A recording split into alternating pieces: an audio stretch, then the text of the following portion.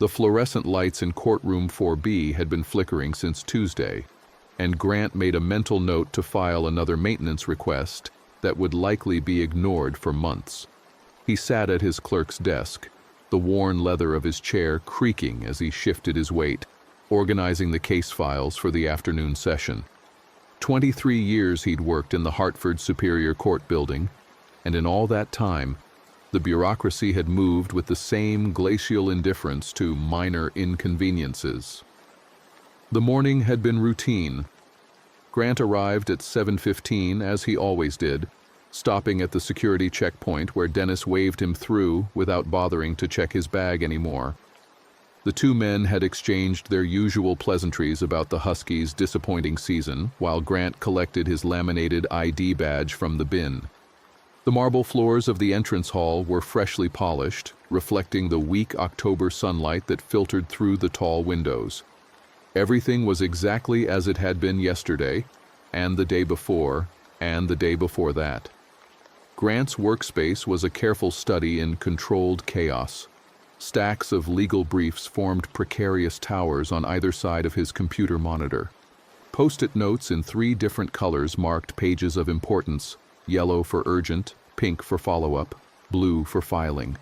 His coffee mug, a gift from his daughter Emily that read, "World's Most Adequate Dad," sat on a coaster made from confiscated evidence labels he'd laminated as a joke 15 years ago. The mug was empty now. He'd need to refill it before Judge Mendoza took the bench. The case on the docket was getting attention from the news crews. State of Connecticut versus Reynolds. A terrorism leak case, they were calling it. Though Grant had seen enough sensationalized coverage in his career to know that terrorism could mean anything from an actual plot to some kid posting stupid threats online. According to the preliminary materials, the defendant had allegedly leaked classified information about infrastructure vulnerabilities to foreign actors. Grant didn't pretend to understand the technical details. His job was to maintain accurate records, manage exhibits, and ensure the proceedings followed proper protocol. He pulled the case file from his briefcase, noting the security classification stamps on several documents. The defendant's attorney was someone new to the Hartford circuit, a defense lawyer named Vincent Reeves from a firm in Boston.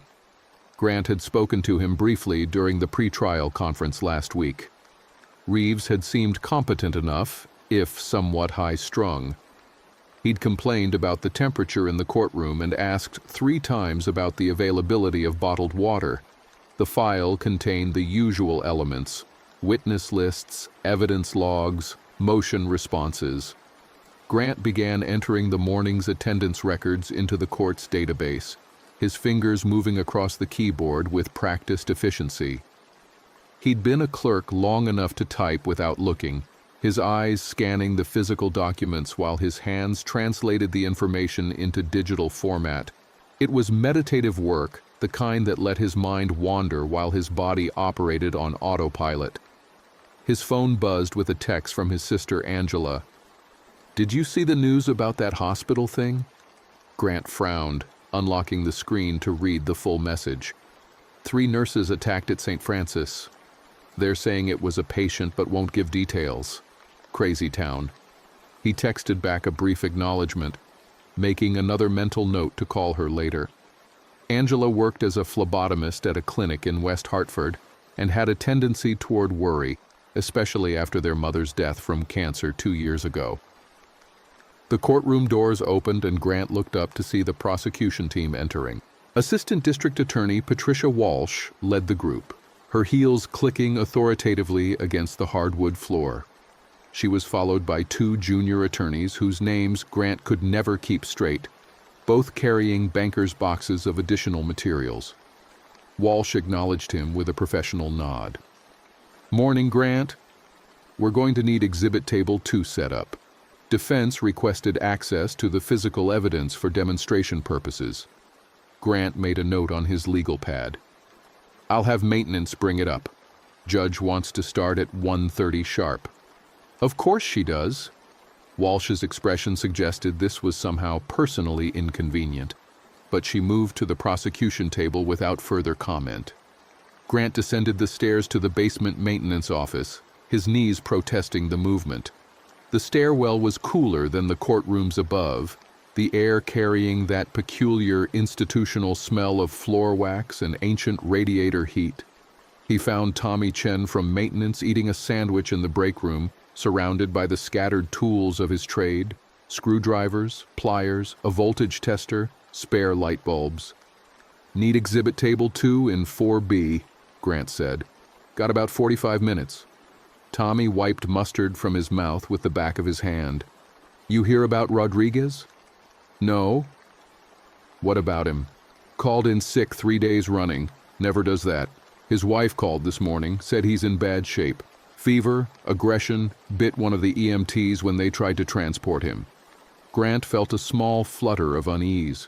Rodriguez was the courthouse's head of security, a former Marine who ran the metal detectors with military precision. "They take him to Hartford Hospital?" "St. Francis, I heard. Same place those nurses got attacked." Tommy stood, collecting his tool belt. "Probably just the flu going around. My kid had something similar last month, knocked him on his ass for a week." They returned to the courtroom together, Tommy wheeling the exhibit table from the storage area. Grant helped position it according to Walsh's specifications, ensuring it was visible to the jury box but not obstructing the judge's sight lines. The physical labor was familiar, comfortable. Grant had started as a clerk when courtrooms still used stenotype machines and carbon paper. He'd adapted to computers, digital filing, electronic evidence, but the fundamental mechanics of trial procedure remained unchanged. At 1:15, the gallery began filling with spectators. Grant recognized several journalists he'd seen covering other high-profile cases, their press credentials hanging from lanyards around their necks. 2 sketch artists set up in the back row, already outlining the courtroom's architecture in quick, confident strokes.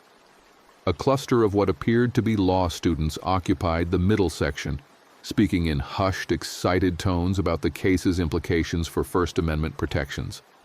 Vincent Reeves arrived at 1:20, looking worse than he had during the pretrial. The defense attorney's normally neat appearance had deteriorated. His suit was rumpled, his tie askew, and there was a sheen of sweat visible on his forehead despite the courtroom's aggressive air conditioning. He carried his briefcase in one hand and a large travel mug in the other, drinking from it in long, desperate gulps.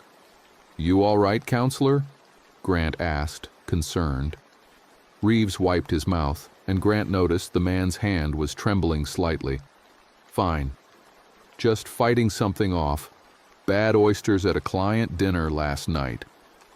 His voice was hoarse, as though he'd been shouting. "Is there a restroom nearby?"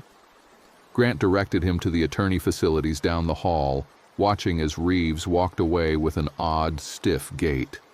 The man's shoes scraped against the floor with each step, and he seemed to be favoring his left side. The defendant was brought in through the secure entrance at 1:25, flanked by 2 bailiffs. Reynolds was younger than Grant had expected, maybe 30 at most, thin and pale in his oversized suit. He'd been denied bail due to flight risk, and the orange jumpsuit beneath his civilian clothes was visible at the collar and cuffs. He sat at the defense table, alone, his eyes scanning the room with barely contained anxiety. Judge Mendoza entered at precisely 1:30, her black robes swishing as she climbed to the bench. "All rise," Grant announced, his voice carrying the practiced authority of thousands of similar pronouncements. The gallery stood in unison. "Be seated," Mendoza said, settling into her chair and opening the case file. "We're on the record in State of Connecticut versus Reynolds, case number—" "Your Honor," one of the bailiffs interrupted, "defense counsel hasn't returned." Mendoza's expression showed her irritation. "Mr. Reeves was just here, wasn't he?" "Yes, ma'am," Grant confirmed. "He stepped out to the restroom about 5 minutes ago." "Well, someone go collect him. We're not delaying these proceedings for a bathroom break." The bailiff who'd spoken, a younger man named Derek, whom Grant had trained personally on courtroom protocol, headed for the door. Grant watched him go, then turned his attention back to his computer, pulling up the day's calendar. The trial was expected to run 3 weeks minimum, with witness testimony beginning today. The prosecution had filed notice of 47 potential witnesses, many requiring security clearances to testify about classified material. Derek returned without Reeves. "He's not in the restroom, Your Honor. I checked both the attorney facilities and the public ones on this floor." Mendoza's jaw tightened. "Did anyone see which direction he went?" "I saw him," one of the sketch artists volunteered from the gallery. "He went toward the restrooms like the clerk said, but then he turned down the east corridor instead." "That goes to the old record storage," Grant said, frowning. The east corridor had been partially closed for renovation, with only emergency lighting and no climate control. There was no reason for anyone to go down there, especially not during active court hours. "Mr. Grant, please go locate Mr. Reeves and inform him that if he's not in this courtroom in the next 2 minutes, I'll hold him in contempt." Mendoza's tone allowed no argument. Grant nodded, standing from his desk and moving toward the doors. His knees ached as he walked, a reminder that he'd turned 56 last month and that his body was starting to accumulate the small rebellions of age. He passed through the gallery, noting the confused murmurs of the spectators, and entered the marble hallway outside. The east corridor was marked with yellow caution tape and a handwritten sign warning of ongoing construction. Grant ducked under the tape, his shoes echoing in the dimmer passage. The emergency lighting cast everything in a sickly greenish glow, and he could hear the hum of exposed electrical conduits running along the ceiling. This section of the courthouse dated to 1874, and the renovation had revealed problems with the original masonry that would cost the state millions to properly address. "Mr. Reeves?" Grant called out, his voice absorbed by the empty space. "Court's in session. Judge is waiting." There was a sound from deeper in the corridor, something between a cough and a growl. Grant paused, uncertain. "Mr. Reeves, you down here?" The sound came again, clearer now. It was wet, labored breathing, accompanied by a shuffling movement. Grant saw a shadow moving against the far wall, where the corridor terminated in a T-junction. The shape was human, but the movement was wrong, jerky and uncoordinated. "Sir, are you all right?" Grant moved forward more slowly now, his instincts warning him that something was off. The smell hit him as he approached the junction, a thick, coppery scent that he recognized from the one time he'd served on jury duty in a murder trial. Blood. Fresh blood. Vincent Reeves emerged from the cross corridor, and Grant's breath caught in his throat. The attorney's face was twisted in an expression of mindless rage, his eyes unfocused and bloodshot. His mouth hung open, revealing teeth stained dark red. The front of his white shirt was soaked with blood, and there was something clutched in his right hand, something pink and glistening that Grant's mind refused to identify. "Jesus Christ," Grant whispered, taking an involuntary step backward. "What happened? Who's hurt?" Reeves didn't respond, his head cocked to the side, as though he was hearing Grant's voice from a great distance and couldn't quite locate its source. Then his eyes fixed on Grant, and the defense attorney lurched forward with shocking speed. Grant had spent his entire adult life in courtrooms, managing paperwork and maintaining decorum. He'd broken up arguments between opposing counsel, escorted belligerent defendants from the gallery, and once physically restrained an agitated witness having a panic attack. But he'd never been in a fight, never thrown a punch or been punched. His instinct now was to talk, to de-escalate, to use words to create distance. "Mr. Reeves, stop. You need medical attention. Let me call for help." Reeves crashed into him with the force of someone twice his size, driving Grant backward into the corridor wall. The impact knocked the air from Grant's lungs, and he felt the sharp edge of a conduit box dig into his shoulder blade. Reeves's hands were on him, grasping and pulling, and that horrific mouth was snapping inches from Grant's face. The smell was overwhelming. Blood and something else, something rotted and wrong. Grant grabbed Reeves's wrists, trying to push the man away, but the attorney possessed a strength that defied his thin frame. They grappled in the dim corridor, Grant's polished dress shoes slipping on the marble floor as he fought to maintain his balance. Reeves was making sounds now, low moans and growls that didn't seem human, his breath hot and fetid against Grant's neck. "Stop!" Grant shouted, hoping someone would hear. The courthouse was supposed to be full of people, bailiffs, attorneys, security personnel. Where the hell was everyone? He managed to get one hand free and slammed his palm into Reeves's chest, creating just enough space to pivot away from the wall. Reeves stumbled but didn't fall, his coordination compromised but his determination absolute. Grant saw the thing in Reeves's hand fall to the floor, and his mind finally processed what it was: a human tongue, torn out at the root. The horror of it almost paralyzed him. Someone else was down here, someone who'd been attacked. Grant's training said he should help, should find them, should render aid. But Reeves was coming at him again, and Grant's survival instinct overrode everything else. He ran. His dress shoes weren't made for running, and his knees screamed protest with every stride. But adrenaline pushed him forward. He heard Reeves behind him, that awful shuffling gait somehow keeping pace. Grant burst through the caution tape, stumbled into the main hallway, and saw Derek the bailiff coming around the corner. "Lock down the east corridor!" Grant gasped, pointing. There's been an attack." Derek's hand went to his radio, but then Reeves appeared, and the bailiff's expression shifted from confusion to shock. Reeves lunged at Derek with the same mindless aggression, and Derek, trained in restraint techniques and defensive tactics, reacted on instinct. He sidestepped, drew his baton, and struck Reeves across the back of the knees. The defense attorney went down hard, his skull cracking against the marble with a sound that made Grant wince. But Reeves didn't stay down. He rolled, reached for Derek's ankle, and bit down hard enough that Derek's scream echoed through the entire floor. "Jesus fucking Christ!" Derek kicked free, his pant leg torn and blood streaming from the wound. He raised his radio with shaking hands.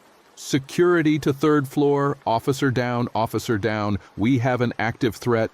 More bailiffs were arriving now, drawn by Derek's call and the commotion. Grant watched from a distance as 4 of them surrounded Reeves, trying to restrain him without getting close enough to be bitten. The attorney thrashed and snapped like a rabid animal, his strength seeming to increase rather than diminish. It took all 4 officers to finally pin him, and even then Reeves continued to struggle, his spine arching off the floor in ways that looked physiologically impossible. "Get a medical team!" someone shouted. "And call HPD, we need restraints!" Grant leaned against the wall, his heart hammering in his chest, trying to process what he'd just witnessed. Derek was being helped away by another bailiff, leaving a trail of blood droplets on the polished floor. The east corridor was now filled with personnel, their radios crackling with overlapping transmissions. Someone, Grant thought it might be Rodriguez's replacement, a woman whose name he couldn't recall, emerged from the restricted area looking pale and shaken. "There's a body," she said, her voice barely audible. "In the old law library. Female, 20s. Most of her throat is gone. The world seemed to tilt sideways. Grant slid down the wall until he was sitting on the floor, his carefully pressed slacks wrinkling against the cold marble. A body. Reeves had killed someone, torn out their tongue, and then attacked him. The defense attorney was still struggling against his restraints, making those inhuman sounds, and Grant realized that the man's eyes had changed. The whites were completely bloodshot, and there was no recognition in them, no spark of human consciousness. Judge Mendoza appeared in the hallway, flanked by her clerk. "What in God's name is happening out here?" Nobody seemed able to answer her. Grant watched as emergency medical technicians arrived, 2 of them approaching Reeves with a stretcher and restraints.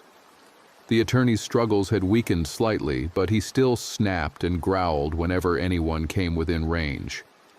One of the EMTs, a middle-aged man with graying hair, knelt beside Reeves and checked his pulse. Elevated heart rate, fever, complete psychological break, the EMT reported to his partner. Possible rabies or encephalitis. We need to transport immediately. St. Francis? The partner asked. No, not St. Francis. Hartford Hospital. They've got a better isolation ward. They loaded Reeves onto the stretcher, strapping him down with heavy canvas restraints that looked designed for psychiatric patients. Even secured, the attorney continued his attempts to bite, his teeth clicking together with disturbing persistence.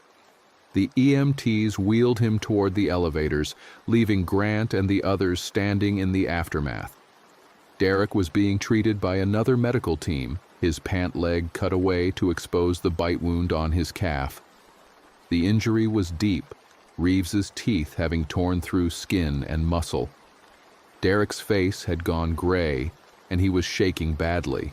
Whether from shock or blood loss, Grant couldn't tell. You need to go to the hospital too, the treating EMT told Derek. That needs proper cleaning and stitches, and you'll need a rabies prophylaxis series. What the fuck was wrong with him? Derek asked, his voice hollow. I've restrained dozens of combative defendants. That wasn't normal. That wasn't human. The EMT didn't answer, focused on applying pressure bandages to the wound. Grant stood on unsteady legs, his knees still trembling from the adrenaline crash. Judge Mendoza was speaking with the courthouse security chief, a temporary replacement for Rodriguez, whose name Grant thought might be Patterson. They were discussing lockdown procedures, whether to evacuate the building, how to handle the media that would inevitably swarm once word got out. Grant's phone buzzed. Another text from Angela. They're saying on the news that there's some kind of outbreak. 5 more attacks at different hospitals. CDC is involved. Are you safe? He stared at the screen, trying to reconcile his sister's message with what he'd just experienced. An outbreak. Multiple attacks. Reeves hadn't been suffering from bad oysters. He'd been infected with something that had progressed rapidly and catastrophically. The courthouse was being cleared. Grant followed the evacuation protocols, collecting his briefcase and jacket from courtroom 4B before joining the stream of employees and visitors being directed toward the main exits. As he descended the grand staircase, he could see news vans already assembled outside, their satellite antennas extended toward the gray October sky. Dennis, the security guard from the morning checkpoint, was helping direct the evacuation. His usual friendly demeanor had been replaced by professional sternness. Everyone needs to leave quickly and orderly. If you have a personal vehicle, go directly to it. If you rely on public transportation, police are setting up a safe zone at the transit center. Dennis, what's happening? Grant asked as he passed through the metal detector in reverse. Don't know for sure. Dispatch is saying there's incidents all over the city. Some kind of violent epidemic. They're telling us to get everyone out and lock down. Grant emerged onto the courthouse steps, pulling his jacket tighter against the October chill. The plaza was chaos. People streaming from the building, reporters shouting questions, police establishing perimeter barriers. He could hear sirens in the distance, multiple vehicles converging from different directions. His car was in the employee lot 3 blocks away. Grant joined the crowd moving along the sidewalk, his mind still struggling to process everything. The normalcy of the morning, the flickering lights, the coffee mug, the routine case filing, felt like it had occurred in a different lifetime. As he walked, he noticed more signs of disruption. A pharmacy on the corner had its windows smashed, people rushing out with armfuls of supplies. 2 police cruisers were parked at odd angles in an intersection, their doors open but no officers visible. A woman in a business suit was sitting on a bus bench, crying into her phone and repeating, please answer, over and over. Grant reached his car, a 10-year-old Honda Accord with a cracked windshield he kept meaning to fix. His hands shook as he unlocked it, the keys rattling against the metal. He sat in the driver's seat, locked the doors, and took several deep breaths, trying to calm his racing heart. His phone rang. Emily, his daughter. He answered immediately. "Dad, are you okay?" "The news is showing the courthouse. They're saying there was an attack." "I'm fine, honey. I'm in my car. What are they saying on the news?" "It's not just Hartford. There's something happening in New Haven, Bridgeport, Waterbury. People are getting sick and attacking others. The governor is supposed to make a statement soon." Grant started the car, pulling out of the parking lot. The streets were congested, everyone trying to leave downtown simultaneously. "Where are you right now?" "At the apartment, with Tyler." Tyler was her boyfriend, a graduate student at UConn, whom Grant had met twice and found reasonably tolerable. "We're watching the news. They're telling people to stay inside and avoid contact with anyone showing symptoms." "What symptoms?" "Fever, aggression, confusion. Some doctor they interviewed said it presents like rabies but progresses much faster." Emily's voice was tight with fear. "Dad, you need to come here. Don't go home alone." Grant's house was in East Hartford, a small ranch-style property he'd bought after the divorce 15 years ago. Emily's apartment was in West Hartford, closer to the university. He was already on Interstate 84, the highway moving at a crawl despite the early afternoon hour.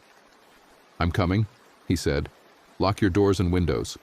Don't let anyone in unless you're absolutely sure they're healthy." "Dad, you're scaring me." "I know, honey." "I'm scared too." The drive took 45 minutes instead of the usual 20. Grant listened to news radio, the reports becoming increasingly alarming.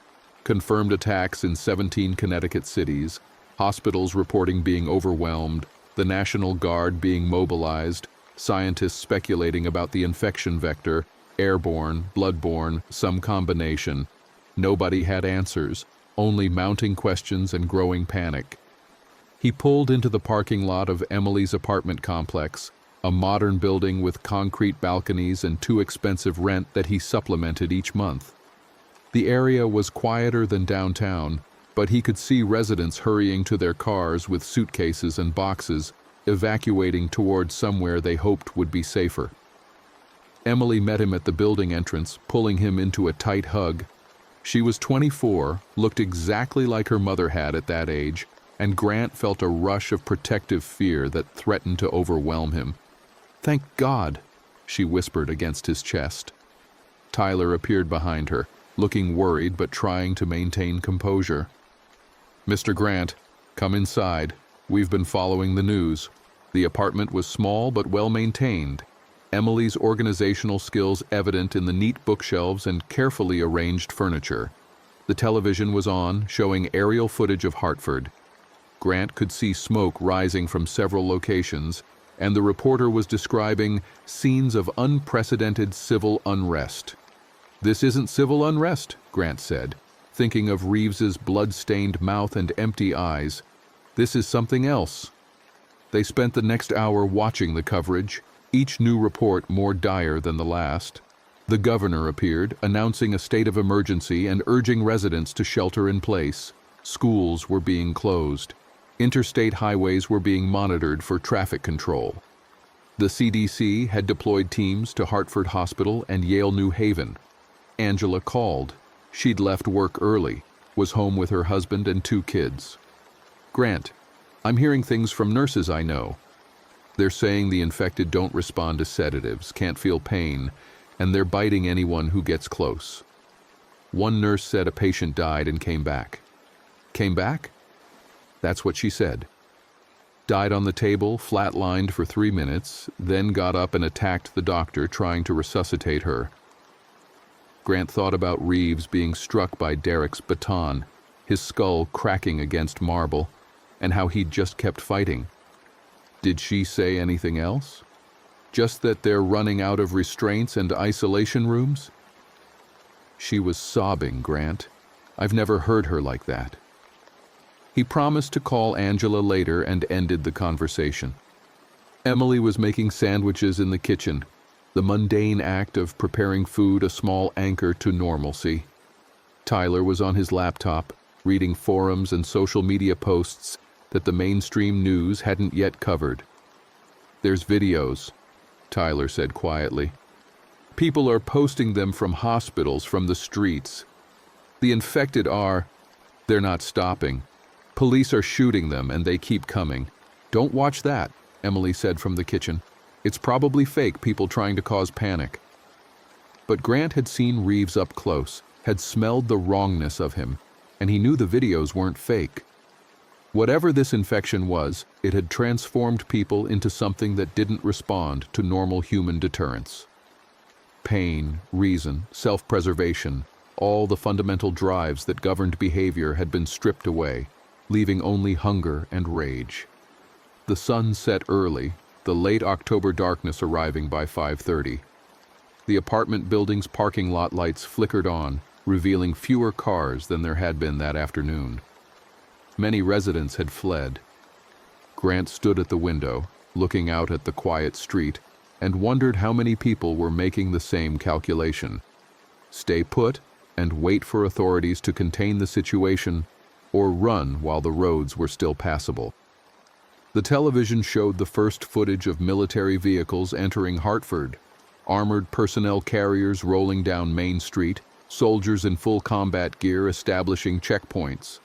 A Pentagon spokesperson appeared, carefully reading from a prepared statement about providing support to civil authorities and maintaining public order. "They're treating it like a riot," Grant said. "Isn't it?" Tyler asked. "No.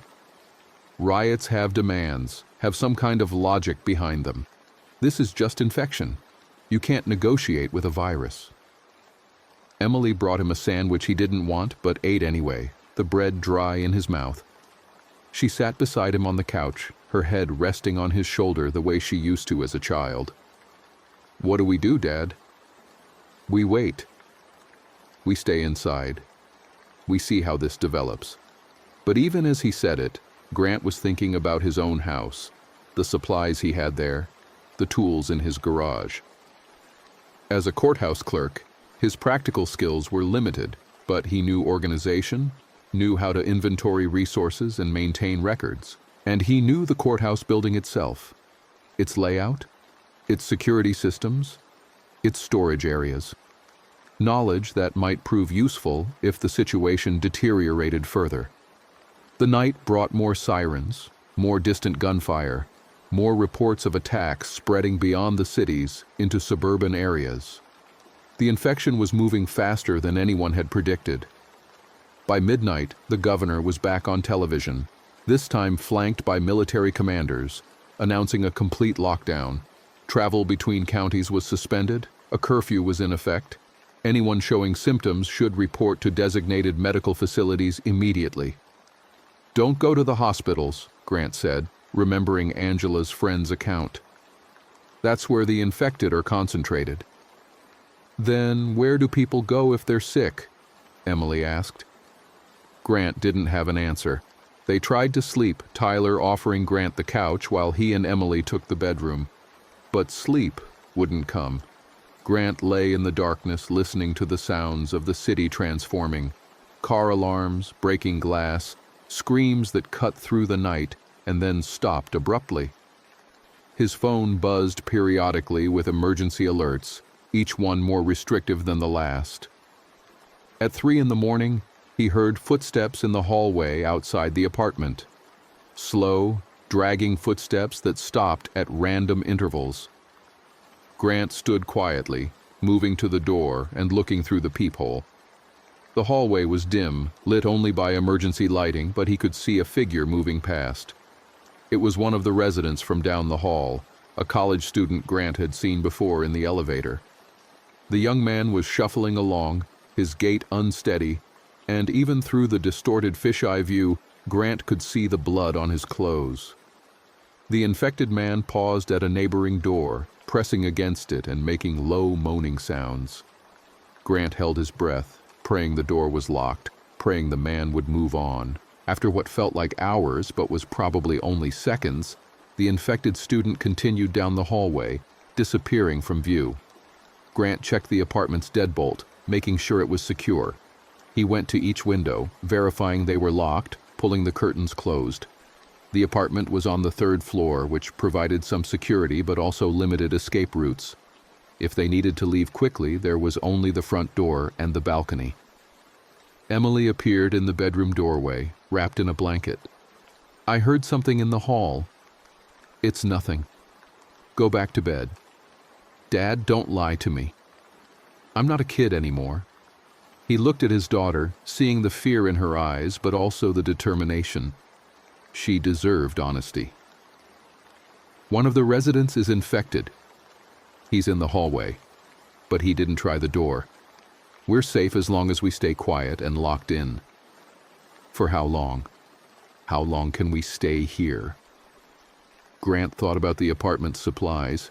He'd seen Emily's kitchen. She was a graduate student living on a tight budget. Maybe a week's worth of food if they rationed carefully, some bottled water. No weapons except kitchen knives. "Tomorrow we assess what we have and what we need. Then we make a plan." Emily nodded, returning to the bedroom. Grant lay back down on the couch, knowing sleep still wouldn't come, but needing to rest his body. His mind kept replaying the moment Reeves had grabbed him, those bloodshot eyes devoid of anything human, the smell of copper and rot. He'd spent his entire life believing in systems, legal systems, governmental systems, social order maintained through institutions and protocols. In less than 12 hours, he'd watched those systems begin to collapse. Day 2 began with a city that had fundamentally changed. Grant woke at dawn to the sound of helicopters circling overhead. He went to the window, careful to stay behind the curtain, and looked out at a street littered with abandoned cars and scattered debris. Smoke rose from a building several blocks away, black and thick. There were no people visible, infected or otherwise, just an empty urban landscape that looked like a film set after production had wrapped. Tyler was already awake, his laptop open to a news aggregator site. Internet's still working, but a lot of sites are down. The official news is saying the infection has spread to 42 states. Canada has closed its border. Europe is implementing travel restrictions. 42 states, Grant repeated, trying to comprehend the scale. 24 hours ago, this had been a local problem, a Hartford issue. Now it was everywhere. Emily emerged from the bedroom, her face pale from lack of sleep.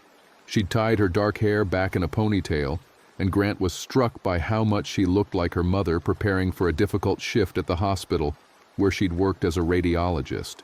That same practical determination. "I made an inventory," she said, holding up a notebook. "We have enough food for maybe 5 days if we're careful. Less than a gallon of water. Tyler has a camping filter that might work if we can collect rainwater. No first aid kit except some Band-Aids and expired ibuprofen." Grant nodded, impressed by her efficiency. "What about tools? Anything we can use for defense?" "Kitchen knives." A hammer Tyler used to hang pictures. That's it. It wasn't enough. They were 3 floors up with limited supplies and no real weapons. If the building lost power, when it lost power, they'd have no heat, no refrigeration, no ability to cook food. The apartment was a temporary shelter at best. "We need to consider our options," Grant said. "Stay here and hope for rescue, or move to a location with better resources." "Where would we go?" Tyler asked. "My parents are in Massachusetts, but the roads are probably blocked." "Emily said your house is in East Hartford?" Grant thought about his ranch house. It had a full basement, a garage with tools he'd accumulated over 23 years of home ownership, a chest freezer he kept stocked because he'd learned from his parents' Depression-era frugality to always maintain reserves.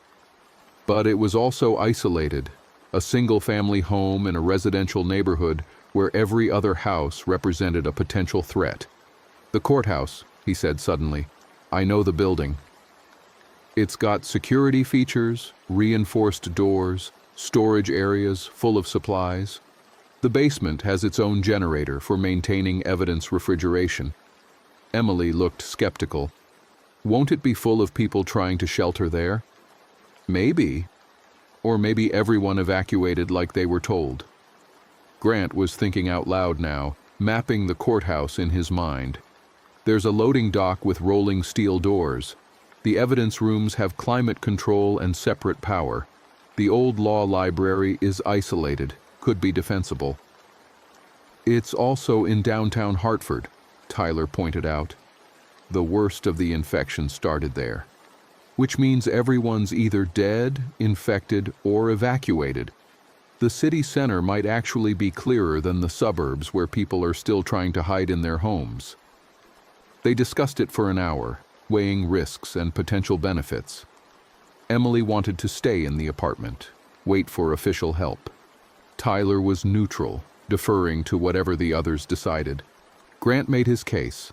They had skills, his knowledge of the building, Emily's organizational abilities, Tyler's technical competence with computers and basic engineering, that would be wasted if they just sat and waited to starve. And if the apartment building becomes compromised, Grant added, we'll be trapped with no supplies and no escape plan. At least the courthouse gives us options. Emily finally agreed, but with conditions. They'd scout the route first, watching from the windows to gauge the infection level on the streets. They'd pack everything portable. They'd leave at dawn the next day when infected might be less active. It was a compromise, but Grant accepted it. They spent the day preparing. Grant used his knowledge of courthouse inventory procedures to make lists: weapons, improvised, food, prioritized by caloric density and shelf life, medical supplies, antibiotics, bandages, pain medication, tools, anything useful for barricading or repair. Emily organized their packing, making sure each person's backpack was balanced and accessible. Tyler worked on the apartment's defenses, using furniture to create a barricade they could deploy if the door was breached. The television continued its coverage, though the broadcasts were becoming less professional. Regular anchors were being replaced by junior staff or military spokespersons. The message was consistent: shelter in place, avoid the infected, help was coming. But the subtext was increasingly desperate. Hospitals were being evacuated and burned. Police departments had ceased operations in several cities. The National Guard was focusing on establishing safe zones rather than retaking infected areas. Angela called again in the afternoon. "We're leaving," she told Grant. "David's brother has a cabin in Vermont near the border. We're taking the kids and going tonight." "The roads?" "I know. But staying here feels like waiting to die. The news isn't telling people what it's really like. Our neighbor was infected this morning. David had to..." Her voice broke. "He had to hit her with a shovel to stop her from getting to the kids." "She didn't die, Grant. She got up and walked away like nothing happened." Grant felt cold. "Did anyone get bitten?" "No, but we can't stay. You should come with us." He explained about Emily, about the courthouse plan. Angela was quiet for a moment, then said, "Be safe. I love you." "I love you too. Call me when you get there." But he suspected she wouldn't. Vermont was a long way, and the infection was spreading faster than anyone could run. Night fell again, and with it came the sounds of continued deterioration. More screams, more gunfire, more breaking glass. The helicopters had stopped circling, which Grant found more unsettling than their presence. Either they'd been redeployed elsewhere, or there was no fuel to keep them flying. Neither option was comforting. At some point past midnight, the power went out. The sudden darkness was absolute, the city's ambient light pollution extinguished. Grant felt Emily grab his arm in the blackness.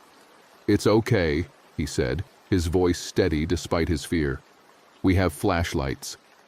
"Tyler, there should be one in the kitchen drawer."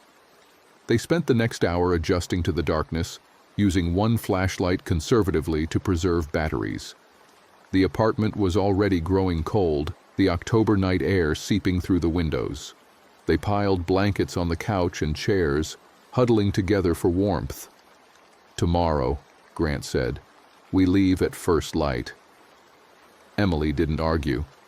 Dawn arrived gray and cheerless. a weak sun struggling through cloud cover that promised rain.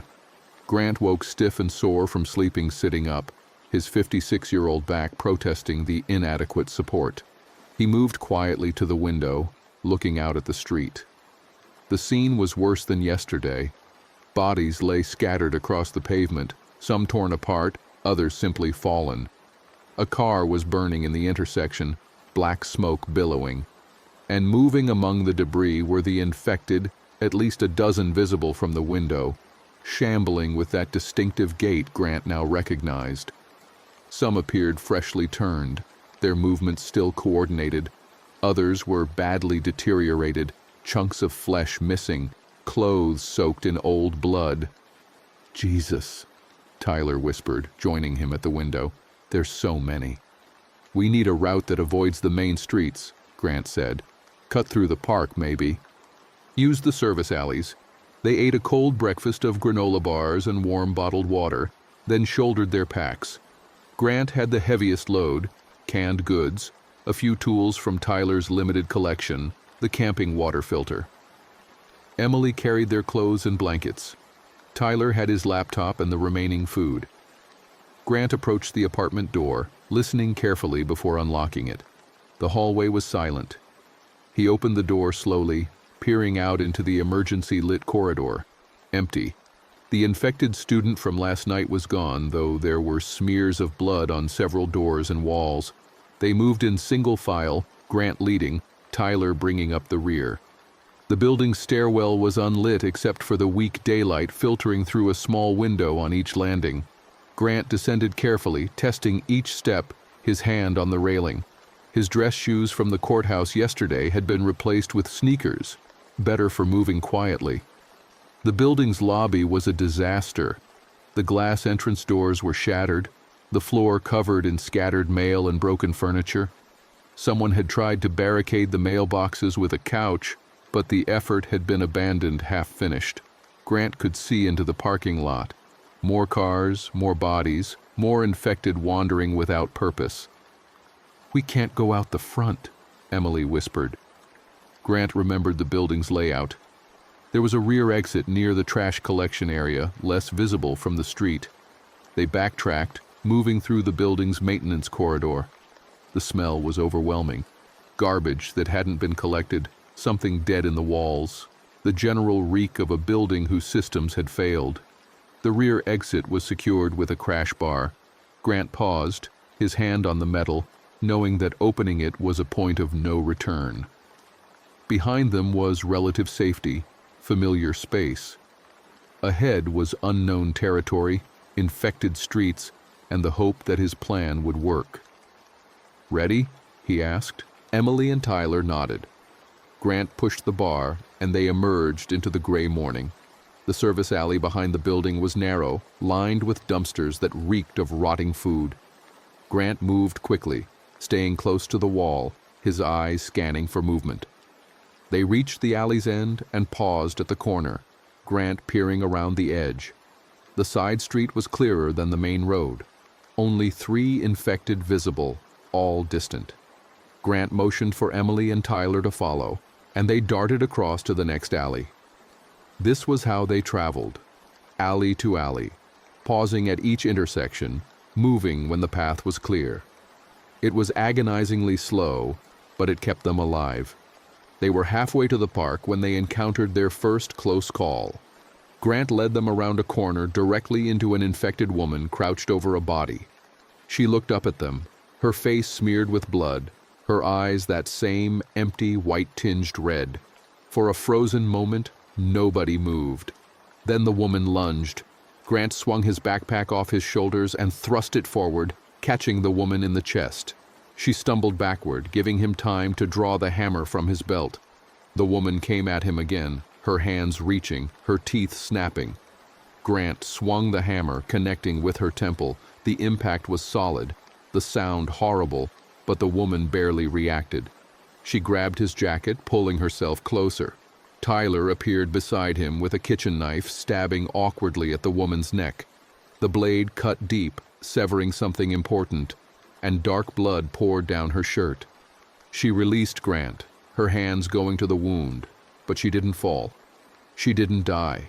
She just stood there, bleeding, her eyes still locked on them. "Run!" Grant gasped, and they did. They didn't stop until they reached the park, a small green space that had once been a pleasant place for lunch breaks and dog walking. Now it was just another landscape of the apocalypse. Overturned benches, a playground empty except for a child's shoe lying in the sandbox. They crouched behind a grove of trees, catching their breath. "She didn't die," Emily said, her voice shaking. "You hit her in the head, Tyler stabbed her, and she didn't die." "Not in any way that matters," Grant agreed. He was shaking too, adrenaline making his hands tremble. The hammer was still in his grip, a few dark hairs stuck to the metal. He wiped it on the grass, trying not to think about what he'd just done. They continued through the park, moving more carefully now. The encounter had taught them something important. The infected couldn't be stopped easily, couldn't be reasoned with, and attacking them was nearly as dangerous as running. Their best strategy was avoidance. The courthouse came into view as they emerged from the park's north side. The grand building stood against the gray sky, its marble facade stained with smoke and blood. The front steps were littered with debris and bodies. Grant could see that the main entrance doors had been barricaded from inside with furniture, and several windows on the ground floor were broken. "Doesn't look promising," Tyler said. But Grant was focused on the loading dock, a recessed area on the building's east side that most people never noticed. "This way." They circled the building, staying low and moving between parked cars. The loading dock was, as Grant remembered, a concrete ramp leading down to a rolling steel door designed for delivery trucks.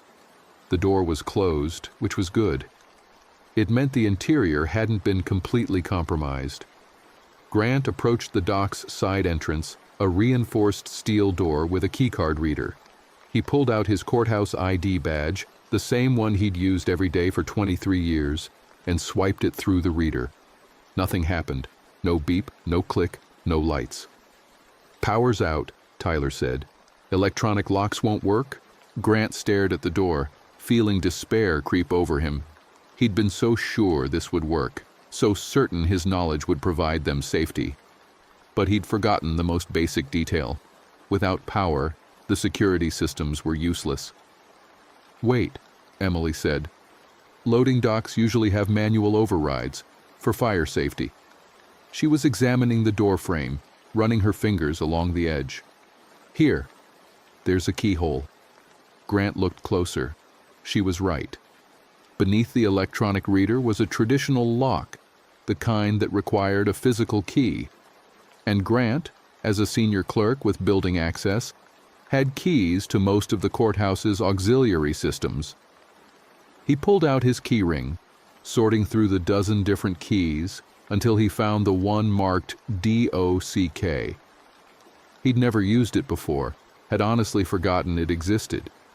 He slid it into the lock, turned it, and heard the blessed sound of a deadbolt retracting. The door opened into darkness. Grant pulled his flashlight from his pack, sweeping the beam across a concrete corridor lined with storage shelves. The air inside was stale, but not putrid. No smell of death, no sounds of movement. "Come on," he said, and they entered the courthouse. Grant pulled the door closed behind them, engaging the deadbolt. The simple act of securing the entrance felt monumentally important, the first real control they'd exerted over their environment since the outbreak began. He took a moment to orient himself, matching his mental map of the building to their physical location. "This corridor leads to the evidence storage area," he explained, his voice echoing slightly in the confined space. "Beyond that is the basement level, maintenance workshops, old files. First floor has the courtrooms and administrative offices.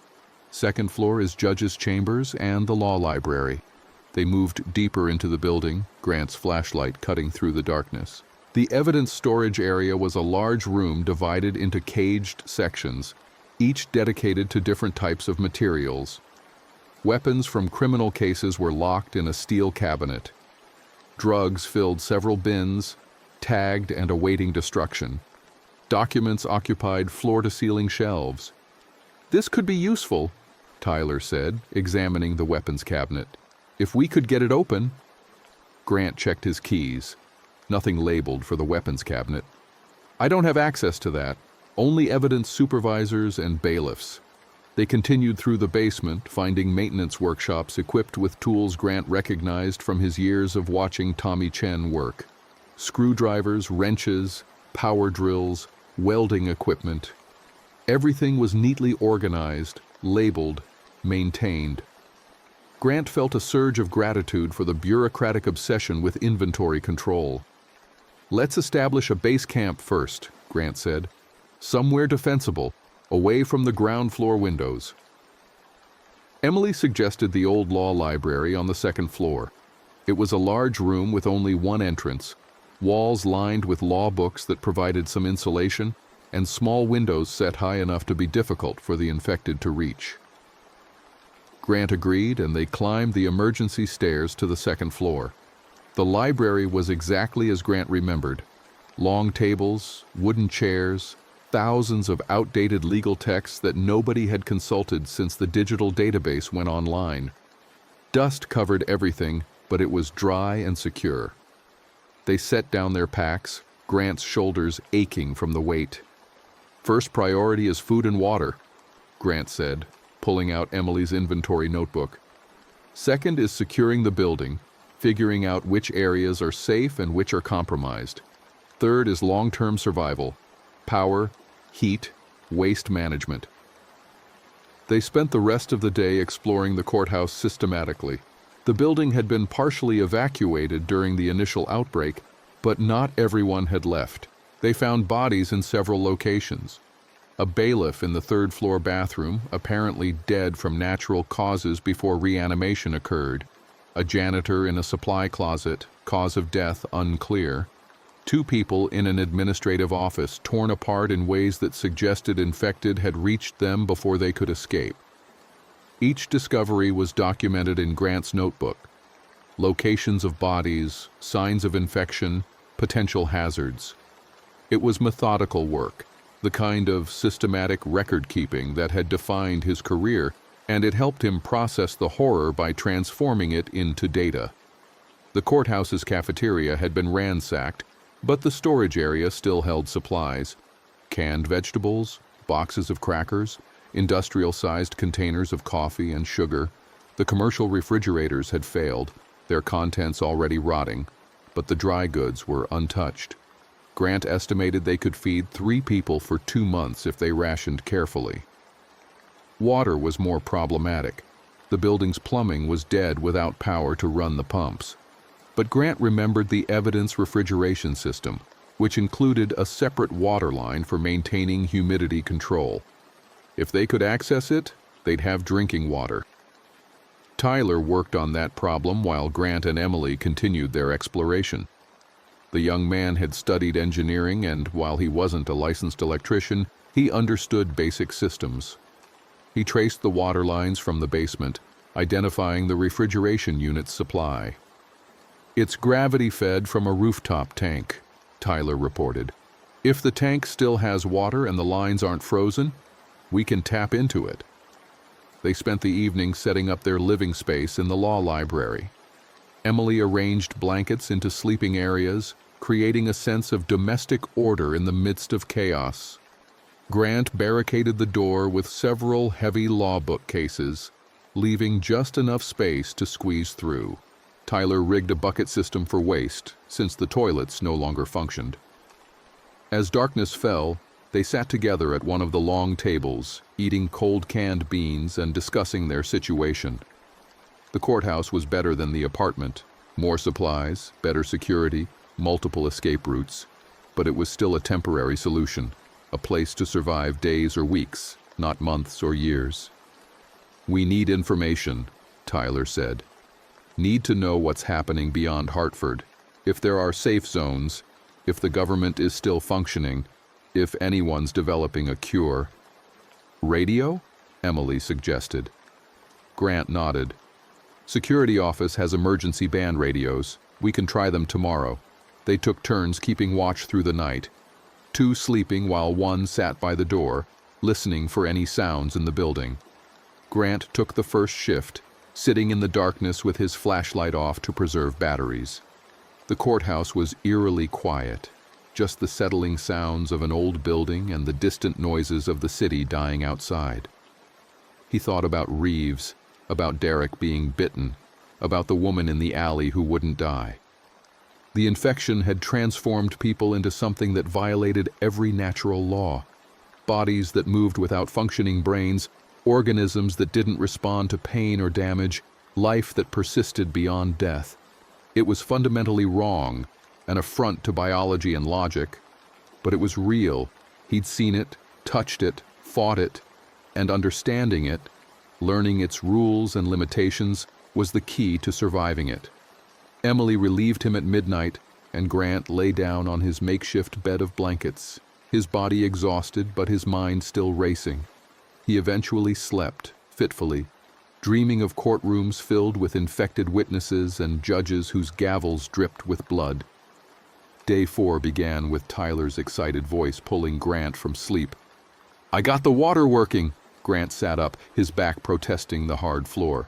Tyler was standing in the doorway, holding a metal bucket filled with clear liquid.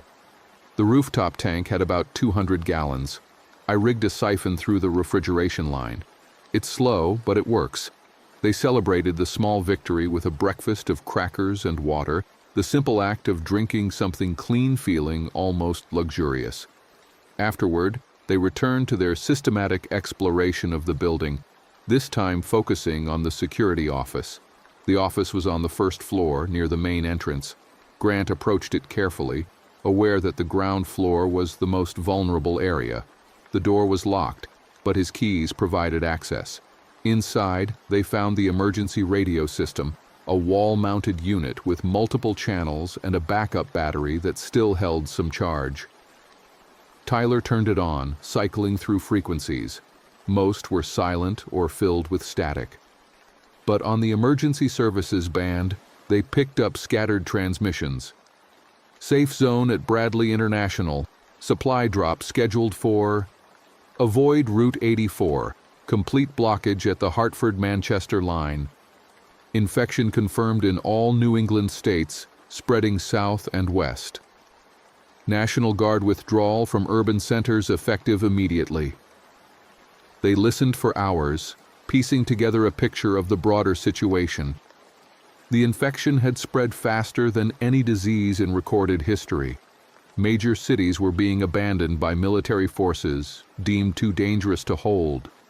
Safe zones were being established in rural areas, but getting to them required navigating infected territory and military checkpoints that were increasingly trigger-happy. The government hadn't collapsed entirely, but it had fragmented. State authorities were operating independently. The federal response was focused on containment rather than cure, and nowhere in the transmissions was there any mention of a vaccine or treatment. This wasn't a temporary crisis. This was permanent. "Bradley Airport," Emily said.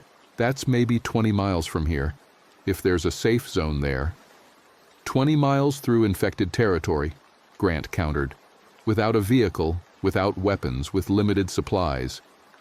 "So we stay here and starve slowly?" Grant didn't have a good answer.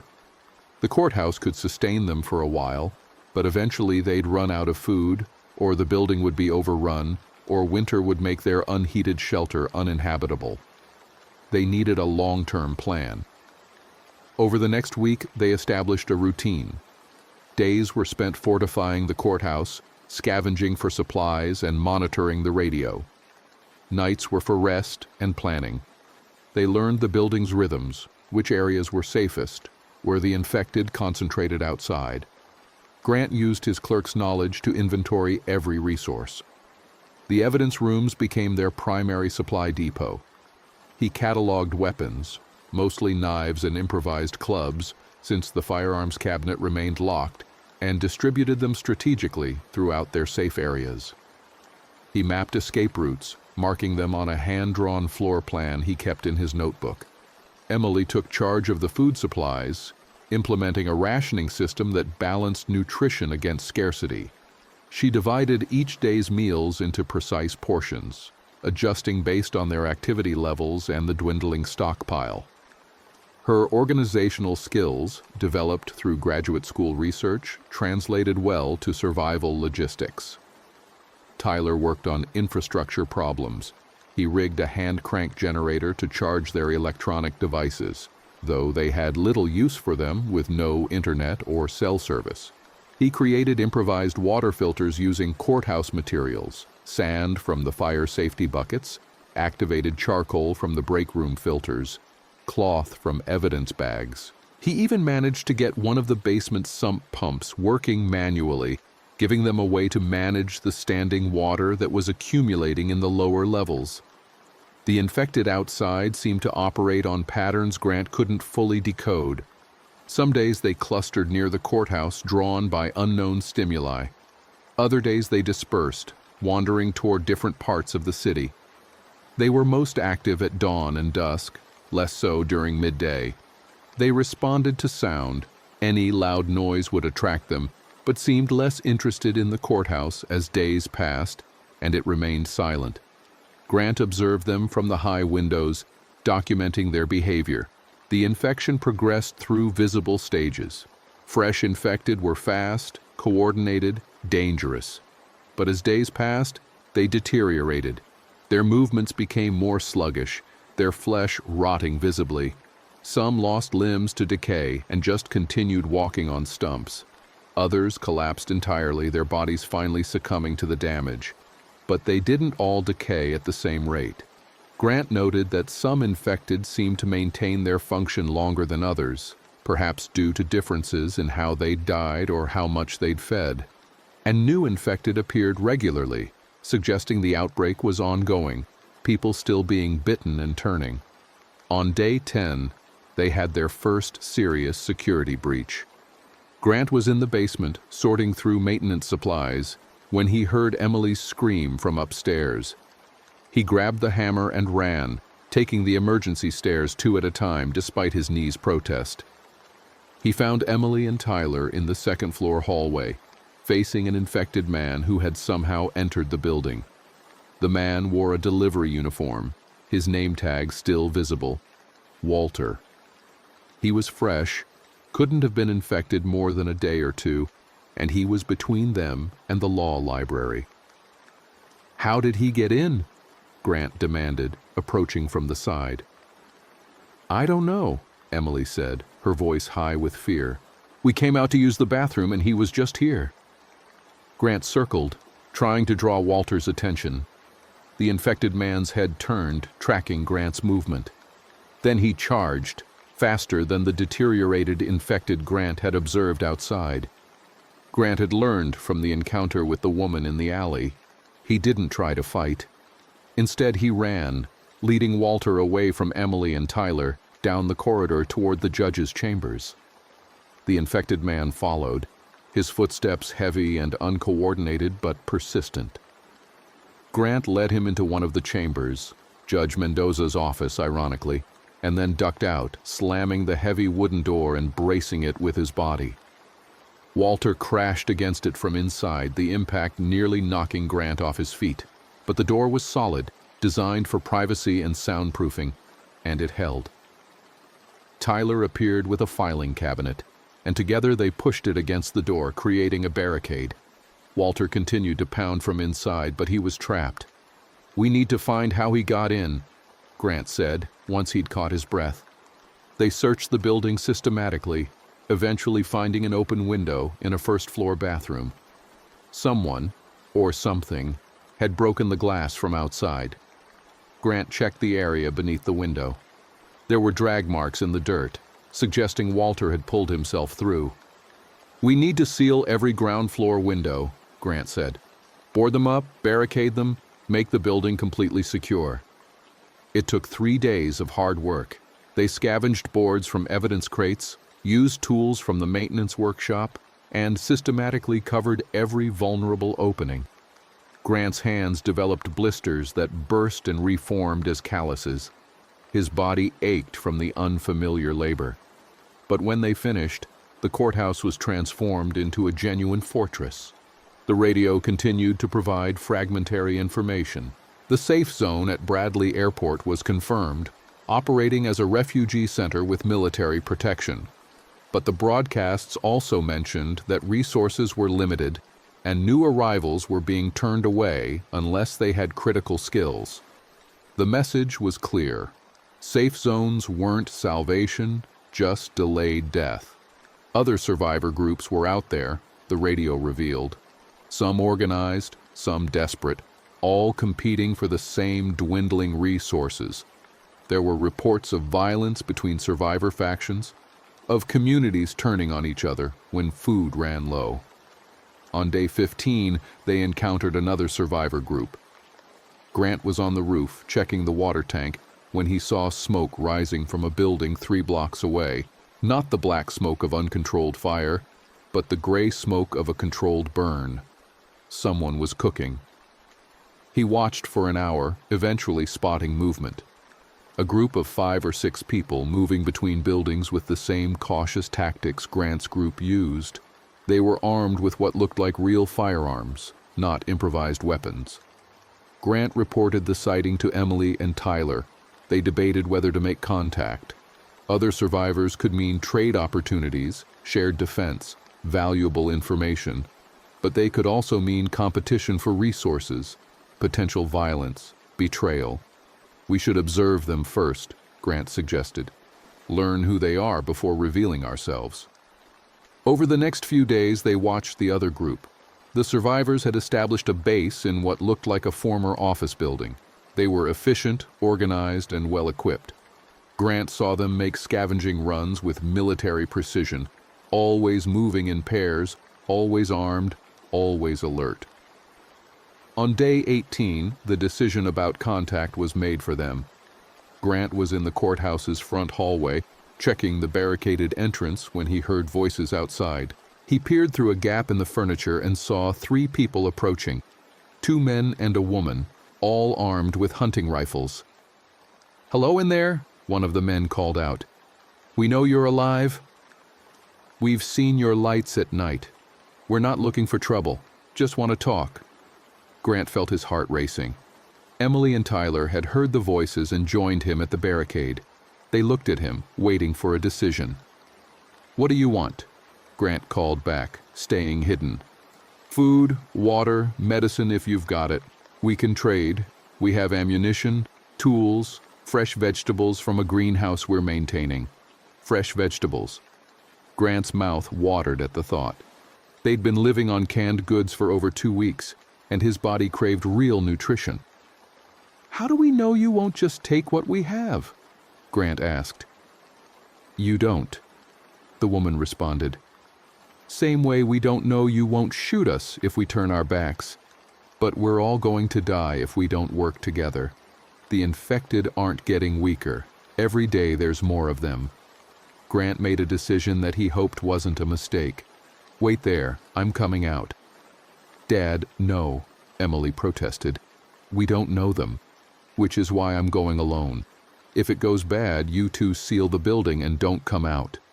He squeezed through the barricade, carrying only a screwdriver as a weapon. Obvious enough to show he was armed, inadequate enough to show he wasn't a threat. The 3 strangers stood on the courthouse steps, maintaining a respectful distance. Up close, they looked like Grant felt, exhausted, underfed, wearing the strain of survival on their faces. The woman was older, maybe 60, with gray hair pulled back in a severe bun. The men were younger, one Hispanic with a bandaged hand, the other white with a scraggly beard. "I'm Lydia," the woman said. "This is Hector and Paul. We're from a group of about 15 survivors based in the Travelers Insurance Building. Grant. I'm with my daughter and her boyfriend. We've been here since day 3. They talked for an hour, sharing information about the outbreak, the city, the resources they'd found. Lydia's group had a doctor, a former ER physician who'd survived the hospital evacuations. They had seeds and a working greenhouse on the Travelers Building roof. but they were low on preserved foods and medical supplies. Grant explained about the courthouse's resources, the evidence rooms, the cafeteria stockpile, the water system Tyler had rigged. He didn't mention everything, holding back details about their weapons or the full extent of their food supplies. They agreed to a trade. Grant would provide canned goods and medical supplies from the courthouse's first aid stations. Lydia's group would provide fresh vegetables and information about safe routes through the city.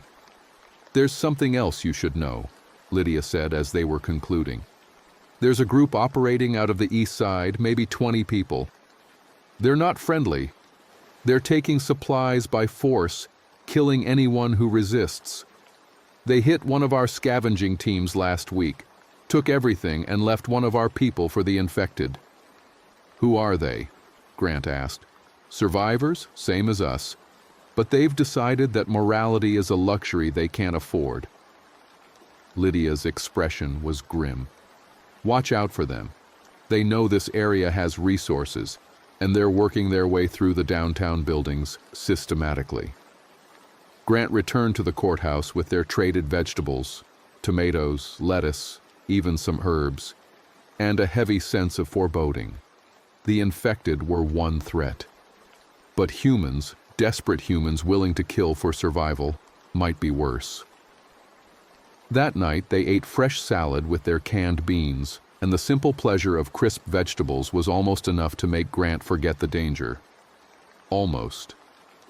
Over the next week, Grant established a regular trading relationship with Lydia's group.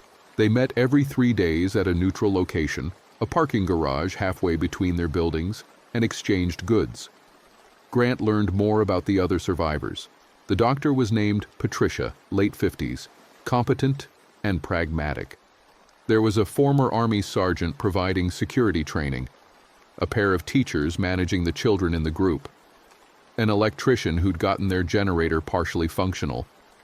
Emily and Tyler remained skeptical of the alliance, worried about becoming dependent or revealing too much. But Grant saw the practical value. Lydia's group had skills and resources they lacked. Together, they might survive the winter that was rapidly approaching. On day 24, the hostile group Lydia had warned about made their presence known. Grant was on the roof taking his turn at watch when he saw them. A convoy of 3 vehicles, pickup trucks laden with supplies and armed people, rolling down Main Street with headlights blazing. They moved deliberately, not concerned about attracting infected, supremely confident in their firepower. The convoy stopped at a convenience store 2 blocks from the courthouse. Grant watched through binoculars as they methodically cleared the building, shooting any infected they encountered. Then they stripped it of everything useful: food, medicine, batteries, anything of value. The whole operation took maybe 20 minutes. As they were leaving, one of the hostile survivors looked directly at the courthouse. The man raised binoculars, scanning the building. Grant froze, not moving, hoping the rooftop access hatch he was crouched near provided enough concealment. The man lowered his binoculars, said something to his companions, and pointed at the courthouse. Then the convoy drove away, heading back toward the east side. Grant descended to the law library, his mind racing. They've seen the building? They know we're here, or at least suspect it. "What do we do?" Emily asked. "We prepare for them to come. We improve our defenses, hide our supplies, and make the courthouse look abandoned." They spent the next 2 days in frantic preparation. Tyler rigged booby traps in the ground floor corridors, tripwires connected to noisemakers that would alert them to any intrusion. Emily moved their food supplies from the obvious cafeteria storage to hidden locations throughout the building. Grant created false caches, boxes labeled as containing valuables but filled with worthless paper, to waste the hostiles' time if they did breach the building. Lydia's group sent word through their next trade meeting. The hostile survivors were called Carson's Crew, named after their leader, a former police officer who decided that law and order died with civilization. They had weapons, vehicles, and no compunctions about using violence. Lydia's group had been considering relocating to avoid them. "Where would you go?" Grant asked. North, maybe. Vermont or New Hampshire. Somewhere rural where resources aren't as contested. Lydia looked tired, older than she had during their first meeting. But winter's coming, and moving 20 people through infected territory is a death sentence. They were trapped by circumstance, all of them. The city was dangerous, but familiar. The countryside promised safety, but required a journey they might not survive. On day 28, Carson's crew came. Grant was sleeping when Tyler shook him awake. They're here. 3 vehicles, at least a dozen people. They're surrounding the building. Grant grabbed his hammer and moved to the window. Outside, illuminated by vehicle-mounted spotlights, he could see the hostile survivors. They were well armed, rifles, shotguns, what looked like a pistol on every hip. They moved with military precision, establishing a perimeter around the courthouse. A man stepped forward, clearly the leader. Carson, presumably. He was tall, maybe 40, with a shaved head and a bulletproof vest over his jacket. He raised a megaphone. "People inside the courthouse, we know you're in there. We're not here to hurt you. We just need your supplies. Open up and we can negotiate a peaceful transfer." Grant felt Emily's hand on his shoulder. "We can't let them in," she whispered. "I know." Carson continued. "I'll give you 5 minutes to consider. If you don't open up, we'll breach the building. You can't fight all of us. Be smart." Grant looked at Tyler. "Get to the radio. Contact Lydia's group. Tell them what's happening." Tyler ran. Grant and Emily moved through the building, checking their defenses, making sure the barricades were solid. The 5 minutes ticked by with agonizing slowness. When the deadline passed, Carson's crew moved. They approached the barricaded front entrance with a battering ram, an actual steel battering ram they'd fabricated from God knows what materials. The impacts shook the building, dust raining from the ceiling with each strike. But Grant had built the barricade well, using the heavy oak furniture from the judge's chambers and the weight of steel filing cabinets. It held through dozens of impacts, the sound echoing through the courthouse like thunder. Frustrated, the hostile survivors shifted tactics. Grant heard glass breaking. They were attacking the ground floor windows he'd boarded up. He'd expected this, had prepared for it. He positioned himself at the top of the emergency stairs with a pile of loose evidence boxes filled with debris. When he heard the first person climb through a broken window, he started throwing. The boxes exploded against the intruders, showering them with broken glass, metal fragments, and the accumulated detritus of 23 years of courthouse operations. It wasn't lethal, but it was disorienting and painful. The hostile survivors retreated, cursing. "They're persistent," Emily said, joining him with her own pile of projectiles. The siege continued for hours. Carson's crew tried multiple entry points, but Grant and his companions had prepared well. Every access was defended, every route booby-trapped or barricaded. The courthouse, designed with security in mind, proved difficult to breach. As dawn approached, Grant heard vehicles starting outside. He returned to the window, watching as Carson's crew began to withdraw. The leader, Carson, stood on the courthouse steps and raised the megaphone one more time. "Okay, you've proven your point. You can defend the building, but you can't defend it forever. We'll be back, and next time we'll bring more people and better equipment. Think about that while you're starving in there."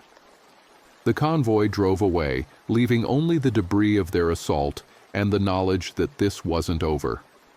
Grant sagged against the wall, exhaustion overwhelming him. They'd survived, but at what cost? They'd revealed their presence, proven they had resources worth defending, and made enemies of the most dangerous survivor group in the area. "We can't stay here," Emily said, voicing what they were all thinking. Grant nodded slowly. "No. We can't." The question was, where could they go? Over the next week, as November arrived with freezing rain and the first hints of snow, Grant and his group planned their evacuation. The courthouse had been good to them. Shelter, supplies, security. But it had become a target. They needed to disappear before Carson's crew returned with the reinforcements they'd promised. Lydia's group had made the same calculation. When Grant met her for their final trade, medicine for ammunition they'd somehow acquired, she told him they were leaving in 3 days. "We found a route north that's relatively clear," she explained. "Following the Connecticut River, avoiding the highways. We have 2 working vehicles and enough fuel to get maybe 50 miles. After that, we walk." "Where will you go?" "There's a small town in New Hampshire near the Vermont border. Patricia, our doctor, has family there. Or had family. We don't know if they're alive, but it's somewhere to aim for." Grant considered their offer to join them. 20 people traveling together would be safer than 3, but it would also be slower, more visible, more resource-intensive. And Grant had a different destination in mind. The radio had mentioned the safe zone at Bradley International Airport. 20 miles north of Hartford, the airport had been converted into a refugee center with military protection. The broadcasts had been clear. They weren't accepting just anyone. You needed skills, medical, technical, agricultural, or you were turned away. Grant had skills. He could organize, could inventory, could maintain records and systems. Emily had her graduate education, her intelligence. Tyler had his engineering knowledge. Together, they might qualify for entry. "We're going to try for Bradley," Grant told Lydia. She nodded, unsurprised. "Good luck. And Grant, thank you. For the trades, for the information. You helped keep us alive. You too." They parted with a handshake. 2 groups of survivors heading in different directions, each hoping their choice would be the right one. Grant, Emily, and Tyler spent 2 days preparing for the journey. They couldn't take everything, so Grant applied his clerk's logic to prioritize. Food and water were essential. Warm clothes for the November cold, first aid supplies, tools that were lightweight but versatile. The water filter Tyler had built. A battery-powered radio to monitor broadcasts. They discarded anything heavy or superfluous. Grant's 23 years of accumulated courthouse knowledge, his careful inventory records, his maps and notes, all had to be left behind. He felt a pang of loss, as though he was abandoning a part of himself. On the morning of November 4th, 33 days after the outbreak began, they left the courthouse through the loading dock, the same way they'd entered. The city outside had changed in their weeks of isolation. The infected had multiplied, their shambling forms visible on every street, but they'd also deteriorated significantly. Many were barely mobile, rotting husks that could only crawl. Grant led them north, using service alleys and avoiding main roads. The journey to Bradley Airport would take at least 2 days on foot, maybe more if they had to detour around concentrated infected or hostile survivors. They moved in silence, conserving energy, each step taking them farther from the relative safety they'd known. The first day was exhausting. Grant's legs, unused to long-distance walking, burned with fatigue. His knees, already problematic, swelled and ached. But they made progress, covering maybe 7 miles before darkness forced them to seek shelter in an abandoned gas station. The gas station had been thoroughly looted, but the back office was intact. They barricaded the door and huddled together for warmth, eating cold canned food and drinking carefully rationed water. Tyler took first watch while Grant and Emily tried to sleep. Grant lay in the darkness, listening to the infected outside. Their moans had become background noise, as familiar as traffic once was. He thought about the courthouse, about Judge Mendoza's courtroom where this had all started, about Reeves transforming from a defense attorney into a monster. 33 days. It felt like years. The second day brought rain, cold and steady. They pushed forward anyway, soaked and miserable, following the river north. Grant's mental map of the area proved accurate. He'd driven these roads for decades and knew them well. They avoided Windsor Locks, where the radio had reported heavy infection density, instead cutting through residential areas where the infected were more dispersed. They encountered other survivors twice. The first time was a family, parents and 3 children, hiding in a house, too terrified to even acknowledge Grant's presence when he tried to make contact. The second time was a lone man with a gun who ordered them to keep moving and threatened to shoot if they came closer. They complied. On the evening of the second day, exhausted and hypothermic from the rain, they saw the airport. Or rather, they saw the lights. Powerful spotlights creating a perimeter of illumination that cut through the gray dusk. Military vehicles were visible, along with fencing and guard towers that hadn't existed in the airport's previous incarnation. Grant led them closer, approaching one of the checkpoints. A soldier in full combat gear stood behind a barricade, rifle ready. "Stop there," the soldier commanded. "State your business." "We're seeking refuge," Grant called back. "We have skills. I'm a courthouse clerk with inventory and organizational experience. My daughter has graduate education in biology. Her boyfriend studied engineering." The soldier spoke into a radio, then gestured for them to approach slowly. Weapons on the ground, hands visible. They complied, setting down their improvised clubs and knives. Another soldier appeared, this one older with sergeant stripes. He examined them with a critical eye. "You bit? Anyone show symptoms? Fever, aggression, confusion?" "No," Grant said. "We've been in a secured location for over a month. We're healthy." The sergeant didn't look convinced. "Strip to your underwear. We need to check for bite marks." It was humiliating, standing in the cold rain in their underclothes while soldiers examined their bodies with flashlights. But Grant endured it, knowing this was the price of entry. They found no bites, no scratches, no signs of infection. "Get dressed," the sergeant said finally. "You'll be quarantined for 72 hours. If you still show no symptoms after that, you'll be interviewed for possible integration." They were led through the checkpoint into the airport's interior. The terminal had been transformed into a refugee camp, hundreds of people occupying every available space. Grant saw families, individuals, groups, all sharing the same haunted expressions, the same exhausted relief of having survived. The quarantine area was a sectioned-off portion of the terminal, separated by chain-link fencing. They were given blankets, a meal of rice and beans, and a medical examination by a tired-looking nurse. Then they were left alone with perhaps 30 other new arrivals, all being observed for signs of infection. Grant sat on the hard floor, his back against the wall, and allowed himself to feel something approaching safety for the first time in over a month. They'd made it. They'd survived the courthouse, the city, the journey. They were alive. Emily leaned against his shoulder. "What happens now?" "We wait.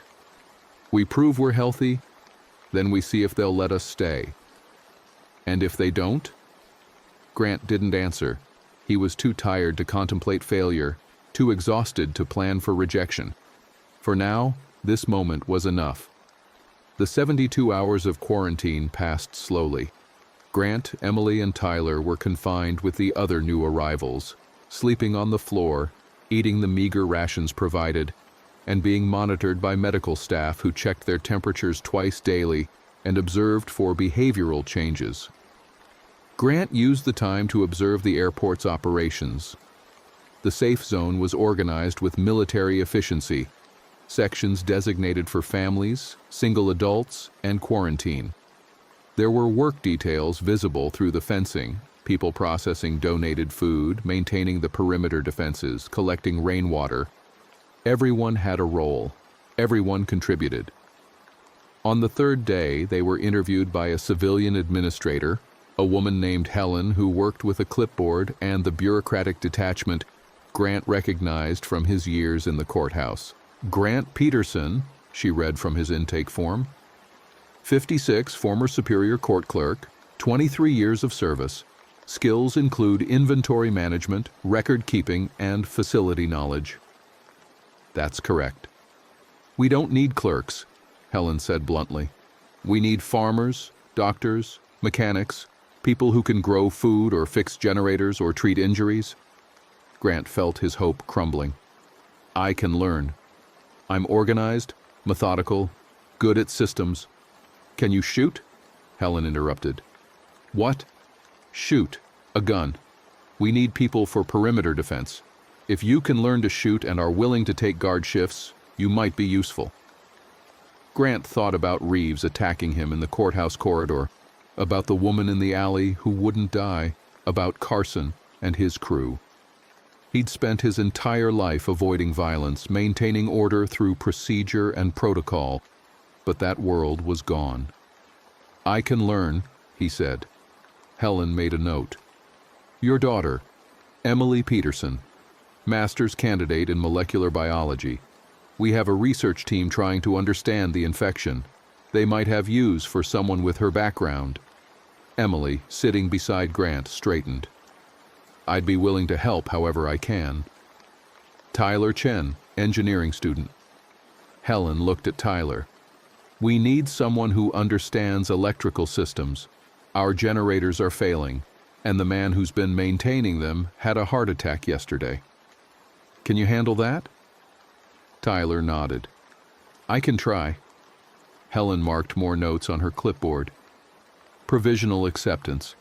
You'll be assigned quarters in Section C. You'll receive daily rations based on your work contribution. Any refusal to work results in immediate expulsion.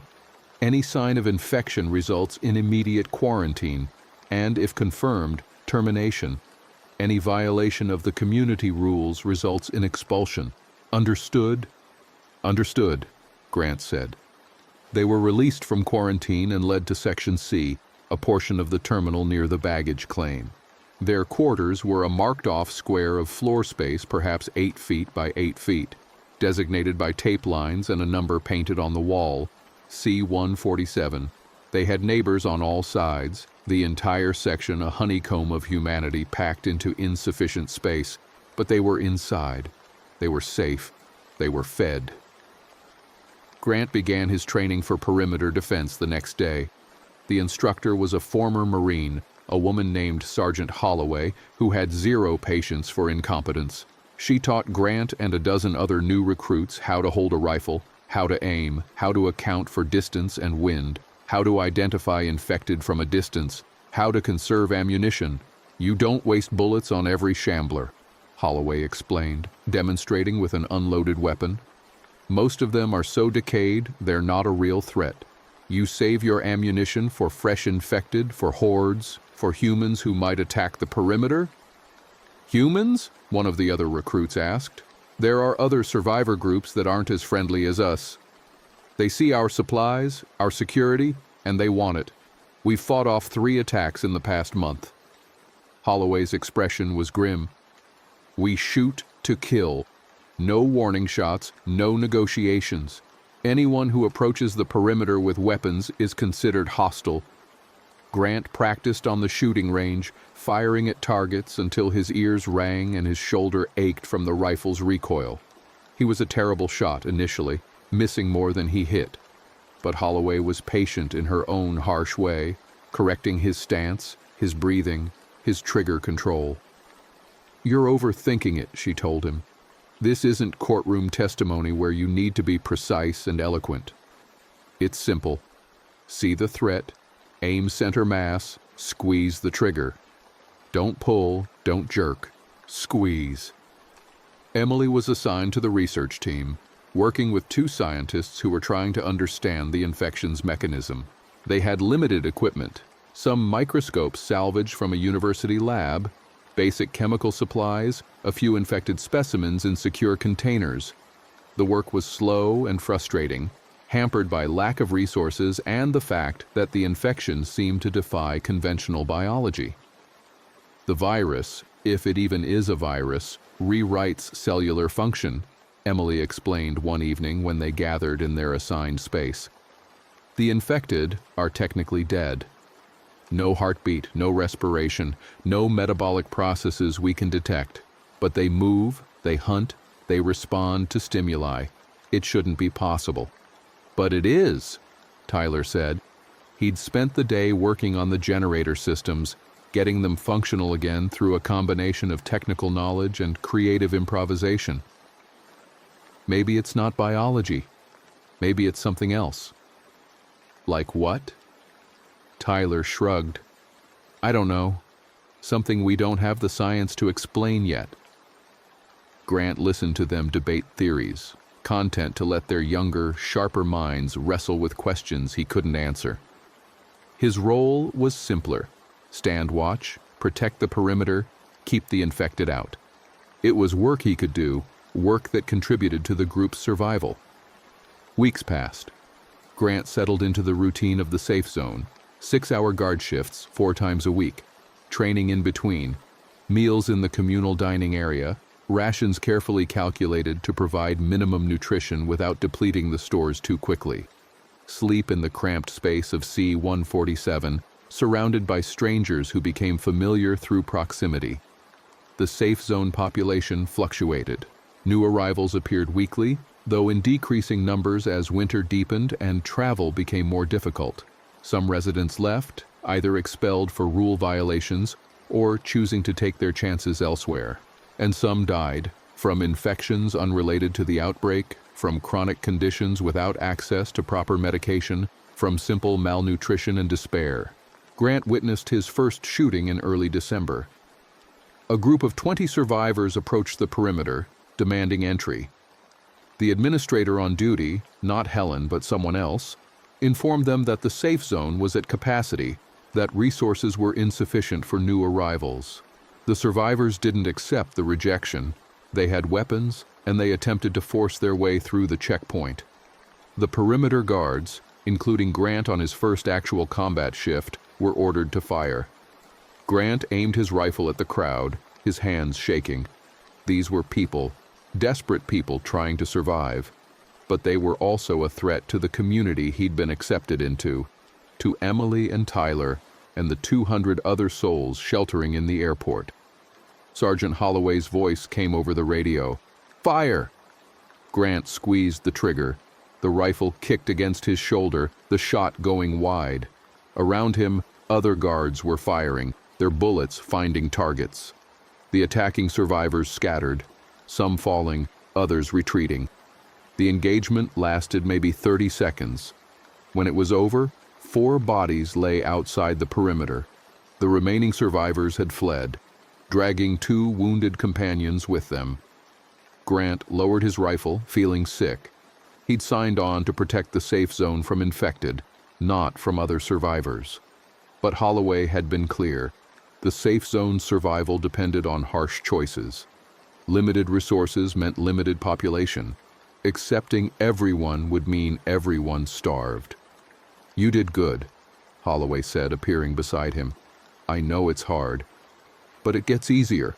Grant wasn't sure if that was reassuring or horrifying. Emily's research was yielding disturbing results. The infected blood samples she examined showed a complete reorganization of cellular structure. The virus, and they were calling it a virus for lack of a better term, didn't just kill, it transformed, creating a new biological state that used the host's biomass as fuel while maintaining minimal function. It's incredibly efficient, Emily explained to Grant during one of their rare private conversations. The infected don't need food in the traditional sense. They consume flesh when available, but they can persist for weeks without feeding. The virus has essentially turned them into mobile decomposers, breaking down their own tissues for energy while maintaining enough motor function to hunt. Is there a cure? Grant asked. Emily shook her head. Not with our equipment, not with our knowledge. Maybe before the outbreak, with functioning labs and research facilities, someone could have developed something. But now, she gestured at their cramped quarters, at the makeshift research space she worked in. We're just documenting the end of the world. December brought snow, heavy and early.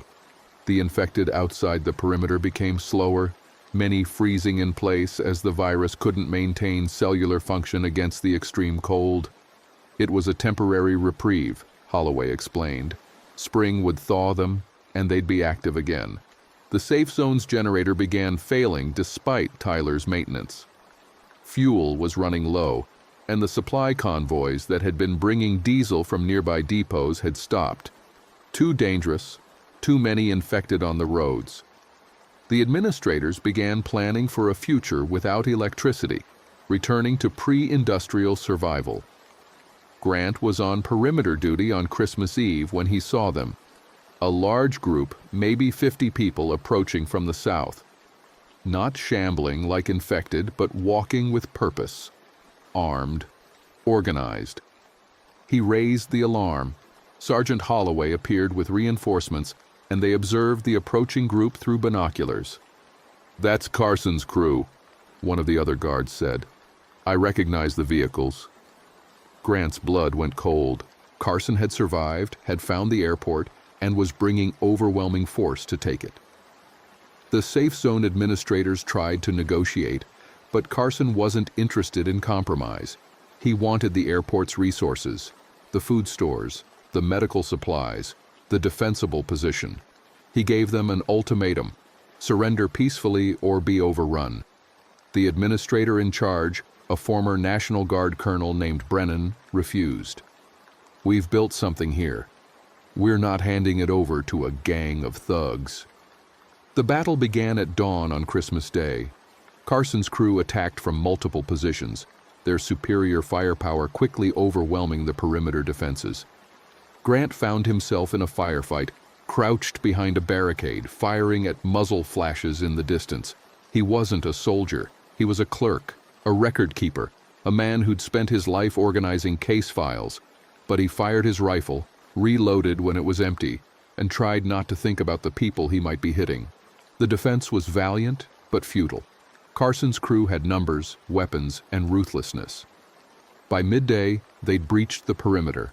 Fighting moved into the terminal itself. Close quarters combat in the corridors where Grant had walked as a passenger in another lifetime. Grant found Emily and Tyler in Section C, helping evacuate the non-combatants toward the emergency exits. The plan was to flee into the surrounding area, scatter into the winter landscape, and hope that Carson wouldn't pursue everyone. "We need to go," Emily said, grabbing Grant's arm. "The western exit is still clear." They ran, joining the stream of refugees fleeing the airport.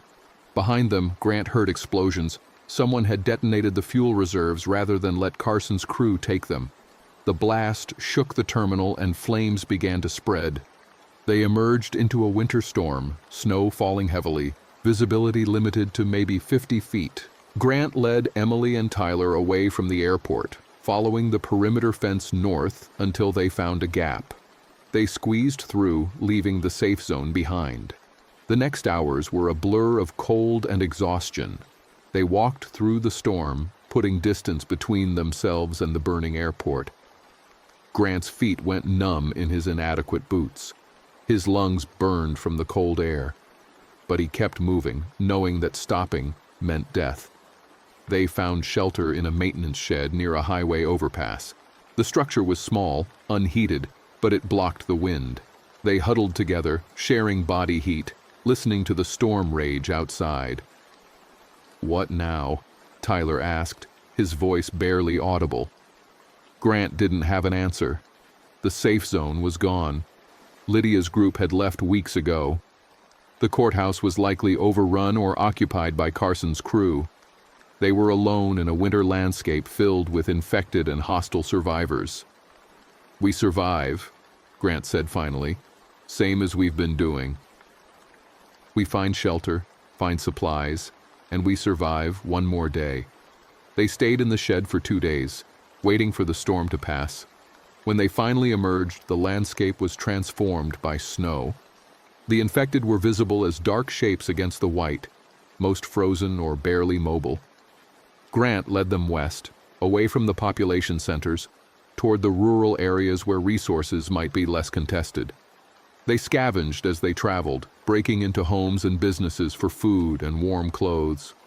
Grant's moral compass, once so clear, had been eroded by necessity. He took what he needed without guilt, justifying it by the reality that the original owners were likely dead or infected. They found a farmhouse in early January, isolated and apparently untouched by either infected or survivors. The house had been abandoned hastily. Food on the table, clothes in the closets, family photos on the walls. Grant searched for signs of what had happened to the occupants, but found nothing conclusive. The farmhouse became their new base. Tyler got the wood stove working, providing heat for the first time in weeks. Emily inventoried the pantry, finding enough canned goods and preserved foods to last months. Grant secured the building, boarding windows and reinforcing doors. They established a routine again, scavenging trips to nearby properties for additional supplies, maintaining the house and its systems, monitoring the battery-powered radio for broadcasts, though these had become increasingly rare. One night, Grant sat by the wood stove, watching the flames and thinking about the journey from the courthouse to here. 59 days since the outbreak began. 59 days of survival, of losses, of compromises he'd never imagined he'd make. Emily sat beside him, her head resting on his shoulder, in a gesture of affection she'd reverted to in recent weeks. "Do you think about before?" she asked. "Every day." "Do you think it'll ever go back to how it was?" Grant thought about courtrooms and case files, about coffee in his world's most adequate dad mug, about the routine comfort of fluorescent lights and marble floors. No. That world is gone. Then what do? We build a new one. Smaller, harder, but still worth living in. The winter deepened. Grant turned 57 in February, the day passing unmarked except for Emily baking him a cake using precious supplies and Tyler finding a bottle of whiskey in a neighbor's basement.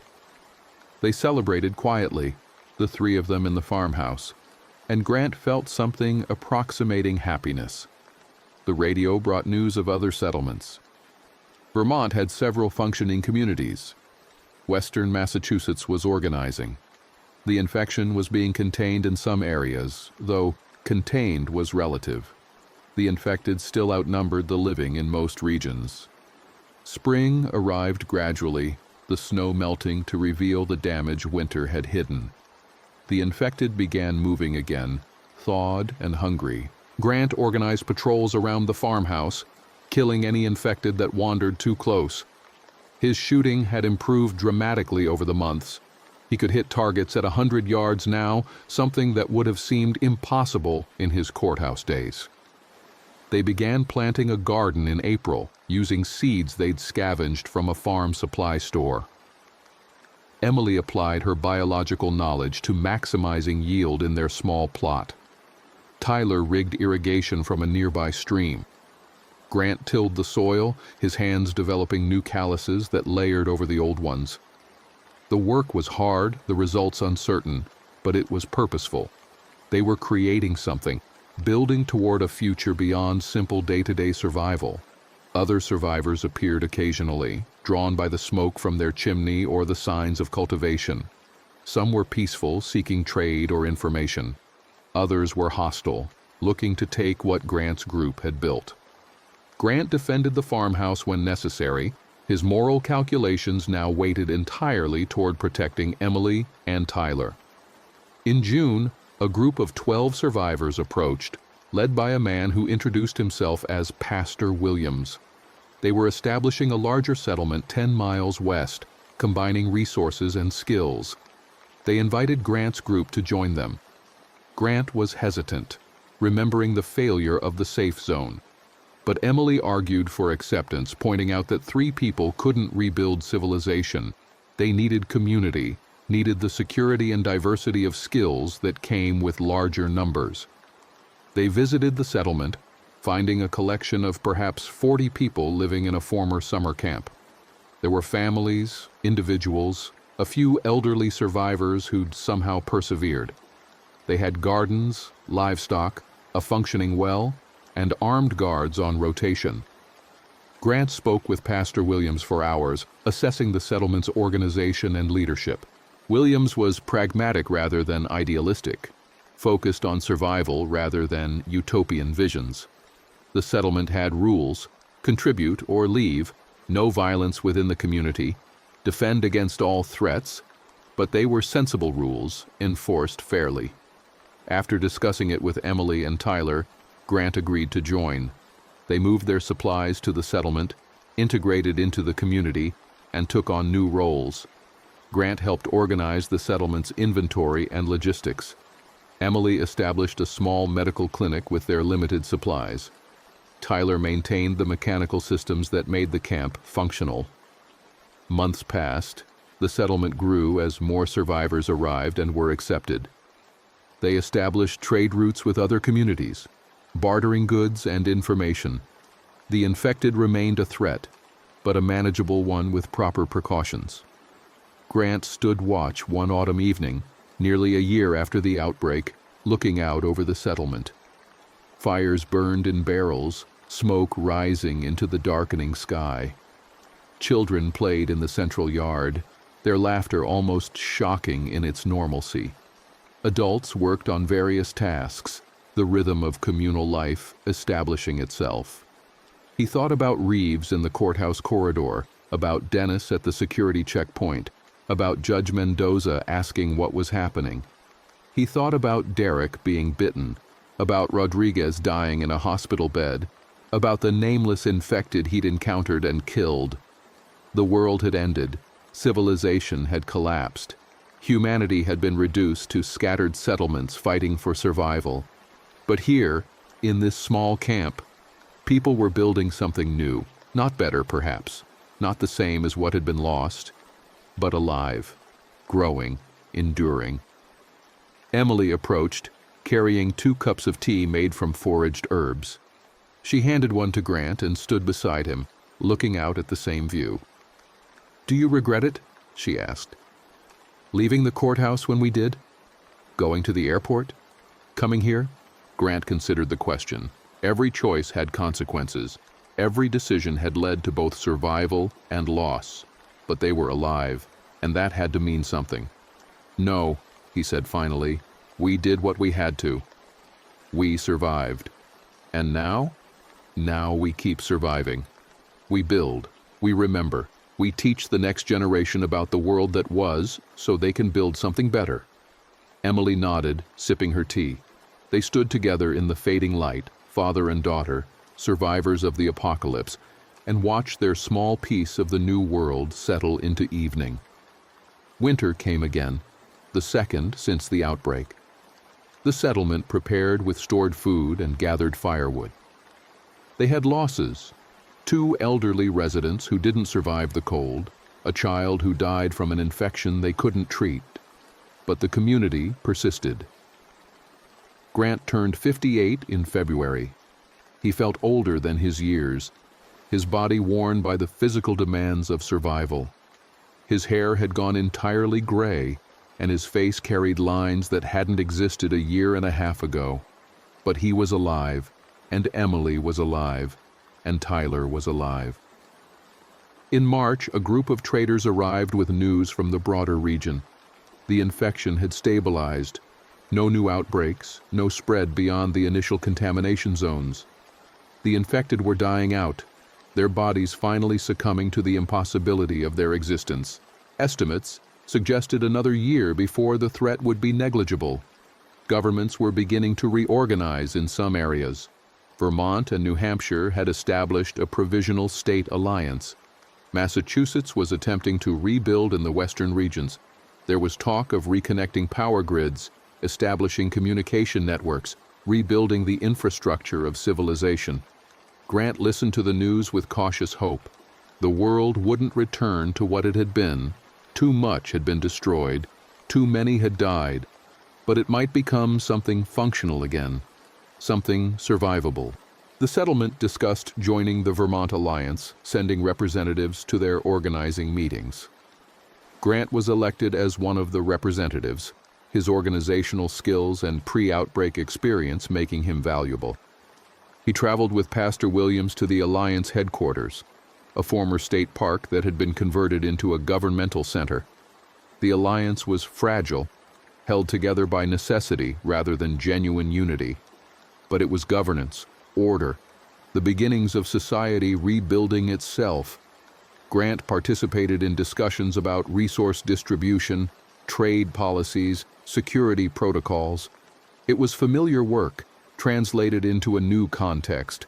He returned to the settlement with agreements for regular trade and mutual defense. The settlement would contribute food surpluses in exchange for medical supplies and technical equipment. They would provide security support if the alliance was threatened. Spring brought new growth. The gardens were larger this year, the livestock had multiplied, and new structures were being built to accommodate the settlement's expansion. Children who'd survived the outbreak were growing, learning to read and write and farm and defend. A new generation shaped by the apocalypse but not defined by it. Grant taught them about the old world when they asked, about courtrooms and laws, about cities and systems, about the ordinary routine of a life that no longer existed. He tried to preserve the memory of civilization while acknowledging its failures, the vulnerabilities that had allowed such complete collapse. Emily gave birth to a daughter in late summer, fathered by Tyler. They named her Angela after Grant's sister who'd fled to Vermont and whom they'd never heard from again. The baby was small and fragile, born without access to modern medicine, but she was healthy. Grant held his granddaughter, feeling the weight of responsibility and hope. This child would grow up in a world fundamentally different from the one he'd known. She would never experience the peace and security he'd taken for granted. But she would also never know the hubris, the complacency, the illusion of invulnerability that had made the outbreak so devastating. "What will you tell her?" Emily asked, watching him with the baby. "When she's old enough to understand?" Grant looked down at Angela's tiny face, her eyes closed in sleep. The truth, that the world ended, that people failed and people endured, that her grandfather was a clerk who learned to survive, that survival isn't the same as winning, but it's still worth the effort. That's bleak. It's honest. Tyler joined them, putting his arm around Emily. The three of them, four, counting Angela, stood together, a family forged by catastrophe and bound by survival. The settlement continued to grow over the following years. Grant watched it develop from a desperate collection of survivors into a functioning community. They established a school, a proper medical clinic, a workshop for manufacturing and repair. They built relationships with neighboring settlements, creating a network of mutual support. The infected became rare, then almost mythical. The last confirmed sighting in their area was in Grant's third winter post-outbreak, a lone shambler that was easily dispatched.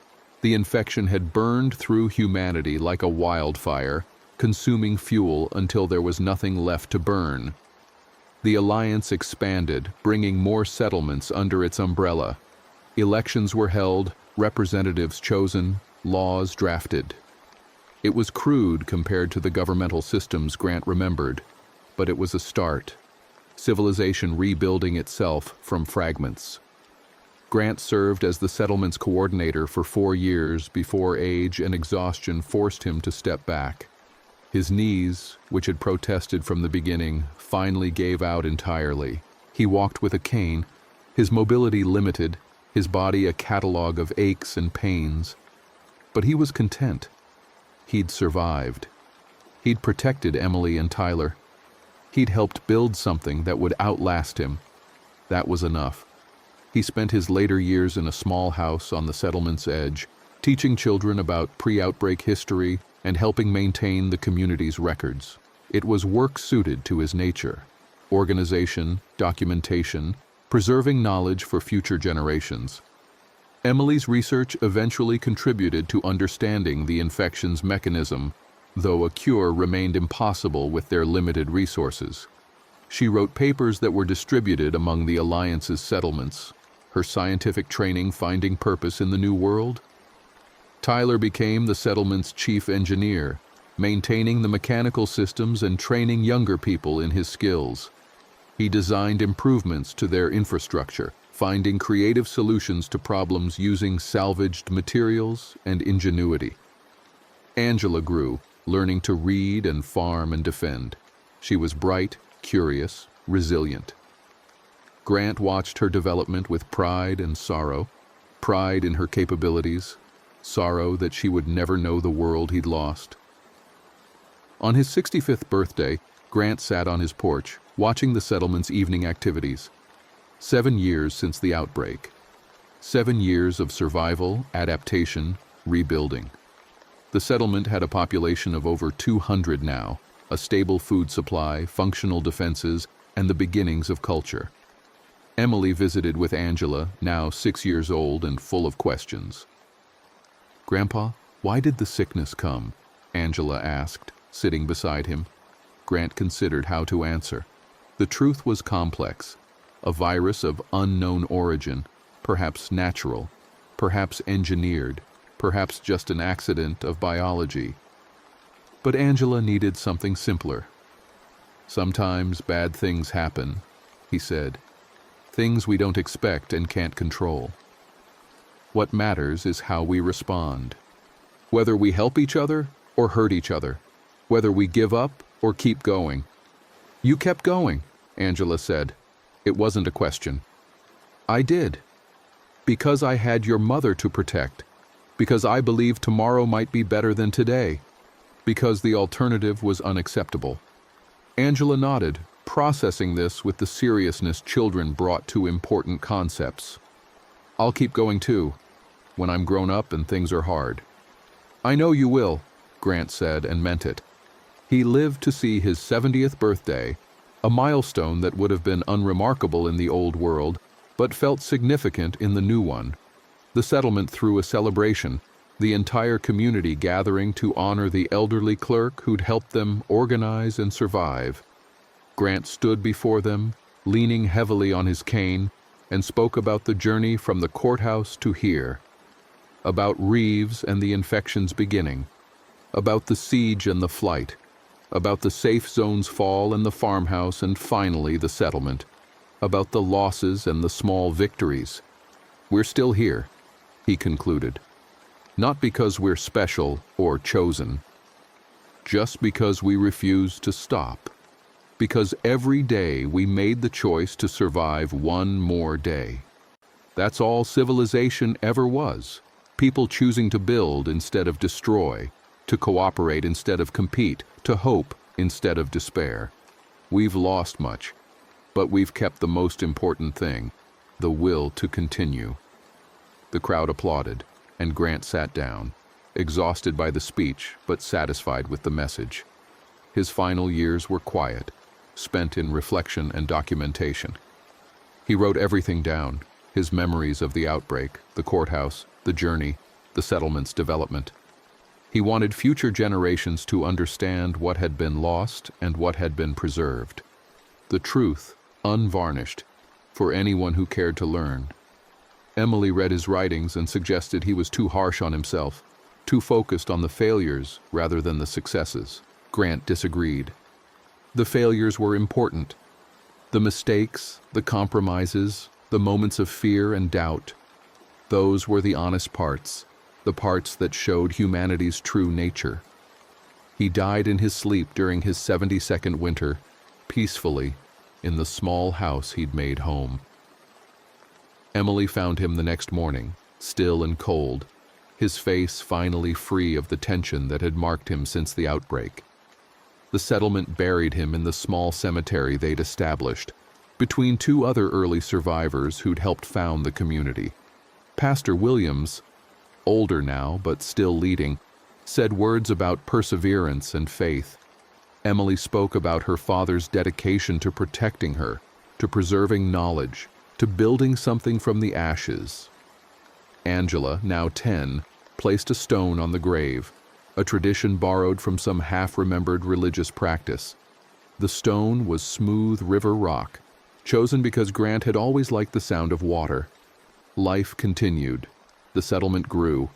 The alliance expanded. Humanity, reduced but resilient, rebuilt.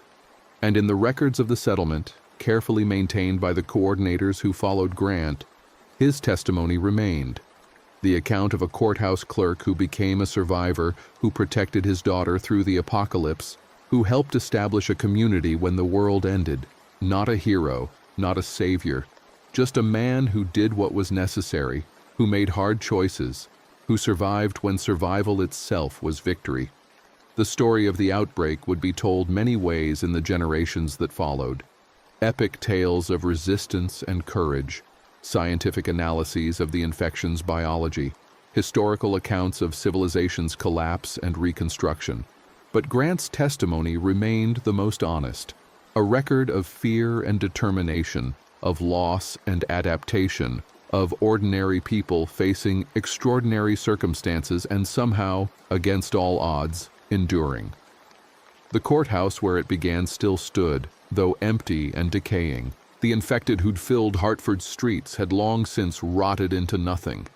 The systems and structures of the old world had failed completely. But the human capacity to organize, to record, to build, that had survived.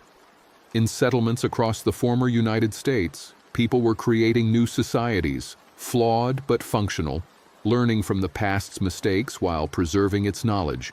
And in one small cemetery in Vermont, a stone marked the grave of a clerk who'd become more than he'd ever expected. Not through heroism, but through simple, stubborn persistence. Who'd watched the world end and then spent the rest of his life helping build its replacement. The story of the outbreak was, ultimately, the story of survival. Not comfortable survival or guaranteed survival, but survival nonetheless. The continuation of humanity through its darkest moment, the preservation of culture and knowledge and hope. Grant Peterson had been one small part of that larger narrative, one ordinary person who'd refused to surrender when surrender would have been easier. His testimony, recorded in careful detail, would outlast his life, a reminder to future generations of the cost of survival and the value of perseverance. The world had ended, but it had also begun again, built by survivors like Grant, one day at a time, one choice at a time, one stubborn refusal to quit at a time. And that perhaps was the only ending worth recording. Not triumph or tragedy, but continuation. The simple, profound fact that humanity endured. Now let's move on to the next story. Albuquerque radio station. DJ Keith mocks zombie rumors. Then his co-host bites the mic in half. The dawn shift started like every other Tuesday, with Keith adjusting the gain on the board, while the automated playlist ran through the last song before 6. His coffee sat in the same chipped mug he'd used for 3 years, steam curling up past the soundproof glass that separated the booth from the empty hallway beyond. The station occupied the second floor of a converted warehouse on the east side, close enough to the interstate that he could hear the morning traffic building like a distant tide. He'd been doing morning drive for 5 years now, ever since the previous host had a stroke on air, and management decided they needed someone younger, cheaper. The pay was mediocre, but the hours were predictable, and he'd learned to appreciate the ritual of it, arriving in darkness, leaving as the city came alive, home by noon to sleep while everyone else worked.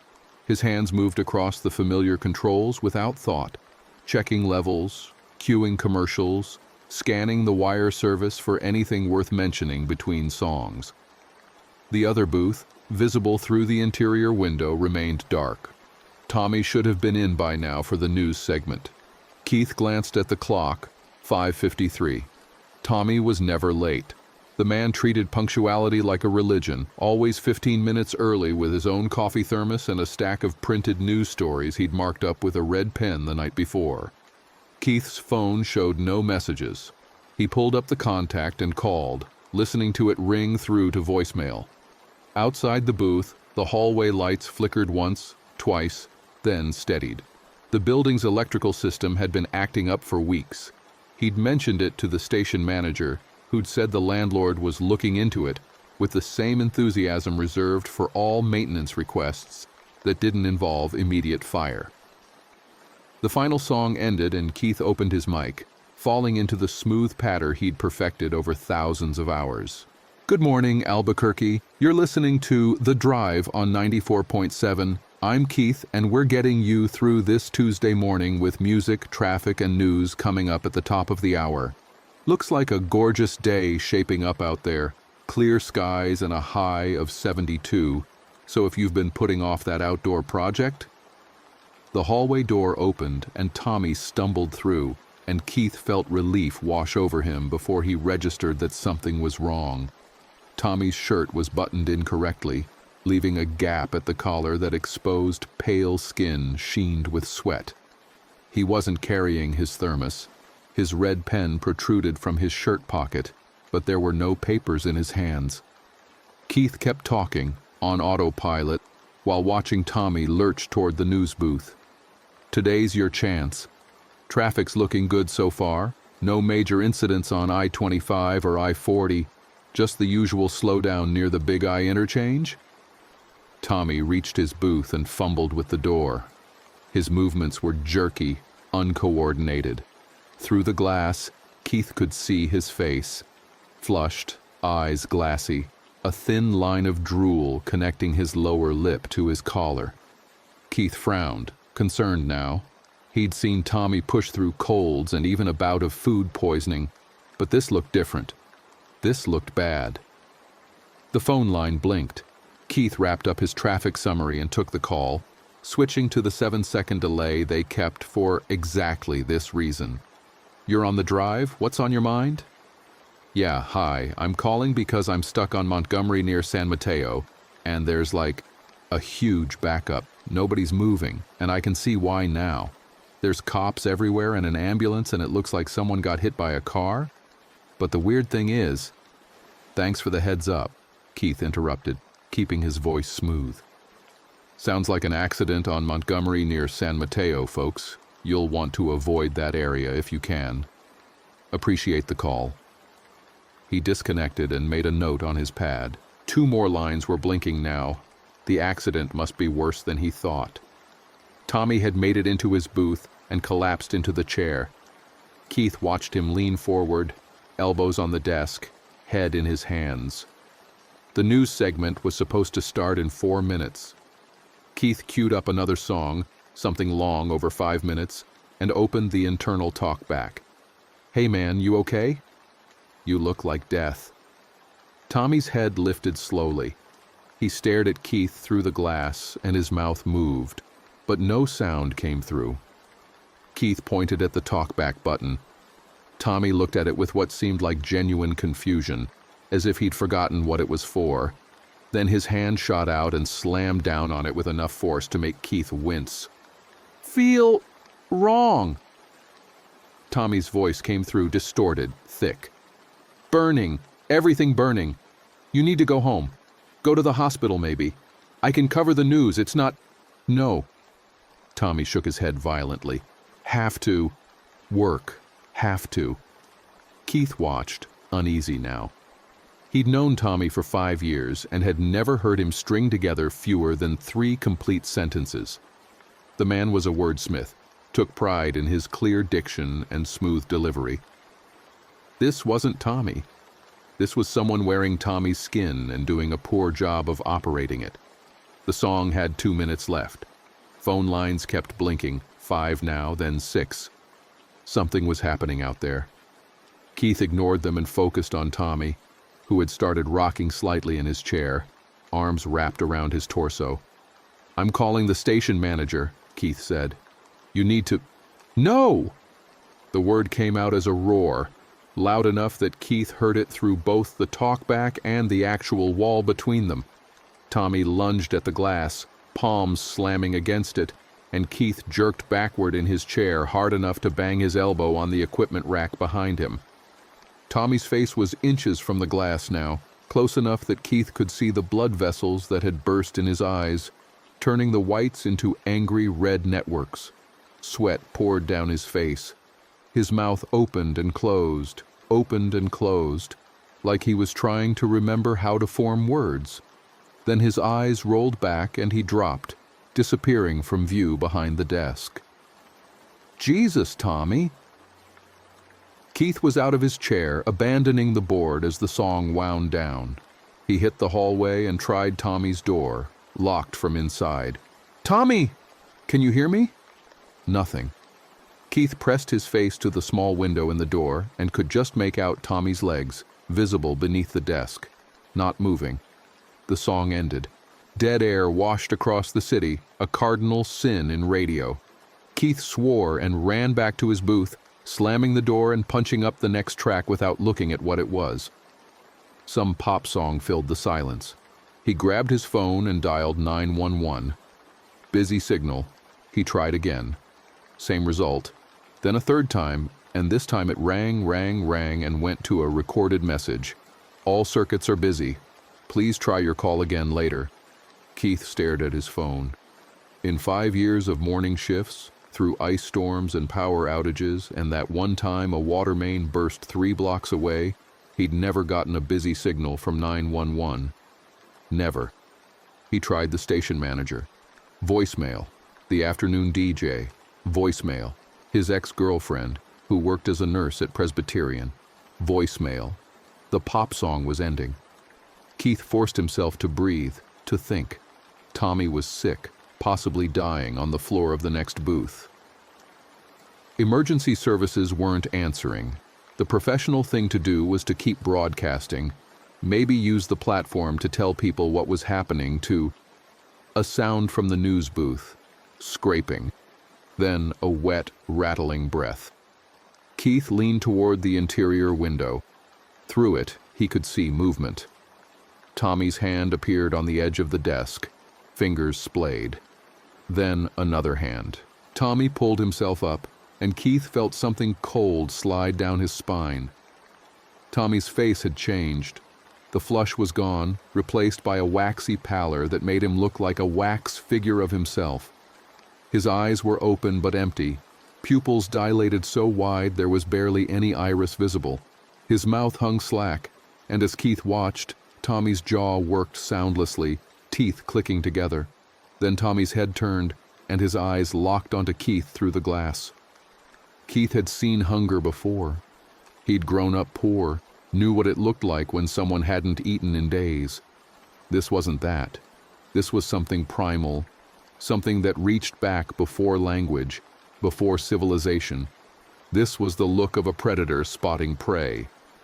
Tommy moved, not stumbling now, but with terrible purpose. He hit the glass between their booths, and Keith heard the impact, heard the wet slap of Tommy's palms. Tommy's mouth opened wider than should have been possible, and a sound came out, low, guttural, inhuman. "Tommy?" Keith's voice cracked. "Tommy, what the—" Tommy slammed into the glass again. And again. His hands left smears of something dark and sticky. Keith realized Tommy's fingernails were bleeding where he'd torn them on the edges of his desk. The glass held, but spider-webbed cracks began spreading from the impact points. The phone lines were going insane now, all 12 blinking in sequence. Keith grabbed the headset with shaking hands and punched one at random.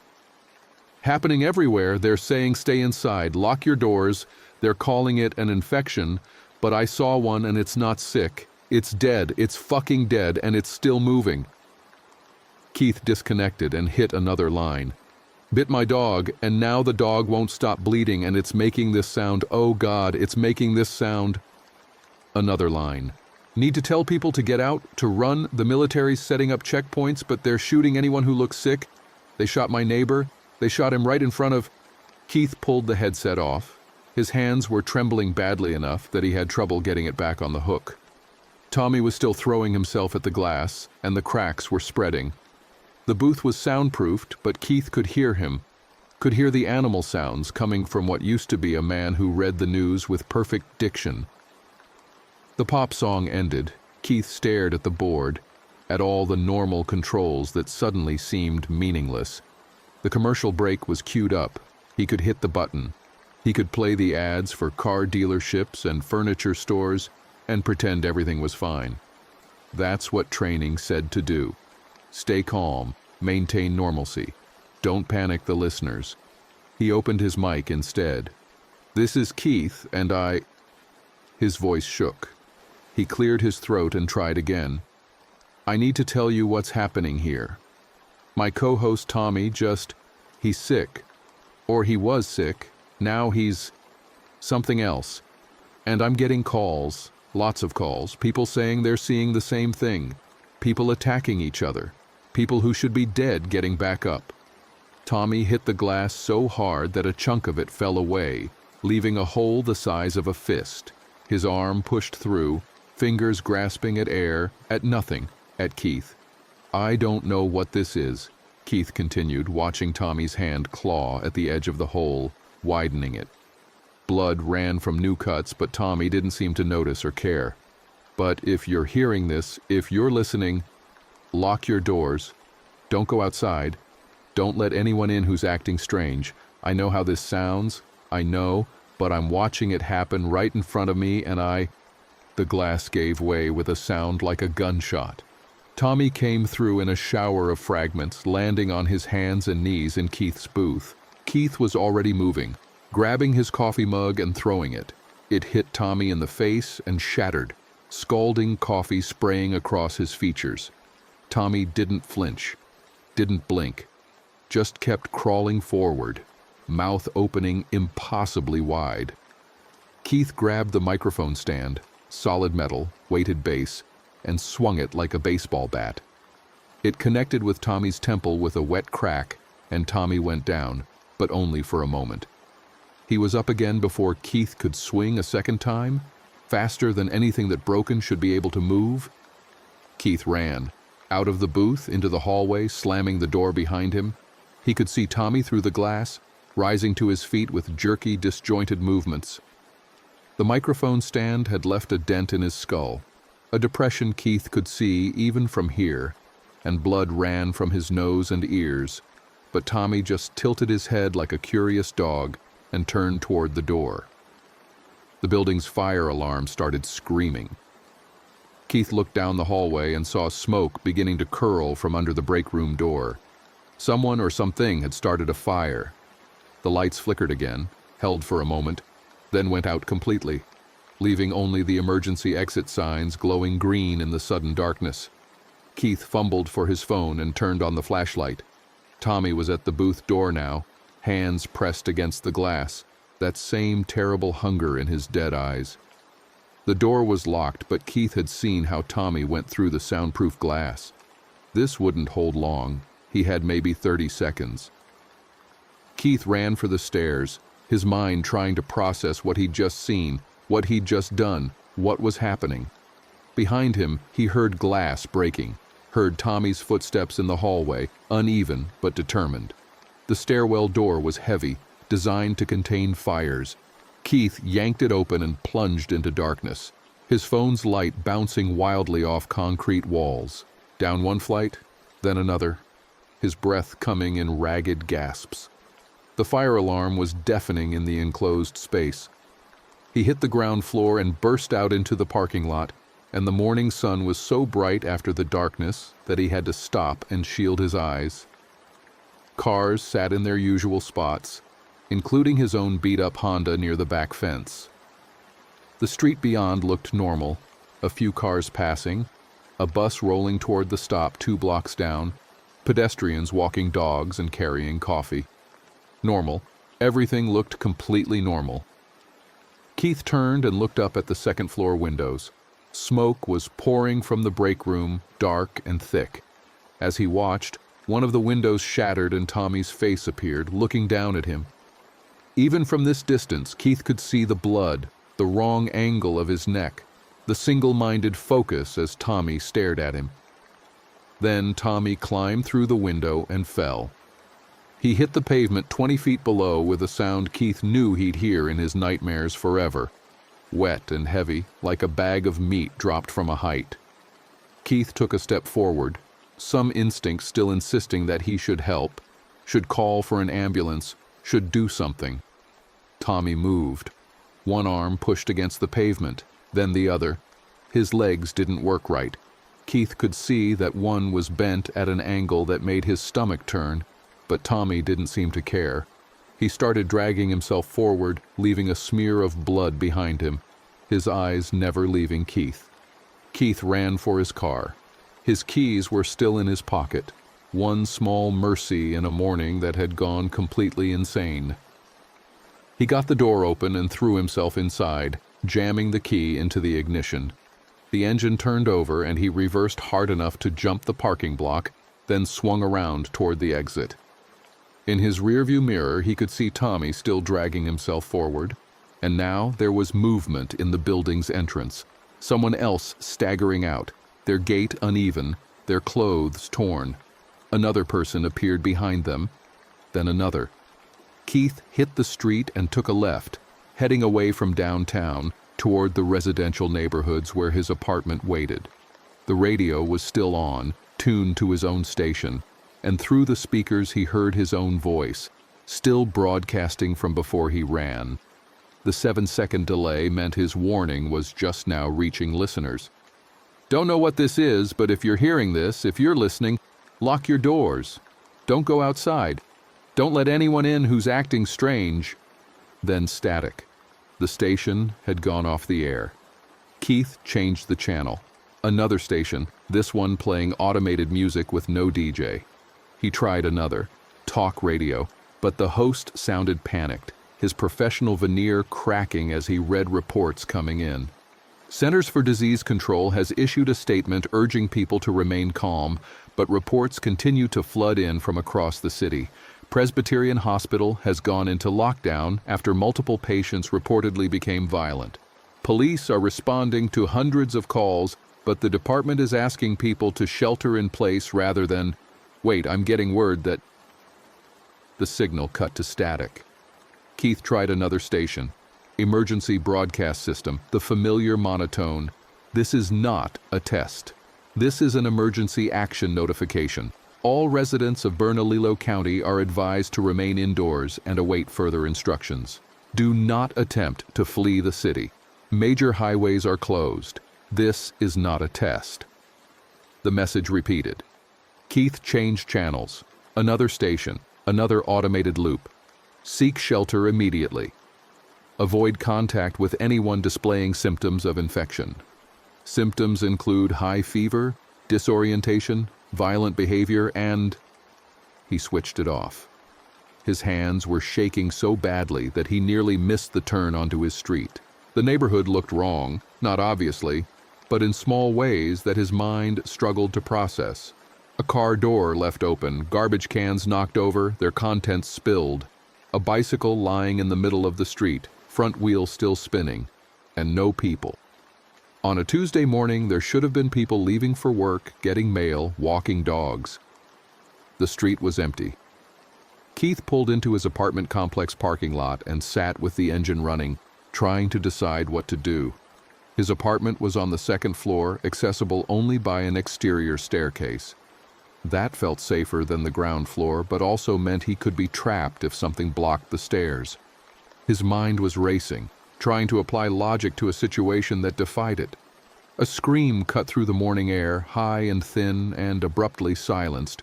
Keith turned off the engine and got out, moving quickly but quietly. He'd lived here for 2 years, knew the layout, knew which apartments were usually occupied and which were rentals that sat empty for weeks at a time. Old Mr. Garcia in 2001 would have been up for hours, probably sitting on his balcony with his coffee. The college students in 215 would still be asleep. The young couple in 208 both worked early shifts. They should have left by now. The stairwell was clear. Keith took the steps 2 at a time, his keys already in his hand, the smallest one extended to unlock his door. He'd practiced this once after watching a documentary about home invasions. Having the right key ready could save crucial seconds. The door opened, and he was inside, locking it behind him, shooting the deadbolt and the chain. His apartment was small, just a 1-bedroom, but it was his, and it was familiar, and for a moment he felt almost safe. Then he heard it. Slow, dragging footsteps in the apartment above him. Mrs. Chen, retired, lived alone, had a cat that sometimes got out and Keith would help her catch it. The footsteps moved back and forth with no purpose or pattern, and underneath them, a low sound, moaning. Keith moved away from the ceiling, his heart hammering. He went to the window and looked out at the parking lot. More cars had arrived. No, he realized, not arrived. They'd crashed. A sedan sat crumpled against a light pole, its driver's door open. A truck had jumped the curb and embedded itself in the fence. No sign of the drivers. His phone buzzed. A text from his ex. Finally, "Where are you? Are you safe? Don't go to the hospital. Don't come here." He called her. It rang once and went to an automated message about circuits being busy. He tried again. Same result. The TV remote was on his coffee table. Keith grabbed it and turned on the television, flipping to a local news channel. What he saw made his breath catch. The news anchors were gone. The studio was empty except for one camera operator, visible at the edge of the frame, slumped over their equipment. The shot was locked on the anchor desk, where someone's notes lay scattered across the surface next to a coffee cup that had been knocked over, its contents spreading across the desk in a dark stain. Then movement. Someone walked into frame from the left, stumbling. They were wearing the jagged remains of a security uniform, the shirt torn open to reveal a massive wound across their chest. They turned toward the camera and Keith saw that half their face was missing, torn away to expose bone and muscle, and still they walked. Still they moved with that terrible purpose. The camera jerked as the operator tried to get away. The image spun wildly, showing ceiling, floor, a brief glimpse of the attacker lunging forward. Then static. Keith changed channels. Another news station, this one still broadcasting. The anchor was young, clearly terrified, reading from a paper that shook in her hands. Confirmed cases across the metro area. The National Guard has been deployed, but spokespersons say they are overwhelmed. The governor has declared a state of emergency and martial law is now in effect. Residents are ordered to remain in their homes. Do not attempt to help anyone you see outside. Do not approach anyone displaying symptoms of infection. Anyone bitten should seek medical attention immediately, but... She stopped, listening to something in her earpiece. Her face went white. "I'm being told we need to evacuate. If you're watching this, please stay inside," and someone screamed off camera. The anchor stood, dropping her papers. "No, stay back, don't..." The feed cut. Keith cycled through more channels. Cartoons still playing on some automated schedule.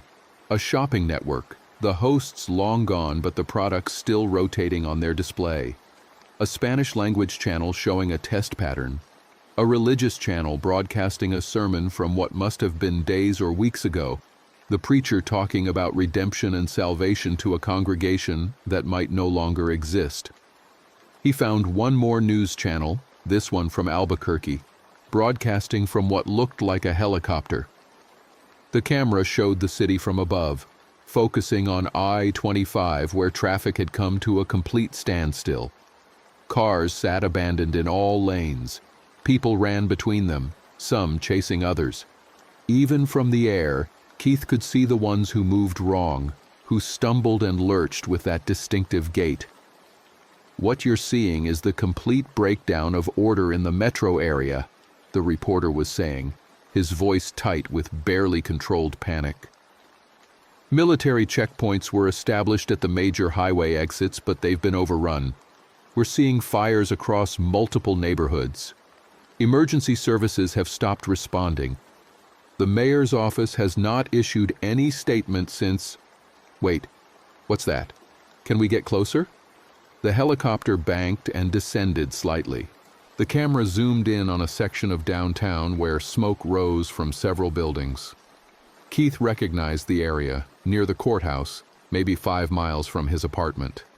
The streets were packed with people, but not fleeing, fighting, and among them, the infected, pulling people down, and those people would stop moving and then, after a few minutes, they'd start moving again, but different, wrong. "My God," the reporter whispered. "It's spreading so fast. In just a few hours this has..." His voice cut off. The helicopter jerked violently, and the camera showed the interior of the cockpit for a moment, the pilot struggling with someone who'd been sitting in the back, someone whose face was covered in blood. whose hands were reaching for the controls. The feed cut to static. Keith turned off the TV. The silence in his apartment was profound. He could still hear the dragging footsteps above him, and now, faintly, similar sounds from other apartments. How many people in this complex had gotten sick? How many were already dead and moving? He went to his kitchen and opened the refrigerator. 2-day-old takeout, half a gallon of milk, some eggs, a few beers. He opened the pantry, crackers, peanut butter, 2 cans of soup, a box of pasta. Not enough, not nearly enough. The apartment above went quiet. Keith stood very still, listening. The silence stretched for 10 seconds, 20, 30. Then a door opened, not above, but down the hall. Keith heard it creak, heard footsteps in the exterior corridor, shuffling, uneven. He moved to his door and looked through the peephole. Mr. Garcia from 201 was in the hallway, still wearing his pajamas. But Mr. Garcia's throat was torn open, a ragged wound that exposed his windpipe. Blood had soaked the front of his pajamas and left a trail behind him on the concrete. His eyes were empty, and as Keith watched, Mr. Garcia's head turned toward his door. Could they smell him? Hear him breathing? Keith didn't know. He stepped back from the peephole as quietly as he could. Mr. Garcia stood in the hallway for a long moment, swaying slightly. Then he moved on, his footsteps receding toward the stairs. Keith pulled out his phone and started searching for information, for instructions, for anything. The cell network was degraded but still partially functional. He pulled up news websites, but most wouldn't load. He tried Twitter and found it still working, the feed a chaotic stream of horror. Locked in bathroom with my kids, they're in the house, please someone help us. Don't trust the evacuation centers, they're infected too. If you get bitten, you have maybe 2 hours before you turn. Saw it happen to my brother. It started at the hospital. Patient 0 was in the ER last night. Military shot my dad at the checkpoint. Said he looked sick, but he wasn't. He was just scared. Keith kept scrolling, his stomach twisting. Pictures appeared in the feed, blurry, taken in panic, but clear enough. Bodies in the streets, burning buildings, people attacking each other with a savagery that seemed impossible. And the infected, dozens of them, hundreds maybe, filling the frame. He found a thread from someone claiming to be a nurse at Presbyterian. She'd posted a series of messages describing what she'd seen. Patient came in last night with what looked like severe flu, 104 fever, incoherent. We started treatment, but he crashed within an hour. Called it at 2:15 a.m. Then at 2:47, he sat up. We thought we'd made a mistake, that he wasn't actually dead, but his pupils were fixed and dilated, no pulse, no breathing. He grabbed the attending and bit him. Took 4 of us to restrain him. More patients coming in now, all with the same symptoms. They're dying and coming back. It's not a disease, it's not an infection in the normal sense. They're dead, but they're still moving. One of the EMTs said he saw someone with half their head missing and they were still walking. We've been told to lock down the ER. No one in or out, but we have staff who are infected, who are turning, and nowhere to put them. The security guards ran. Most of the doctors ran. It's just us now, and we can hear them outside the doors. The final message had been posted an hour ago. If anyone finds this, don't come to the hospitals. They're gone. We're all gone. I'm sorry. Keith set down his phone. His hands were still shaking, and he realized he was dehydrated, probably in mild shock. He went to the kitchen and drank water straight from the tap, forcing himself to take slow sips, despite the urge to gulp. His training, what little he had, came from a CPR class he'd taken years ago and half-remembered documentaries about disasters. Stay hydrated, stay calm, make a plan, the plan. Right. He needed supplies, needed to know what he had and what he needed. Keith found a notepad and started making a list, his handwriting barely legible. Food, 3 days, maybe 4, if he rationed water. Tap still working, but for how long? Weapons, Kitchen knives, a baseball bat in the closet, nothing else. First aid, Band-Aids and aspirin, basically useless tools. His kit from work was in the car. Keith looked out the window at the parking lot. His Honda sat where he'd left it, 30 yards from his apartment. The parking lot appeared empty, but he could see movement in the complex across the street. Someone in a second-floor window pounding on the glass. As he watched, the glass broke and the person fell through, landing hard on the ground below.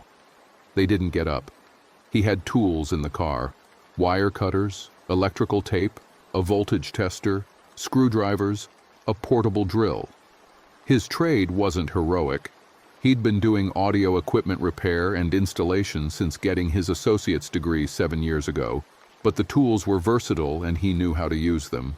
But getting to the car meant going outside, meant being exposed.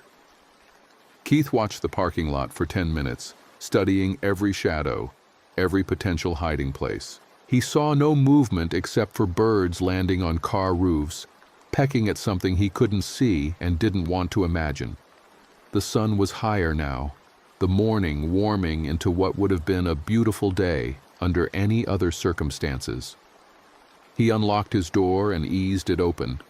The hallway was empty. Mr. Garcia's blood trail led to the stairs and disappeared downward. Keith stepped out, leaving the door unlocked behind him in case he needed to retreat quickly. Every instinct screamed at him to run back inside, to hide, to wait for help that wasn't coming. The stairs were clear. He descended slowly, back against the wall, trying to watch in all directions at once. The ground floor opened onto the parking lot, and Keith paused at the edge, scanning for movement. Nothing. Just the wind moving trash across asphalt, and in the distance, a car alarm bleeding. He ran for his Honda. 20 yards. 15. 10. His keys were in his hand again, and he had the trunk open in seconds, grabbing his tool bag and the emergency kit he'd kept meaning to restock. The kit had a flashlight, some road flares, a first aid supply that consisted of 2 Band-Aids and a half-empty bottle of ibuprofen. Something moved at the edge of his vision. Keith spun and saw it, a woman emerging from between 2 buildings across the parking lot. She wore a nightgown soaked in blood and her face was a ruin. One eye missing, her jaw hanging at an unnatural angle. But she was moving, was turning toward him, was opening her ruined mouth in what might have been a moan but sounded like wind through a broken flute. Keith grabbed his bag and ran. The woman followed, her pace slow but relentless. He hit the stairs and took them 3 at a time, his tool bag banging against his leg. Behind him, he heard her reach the stairs and start climbing, her footsteps arrhythmic but determined. Into the hallway through his door, slamming it shut and throwing the deadbolt. Keith dropped the bag and leaned against the door, gasping. He could hear her in the hallway now, shuffling toward his door. She hit it once, her hand slapping the wood. Then again, then a continuous series of impacts, like she was throwing herself against it, over and over. The door held. It was solid wood, not hollow core, and the deadbolt was good. Keith had made sure of that when he moved in after his last apartment had been broken into. Small favors. He pulled the tool bag away from the door and dumped its contents on the living room floor. Wire cutters, screwdrivers in multiple sizes, the portable drill with 2 battery packs, electrical tape, zip ties. He had a bag of 100, used them for cable management. A small pry bar, a headlamp, the voltage tester, his multimeter, not weapons. Not really. But tools could become weapons if you were creative and desperate enough. The woman outside was still pounding on the door. The sound was rhythmic, mechanical, like she'd forgotten what the door was for and only knew that Keith was on the other side. He wondered if that was all they were now, pure hunger with no memory, no personality, nothing left of who they'd been. Had Tommy known him, there at the end? Had some part of Tommy still been inside, screaming, as his body moved on autopilot? Keith pushed the thought away. He couldn't afford to think about Tommy, about what he'd done. about the sound the microphone stand had made when it connected with his skull. Couldn't afford guilt or grief or any of the emotions that were trying to surface. Survival first, everything else later. He went to his bedroom and pulled the baseball bat from the closet. Aluminum, slightly dented from the one season he'd played in a rec league before his shoulder started acting up. He tested its weight, took a few practice swings. It felt solid. It would work. The kitchen knives came next. He had a good chef's knife, sharp 8-inch blade, a smaller paring knife, a serrated bread knife. He took all three and laid them on the coffee table next to the bat. The banging on the door continued. Steady, relentless. Keith tried to ignore it. Water. He filled every container he could find. Pots, mixing bowls, empty soda bottles. The tap was still running clear and he didn't know when that would change. When the utilities failed. When the water treatment plants went offline because everyone who operated them was dead or infected or running for their lives. The bathtub. He should fill the bathtub. Keith went to the bathroom and started the water running, then returned to the living room. He needed to think about fortification. The door was solid, but the windows were standard glass. If something wanted in badly enough, they could break through. He grabbed his tool bag and started working. The drill could drive screws. He had screws in his junk drawer, plus some brackets he'd bought for a shelf he'd never installed. Keith dragged his bookshelf to the window and screwed it into the wall, creating a barrier between the glass and the room. It wouldn't stop someone determined, but it would slow them down. The other window got the same treatment with his dresser, tilted on its side and braced against the wall. Keith worked methodically, his mind focused on the task, not on the sounds from outside, not just the woman at his door anymore, but more of them now, their collective moaning creating a chorus that drifted through the complex. The sun had moved. It was past noon now, Keith realized. He'd been running on adrenaline for hours, and his body was starting to crash. He needed to eat, needed to rest, but the thought of sleep was absurd. How could he sleep with the dead trying to claw their way inside? He forced down some crackers and peanut butter, washing it down with tap water that tasted faintly of chlorine. The bathtub was full. He turned off the water and looked at his reflection in the mirror. He looked pale, exhausted, older than he had this morning. This morning, when things were normal, when his biggest concern was Tommy being late for his shift. His phone buzzed, a text from his brother in Phoenix. "Are you okay? News is saying Albuquerque is bad, really bad. They're closing the borders. Call me." Keith tried to call. No signal. He sent a text. "Alive. Staying inside. Don't know what happens next." The message showed as sending but never delivered. He checked the news apps again. Most weren't loading. The ones that did showed apocalyptic headlines. City in chaos. Death toll unknown. Martial law declared. CDC. Avoid all contact. One site had a video that loaded in stuttering fragments, footage from a helicopter showing the city, but different from what he'd seen earlier. This was from higher up, showing the full metro area. Smoke rose from at least a dozen locations. The highways were parking lots, and there were masses of people, or things that used to be people, clogging the streets downtown, a slow-moving tide of infected spreading outward from what looked like the hospital district. The video cut off. Keith refreshed, and it wouldn't load again. Evening came. The power was still on, which surprised him. He'd expected the grid to fail, but apparently enough infrastructure was still functioning. Or maybe the automated systems could run for a while without human intervention.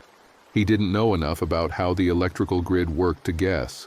The banging on his door had stopped. Keith approached it carefully and looked through the peephole.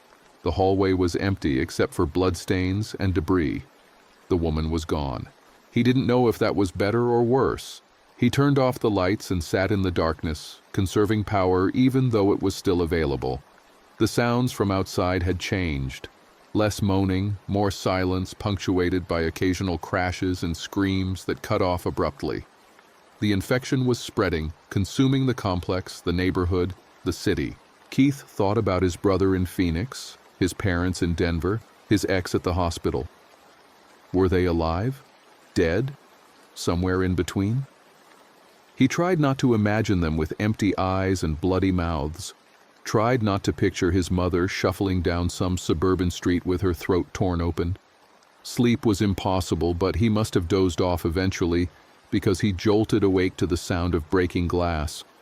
Not his window, somewhere else in the complex, followed by screaming, then gurgling, then silence.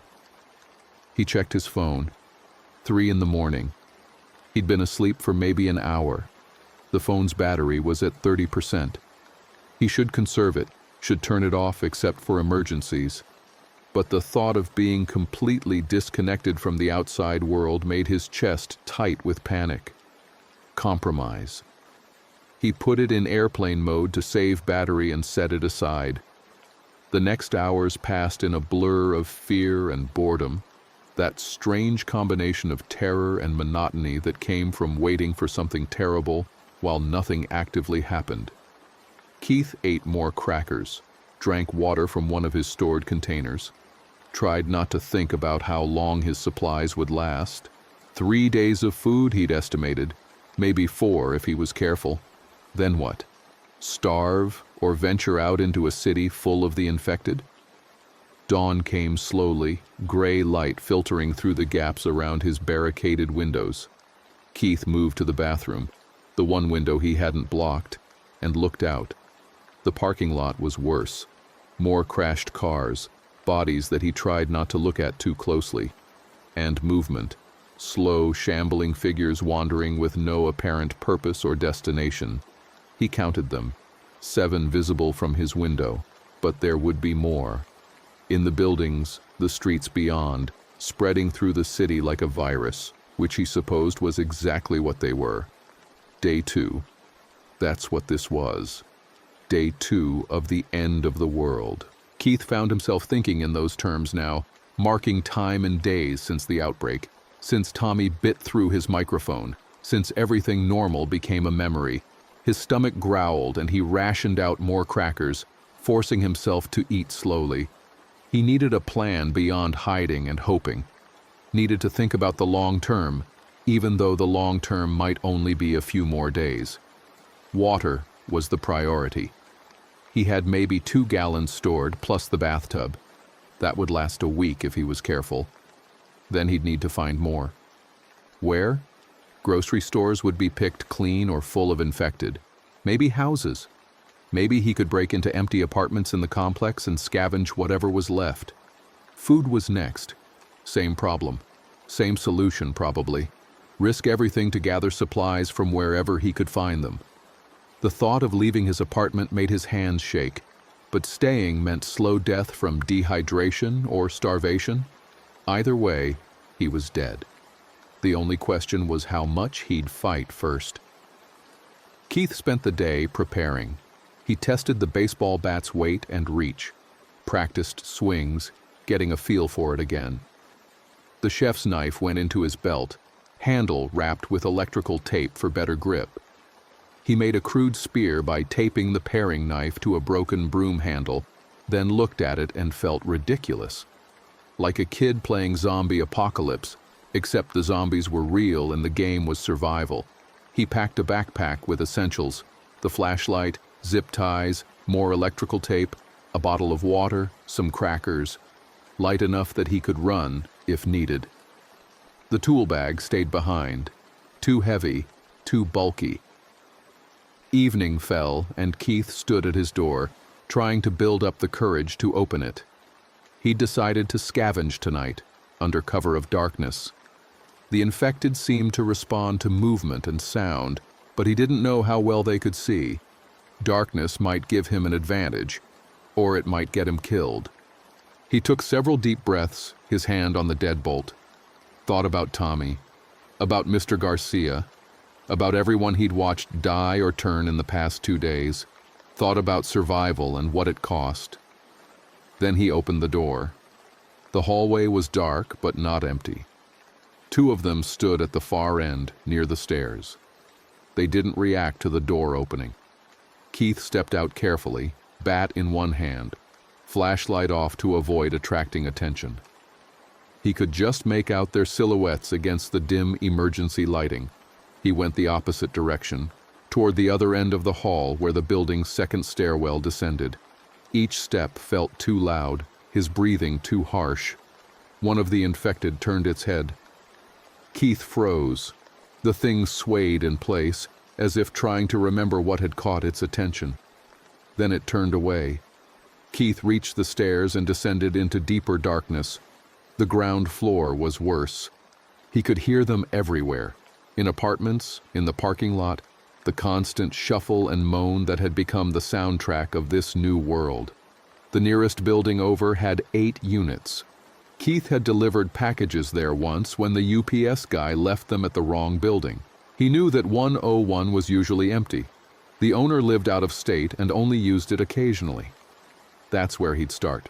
Crossing the open space between buildings meant exposure. Keith waited at the door, watching, counting the infected he could see. 4 in the parking lot. 2 more near the dumpsters, none of them close to his path. He moved quickly but quietly, keeping low, using parked cars as cover. 20 yards, 30. One of the infected turned toward him but didn't pursue. Keith reached the other building and pressed himself against the wall, breathing hard.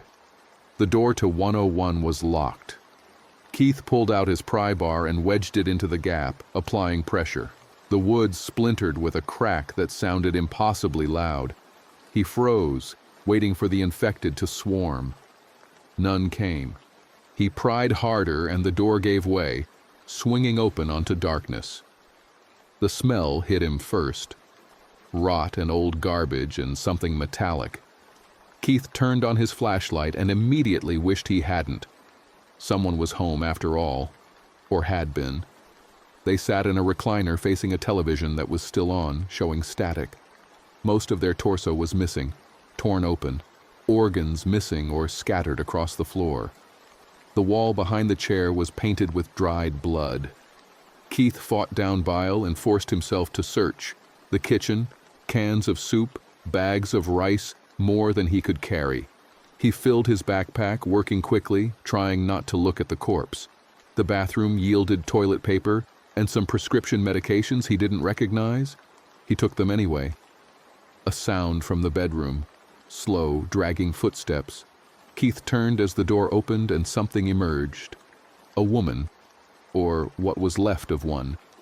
She was missing an arm, the shoulder ending in ragged flesh and exposed bone. Her nightgown was soaked in old blood. She saw Keith and her mouth opened, that familiar moan rising. He swung the bat. It connected with her head, and she went down, but not dead. Not dead because she was already dead, had been dead probably since the first day. She started to rise, and Keith hit her again, and again, until her skull caved in, and she stopped moving. His hands were shaking so badly, he could barely hold the bat. He'd killed someone, killed something that used to be someone. The rationalization felt hollow. He was standing over a woman he'd just beaten to death, her blood on his shoes, and the fact that she'd been infected didn't make it feel any less like murder. Keith grabbed his pack and ran, out of the apartment, across the parking lot, not caring anymore who saw or heard. Back to his building, up the stairs, into his apartment and door locked behind him. He dropped the pack and slid down to sit with his back against the door, the bat falling from nerveless fingers. He was crying, he realized. Silent, ugly sobs that racked his chest and made it hard to breathe. This was survival. This was what it meant. Killing and stealing and becoming someone he didn't recognize. He cried for a long time. Then he stopped, wiped his face, and started unpacking the supplies he'd risked his life to obtain. The next days blurred together into a routine of sorts. Sleep in brief, fitful bursts. Wake to check the peephole and the window, ration food and water. Listen to the sounds of the infected and the dying. Wait for darkness. Venture out to scavenge. Return alive, or don't, Keith learned. He learned that the infected were attracted to sound and movement, but had poor vision in darkness. He learned which apartments were empty and which contained dangers. He learned to kill efficiently, targeting the head, using his bat or knife or improvised weapons. He learned to live with the guilt. Day 7 brought a new challenge. The water stopped. Keith turned on the tap and nothing came out except a few brown drops. The bathtub supply was down to a quarter full.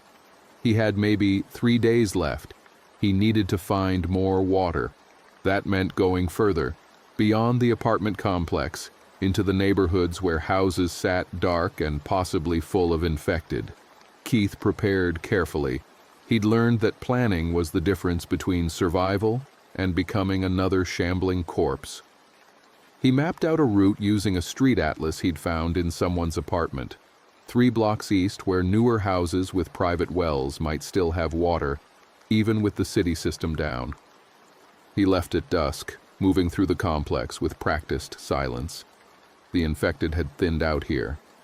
Most had wandered away toward downtown, where the sound and movement must have attracted them. The ones that remained were sluggish, deteriorating. Keith had noticed that. The older infected were slower, their bodies breaking down. But newer ones, fresh kills, moved faster. The street beyond the complex was a horror show. Cars crashed and burned, bodies everywhere in various states of decay. Keith picked his way through it, trying not to look too closely, trying not to imagine the stories behind each corpse. A dog barked somewhere, then yelped and went silent. The animals were learning too, Keith supposed, learning that movement meant death. The houses were suburban, nice ones, now deteriorating into tombs. Keith approached the first one, a 2-story with a 2-car garage and dead landscaping. The front door was open. Bad sign. He circled to the back and found a sliding glass door, intact but unlocked. Inside smelled of rot. Keith covered his nose and mouth with a bandana and swept his flashlight across the kitchen. Empty. He found the door to the garage and the water heater. Jackpot. 40 gallons if it was full. He'd brought a siphon hose. Keith attached it and started drawing water into the gallon jugs he'd found and cleaned. The water came out brown at first, then clearer. Not clean, but water. He'd have to boil it. Small price. He'd filled 3 jugs when he heard movement upstairs. Footsteps. Then more footsteps. Then a crash and a moan. Keith grabbed his jugs and the siphon and moved toward the back door. The footsteps were on the stairs now, descending. He could see them, 3 infected, fresh enough that they could still move quickly. They saw him and started forward. Keith ran. Out the back door, across the yard, the jugs banging against his legs and slowing him down, but too precious to drop. The infected followed, not fast, but persistent. Keith made it to the fence and had to set down the jugs to climb over. He threw them over first, heard them hit the ground on the other side, hoped they didn't break. Over the fence and grabbed the jugs and run. The infected reached the fence and couldn't figure out how to climb it. They pressed against it, arms reaching through, mouths working soundlessly. Keith made it back to the complex with all 3 jugs intact, a small victory in a long series of defeats. Day 10 brought the first sign of other survivors. Keith was scavenging in a corner store 2 blocks from his apartment when he heard voices. Real voices, not moans. He froze behind a shelf and listened. Should have enough here to last us another week if we're careful. Then what? Then we move on. Maybe try to get out of the city. You heard the broadcast before they stopped. They shot anyone trying to leave. That was days ago. Maybe things have changed. Keith stayed hidden, trying to decide what to do. These were the first living people he'd encountered in over a week. Part of him wanted to step out, to make contact, to not be alone anymore. But another part, the part that had kept him alive this long, stayed quiet and cautious. He peered around the shelf. 2 men, both armed with guns. They were loading canned goods into backpacks, working efficiently. One was older, maybe 50, with a gray beard. The other was younger, 20s, with a nervous energy that manifested in constant movement. "Someone's been here already," the older one said. "Half the shelves are picked clean. Maybe they're dead. Maybe. Or maybe we'll run into them." They finished loading their packs and headed for the door. Keith waited until they were gone, then waited longer, making sure they weren't coming back. Finally, he emerged and finished his own scavenging, taking what was left.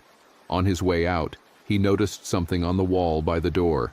A message written in what looked like lipstick. "Survivors Group, Fairgrounds, bring supplies." Keith stared at it. The fairgrounds were maybe 3 miles away, across territory he hadn't scouted. The message could be days old, the group could be dead, or it could be a trap. But it could also be real, a community, safety in numbers, a chance at something better than slow starvation in his apartment. He didn't know what to do. Keith spent the next day thinking about it. The fairgrounds represented a huge risk, but also potential reward. He'd been alone for 10 days and the isolation was getting to him. He'd started talking to himself, having full conversations with imaginary Tommy or his ex or his brother. That wasn't healthy.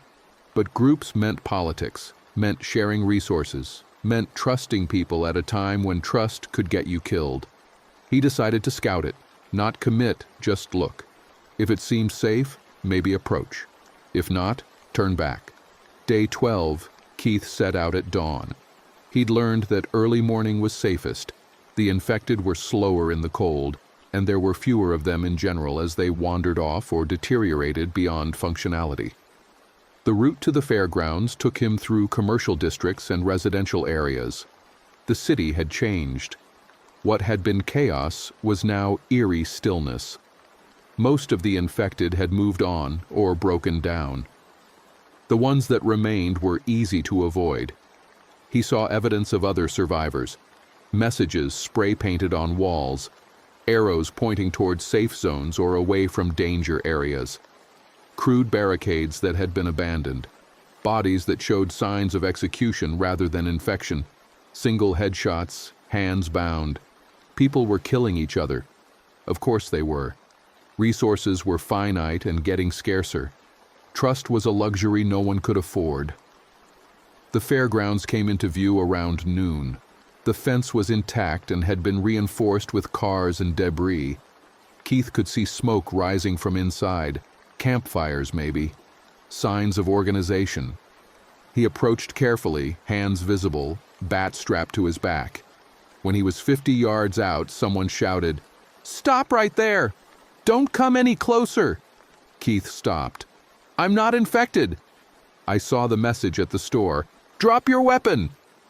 Keith unstrapped the bat and set it on the ground, raised his hands. "Turn around. Let us see you."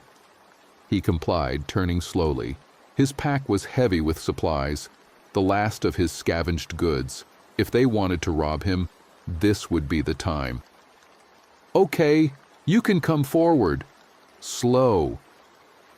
Keith picked up his bat and approached the gate. 2 guards stood there, both armed with rifles that looked military. They were young, teenagers maybe, and terrified despite the weapons. "How long since you were bitten?" one asked. "I haven't been bitten." "Everyone says that?"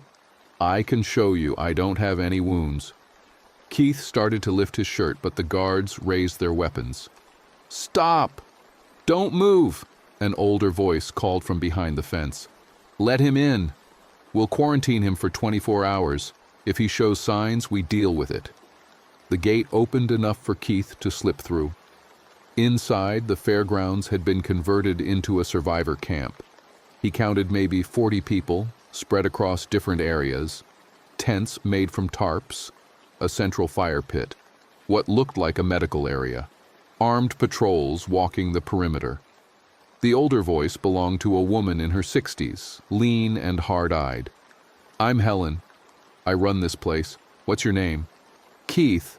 "What can you do, Keith?" "We don't have room for dead weight." "I can—" He thought about his skills.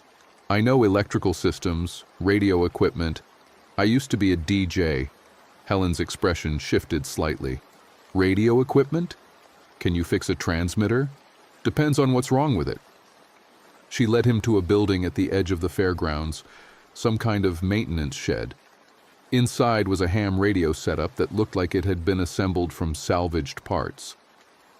We've been trying to reach other groups, find out if there are safe zones, military rescue, anything, but this thing keeps cutting out. Keith examined it.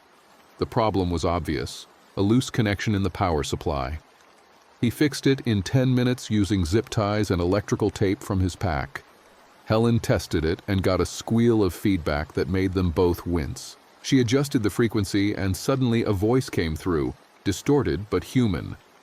Calling any survivors in the Albuquerque area. This is the Kirtland Air Force Base emergency broadcast. We have established a secure perimeter and are accepting refugees. If you can hear this, proceed to the base's west gate. Repeat, we have food, water, and medical. The signal cut out. Helen tried to get it back, but the broadcast was gone. Kirtland, she said. That's what, 15 miles from here? Something like that. Could be legit, could be a trap.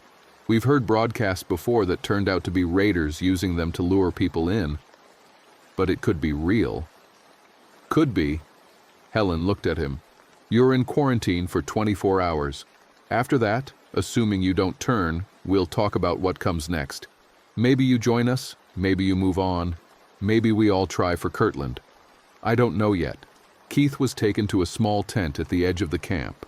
A guard was posted outside, one of the teenagers from the gate. The tent had a sleeping bag, a bottle of water, and nothing else.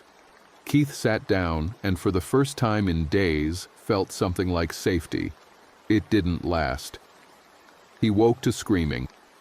Full dark outside, the camp lit only by the fire and a few battery-powered lanterns. Keith scrambled out of the tent to find chaos.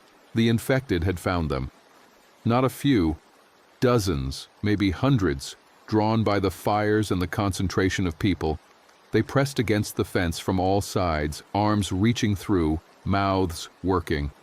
The fence was holding, but just barely. Helen was shouting orders. All able-bodied to the perimeter. Reinforce the weak points. Anyone who can't fight, get to the center. Keith grabbed his bat and ran toward the fence. The teenager who'd been guarding him was already there, firing his rifle at the infected on the other side. Each shot dropped one, but there were too many. For every one that fell, 2 more shambled forward. "The fence won't hold," someone yelled. They were right. Keith could see it bowing inward where the infected pressed hardest. A section of chain link had come loose from its post, and the infected were working their way through the gap. "Fall back," Helen ordered. "Controlled retreat to the main building." The survivors pulled back, some helping others, some just running. Keith stayed near the fence, swinging his bat at any infected that made it through. He connected with a skull and felt it crack. Again. Again. His arms burned and his breath came in ragged gasps. A woman fell near him, tripped over debris. 3 infected were on her before Keith could react, pulling her down, tearing at her flesh. Her screams cut off abruptly. "Move!" Helen grabbed Keith's arm and pulled him back. They ran for the main building, a concrete structure that had probably been administrative offices. Inside, maybe 30 survivors had made it. The rest were either dead or scattered into the night. Helen slammed the door and someone produced a 2x4 to barricade it. The infected hit the door seconds later. Then the windows, the glass held but spiderwebbed with cracks. "The radio," Keith said. "We need to call for help." "From who?" "The military that's supposedly at Kirtland? Even if they're real, even if they heard us, they'd never get here in time." "Then what?" Helen looked around at the survivors. Terrified faces, people crying, someone bleeding from a bite wound. "We wait. See if the infected lose interest and wander off. If not." She didn't finish. The night stretched into eternity. The infected never stopped. They pressed against the building from all sides, moaning, clawing, never tiring because they didn't get tired. The dead didn't need rest. The person with the bite wound turned sometime around 3 in the morning. Keith watched it happen. The fever, the convulsions, the moment of death. Then, impossibly, movement. The corpse sat up and looked around with empty eyes. It saw the other survivors and lunged. 2 gunshots, and it went down for good. But now they were down to 28 survivors, and the smell of blood had driven the infected outside into a frenzy. Dawn brought no relief. The infected remained, a crowd of shambling corpses surrounding the building. Keith could see them through the window, hundreds now, drawn by the noise and the concentration of prey. Some were fresh, newly turned. Others were rotting, falling apart, barely functional, but still moving. "We can't stay here," a man said. "We'll starve." "We leave, we die," Helen countered. "We stay, we die slower." Arguments broke out. Some people wanted to make a run for it. Others wanted to stay and hope for rescue. Keith stayed quiet, thinking about the radio, about Kirtland, about whether any of this mattered. By midday, a decision was reached. They would try to escape after dark, moving in small groups, trying to slip through the infected rather than fight them. It was a terrible plan, but it was the only plan they had. Keith volunteered for the first group. Better to die quickly than wait and watch others fail. Helen was in his group, along with the teenager from the gate and 3 others. Night fell. They opened the back door, away from the main concentration of infected, and slipped out. 10 feet, 20. Moving slow, trying not to attract attention. The infected nearest to them swayed but didn't pursue. 30 feet, almost to the fence. Then someone's foot caught on debris and they went down hard with a crash. Every infected head turned. The moaning started. Then movement. "Run!" Helen screamed. Keith ran. The fence was close and he scrambled over it, his pack catching on the chain link and tearing free. He lost his supplies but kept his bat and kept running. Behind him, screams, gunfire, Helen shouting orders that cut off mid-word. He ran until his lungs burned and his legs gave out, collapsed behind a dumpster 2 blocks away, and listened to the sounds of slaughter fade into the distance. When he finally emerged, the sun was rising on day 13. Keith was alone again. Helen was dead. The teenager was dead. The fairgrounds camp was gone. He walked through the morning, numb, barely aware of where he was going. Found himself on a residential street, nice houses with dead lawns and cars in driveways. One house had its door standing open. Keith went inside. The house was empty, abandoned early in the outbreak from the looks of it. Clean, intact. A frozen moment of normal life. He found the kitchen and searched for food. Cans in the pantry, bottled water in the garage, a first aid kit under the bathroom sink. He sat on the living room couch and stared at the wall. Thought about everything he'd seen, everyone he'd lost, the slow degradation from civilized person to scavenger to killer. His radio. The thought came suddenly. He'd lost his pack, but his professional tools, those were second nature. He could build another transmitter, could try to reach Kirtland himself, could find out if there was anything left worth reaching for. The house had a garage with tools, basic stuff, but enough. Keith spent the next 3 days scavenging parts from electronics in nearby houses, gutted radios, televisions, anything with circuits. His hands remembered the work even when his mind was elsewhere. On day 16, he had a functional transmitter. Crude, weak range, but functional. He powered it with car batteries and started broadcasting. "This is Keith, broadcasting from Albuquerque. Requesting contact with any survivors. Repeat, this is Keith, requesting contact." He broadcast for hours. Nothing but static answered. Then, just as he was about to give up, "Keith, this is Kirtland Air Force Base. We read you. What's your location?" Keith felt something he'd almost forgotten. Hope. "I'm in the Northeast Heights.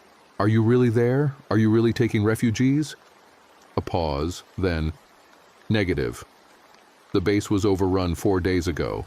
This is Sergeant Davis. There are 12 of us left. We're holed up in a bunker, but we're running out of supplies. If you know somewhere safe, we need coordinates. The hope died. There's nowhere safe. The fairgrounds camp was destroyed. Everyone I knew is dead. Copy that. We're in the same situation. Listen, we've heard broadcasts from other areas. Colorado Springs is supposedly still holding. Fort Carson. If we could get there, that's 200 miles through infected territory. You have a better idea? Keith didn't. He gave Davis his address, and the sergeant said they'd try to make it there, to combine resources and plan an escape from the city. Maybe together they stood a chance. They arrived on day 18. 12 soldiers, exhausted and running on fumes. They'd fought their way across the city and lost 3 people doing it. Davis was the ranking officer, a career military man in his 40s who looked 20 years older. "We have ammunition," he told Keith. "Some MRES training. You have shelter and apparently the skills to build communications equipment. That's worth something." They fortified the house, barricaded windows, set up watch rotations, consolidated supplies.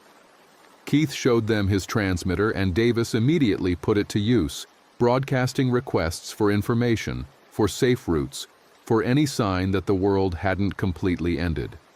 Responses came, scattered, desperate, often cut off mid-transmission, but they painted a picture of what was happening. Albuquerque was gone, so was Phoenix, Las Vegas. Most of the Southwest had fallen in the first 2 weeks. The coasts had lasted longer, but were crumbling. The government had evacuated to offshore platforms and mountain bunkers. The military was fragmented, individual units making their own decisions, but some places were holding.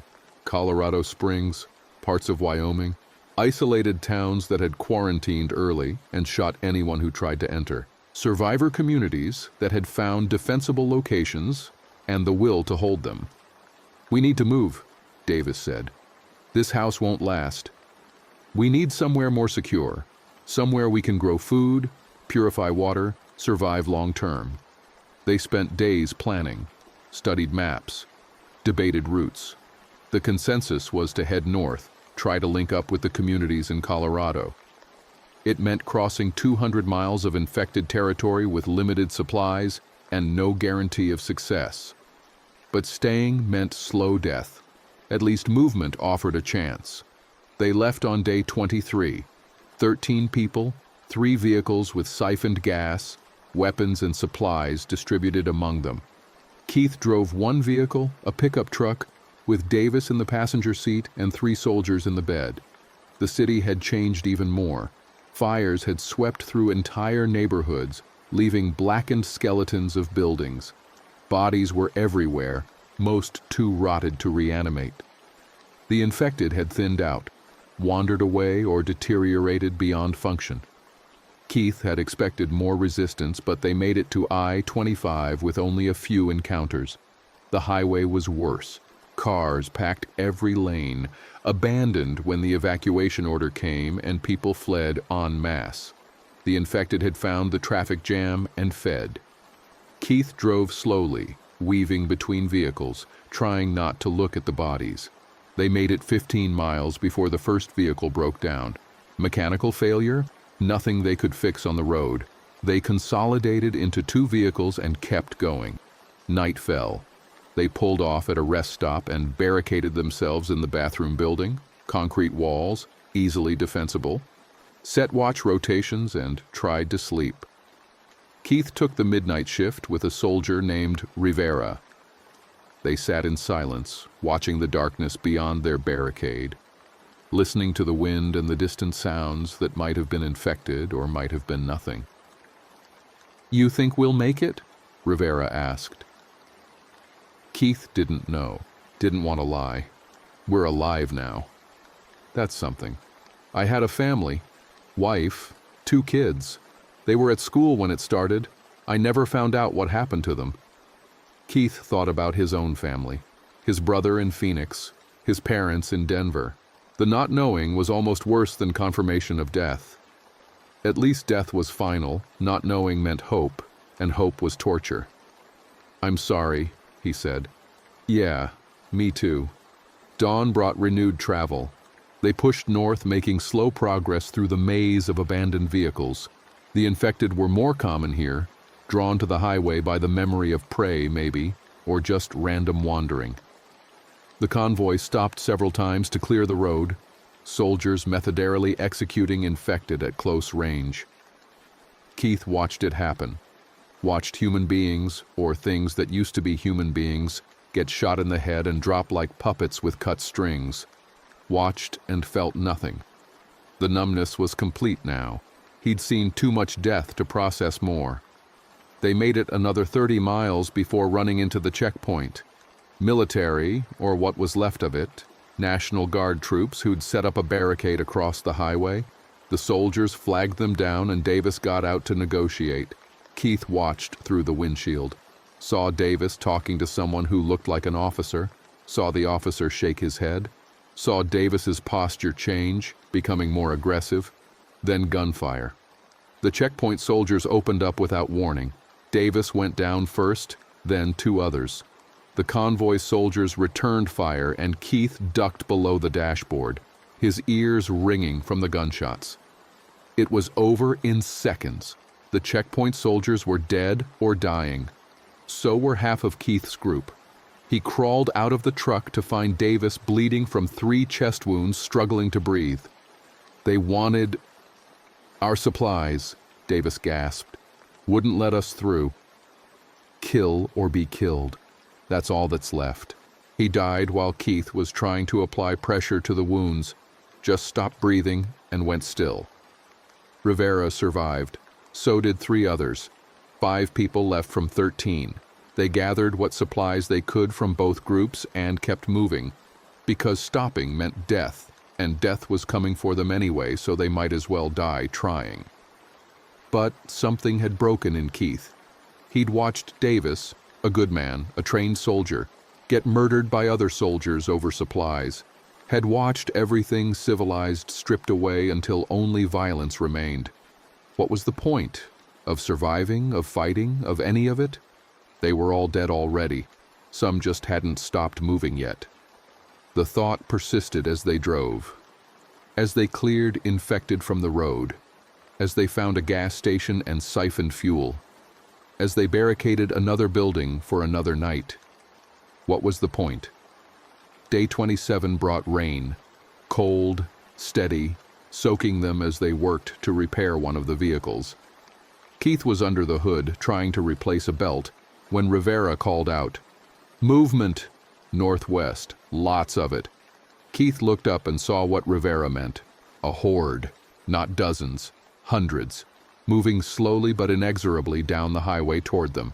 The rain must have made them sluggish, but there were too many, far too many. "We can't fight that," one of the soldiers said. "Then we run," Rivera replied. They ran. Left the broken vehicle and piled into the working one. 5 people crammed into a truck meant for 3. Keith drove, pushing the engine hard, weaving through the obstacle course of the highway. The horde followed, always behind them, always coming. They'd stop for gas or supplies and see it in the distance. Stop for the night and hear it moaning on the wind. It was relentless, like the universe had decided they'd survived long enough. Day 30. They were close now.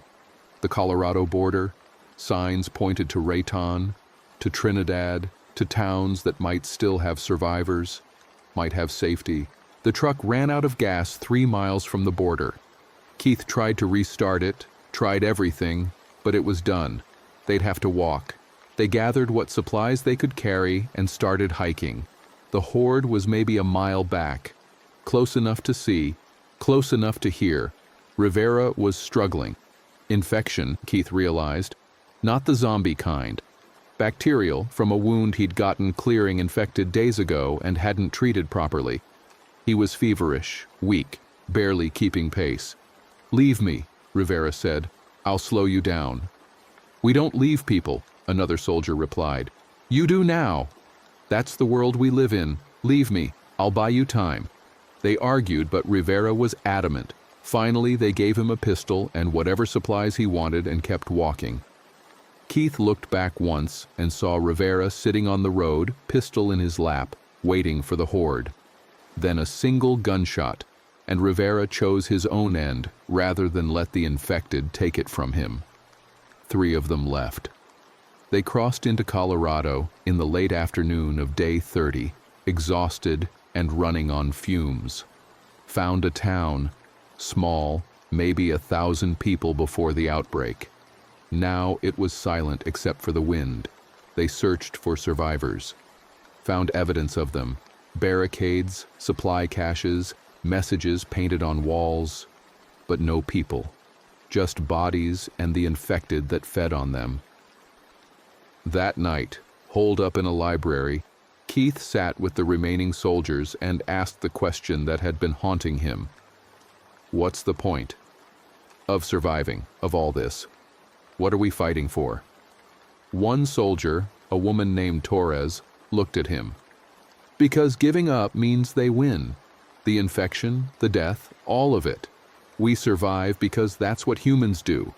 We endure. But for what?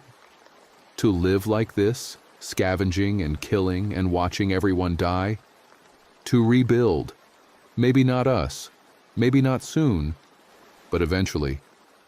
Someone has to be left to remember what we were, to carry it forward.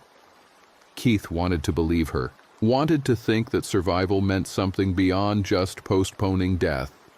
But he'd seen too much, done too much. The person he'd been, the DJ who worried about being late, who had normal concerns and normal fears, was gone. Dead as Tommy, dead as everyone. Morning brought no answers. They found a radio in the library, and Keith jury-rigged it to broadcast. Sent out the same message he'd been sending for weeks. This is Keith, broadcasting from southern Colorado. Looking for survivors. Looking for safe zones. Looking for anything. This time, an answer came. Keith, this is Fort Carson. We're still operational. If you can make it here, we have shelter, food, security. Give me your coordinates and we'll send a convoy. Keith gave them the coordinates. Torres and the other soldier looked at each other with something like hope. Maybe this was it. Maybe they'd actually made it. The convoy arrived that afternoon. 3 armored vehicles, professional soldiers who looked clean and well-fed, and nothing like the desperate survivors Keith had become. They cleared the town of infected with efficiency, then loaded Keith and the others into a vehicle. You made it, the convoy leader said. Not many do. You should be proud, proud.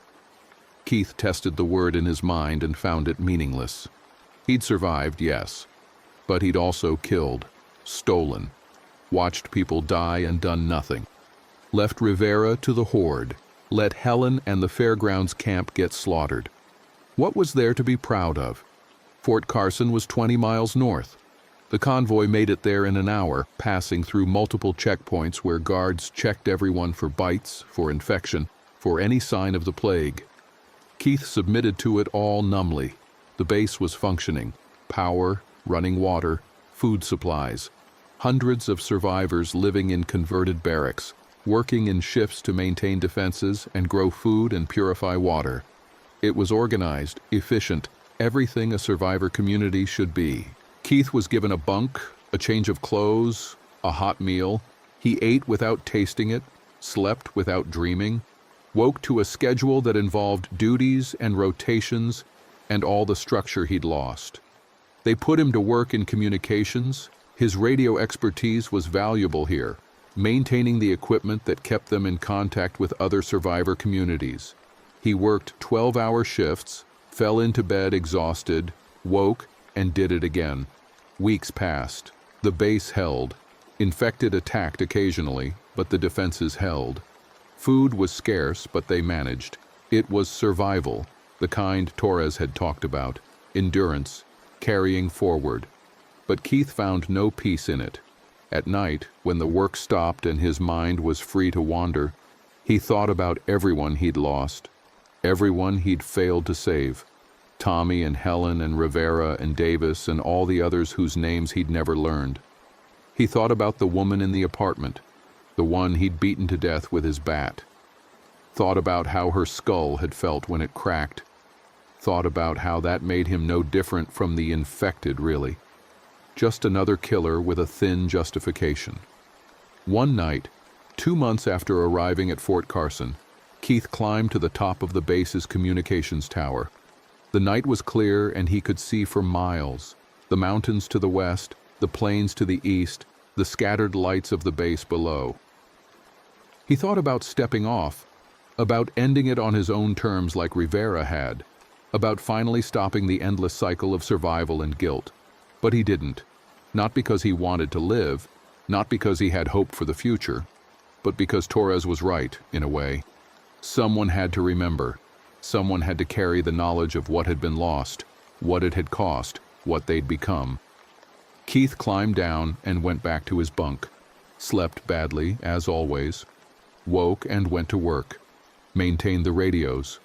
Listened to broadcasts from other survivors. Mapped safe routes and danger zones. Became a cog in the machine of survival. The infection had taken the world, had turned millions into monsters and killed millions more, had reduced civilization to scattered pockets of desperate people clinging to existence. But those pockets endured. Fort Carson held through the winter, through spring, into summer. Other bases reported similar success. Slowly, painfully, a new network was forming. Not a return to what was, but something new built on the ruins. Keith worked, survived, remembered. That was all he could do. All any of them could do. Survive and remember and try to live with what they'd done to keep surviving. The world had ended. But people, somehow, endured. And in that endurance, perhaps, was the faint possibility of something like meaning. Not redemption, not forgiveness, but continuity. The simple, stubborn insistence on existing, even when existence had become almost unbearable. Keith maintained the radios, sent messages into the void. Sometimes someone answered. Those moments, the crackle of static resolving into a human voice, the confirmation that somewhere, someone else still lived, those moments made it almost bearable. Almost. Months turned into a year. Fort Carson adapted, evolved. Gardens produced food. Engineers restored more infrastructure. Children born before the outbreak grew older in this new world, learning survival skills instead of mathematics, learning to kill instead of how to play. Keith trained some of them in communications, taught them how to build transmitters from salvaged parts, how to send and receive messages, how to maintain the fragile connections between survivor communities. He was good at it, patient, thorough. The kids learned fast. One of them, a girl maybe 14 named Amy, who never talked about her parents, showed particular aptitude. Keith worked with her one-on-one, teaching her the intricacies of radio propagation, frequency selection, signal boosting. She absorbed it all with an intensity that reminded him of himself, back when learning these skills meant a career instead of survival. "Why do you do this?" she asked one day. "The radios, I mean. We have walls, food, security. Why reach out to other places?" Keith thought about it. Because isolation kills as surely as infection. We need to know we're not alone. Need to share information, coordinate defenses, remember that there's more than just our little pocket of survival. "Do you think we'll ever get it back? The world before?" "No," Keith said, because lying to her seemed worse than the truth. "That world is gone, but we can build something new, something different. Maybe better, maybe worse, but something." Amy nodded. She understood, he thought.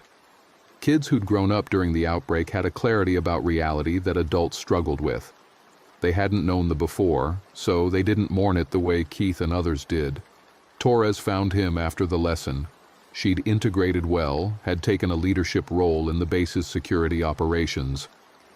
"We're planning an expansion," she told him.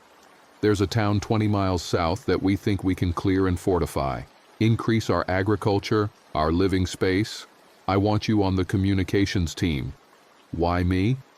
Because you're good at it, because people trust you, because you survived the worst of it, and that means something. Keith wanted to argue, but found he couldn't. He'd survived. That was true. The why and the how and the cost were separate questions, but the fact remained. He'd made it when so many others hadn't. The expansion happened over the course of 3 months. The town, a place called Bradley that Keith had never heard of before the outbreak, was cleared of infected one building at a time. The soldiers were efficient, professional. They'd learned from experience, knew how to minimize risk and casualties. Keith set up a communications hub in the town's old fire station. From there, he could reach Fort Carson and the other survivor communities within a 100-mile radius. He trained locals to use the equipment, to send reports and receive instructions. Became part of the infrastructure that held the fragile new world together. Life developed a rhythm again, different from before, but still a rhythm. Wake at dawn, work through the morning, break for a meal, work through the afternoon. Evening was for maintenance and training.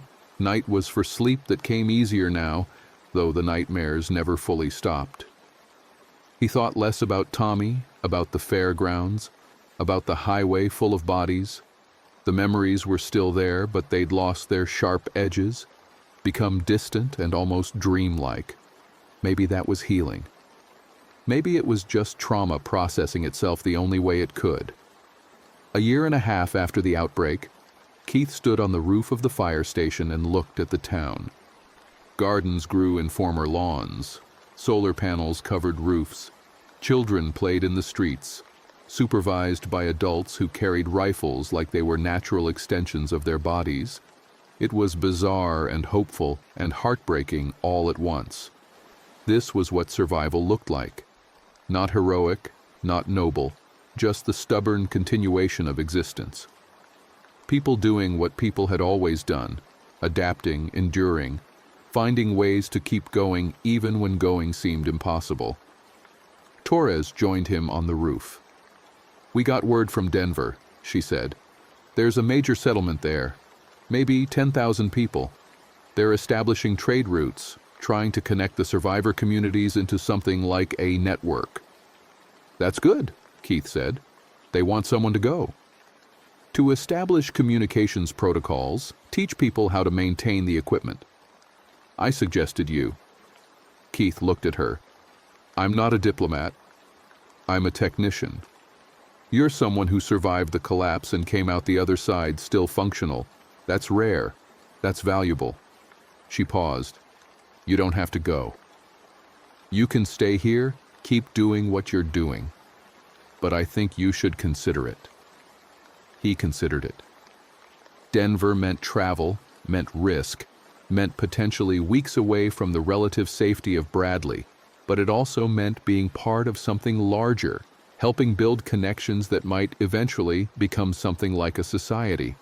"I'll think about it," he told Torres. That night, Keith sat at his radio and sent out his usual broadcast. "This is Bradley Station calling any survivors in range. We are a secure community in southern Colorado with food, water, and shelter. If you're listening, if you need help, respond with your coordinates." Static answered. Then faintly a voice. "Bradley Station, this is a survivor group in Wyoming.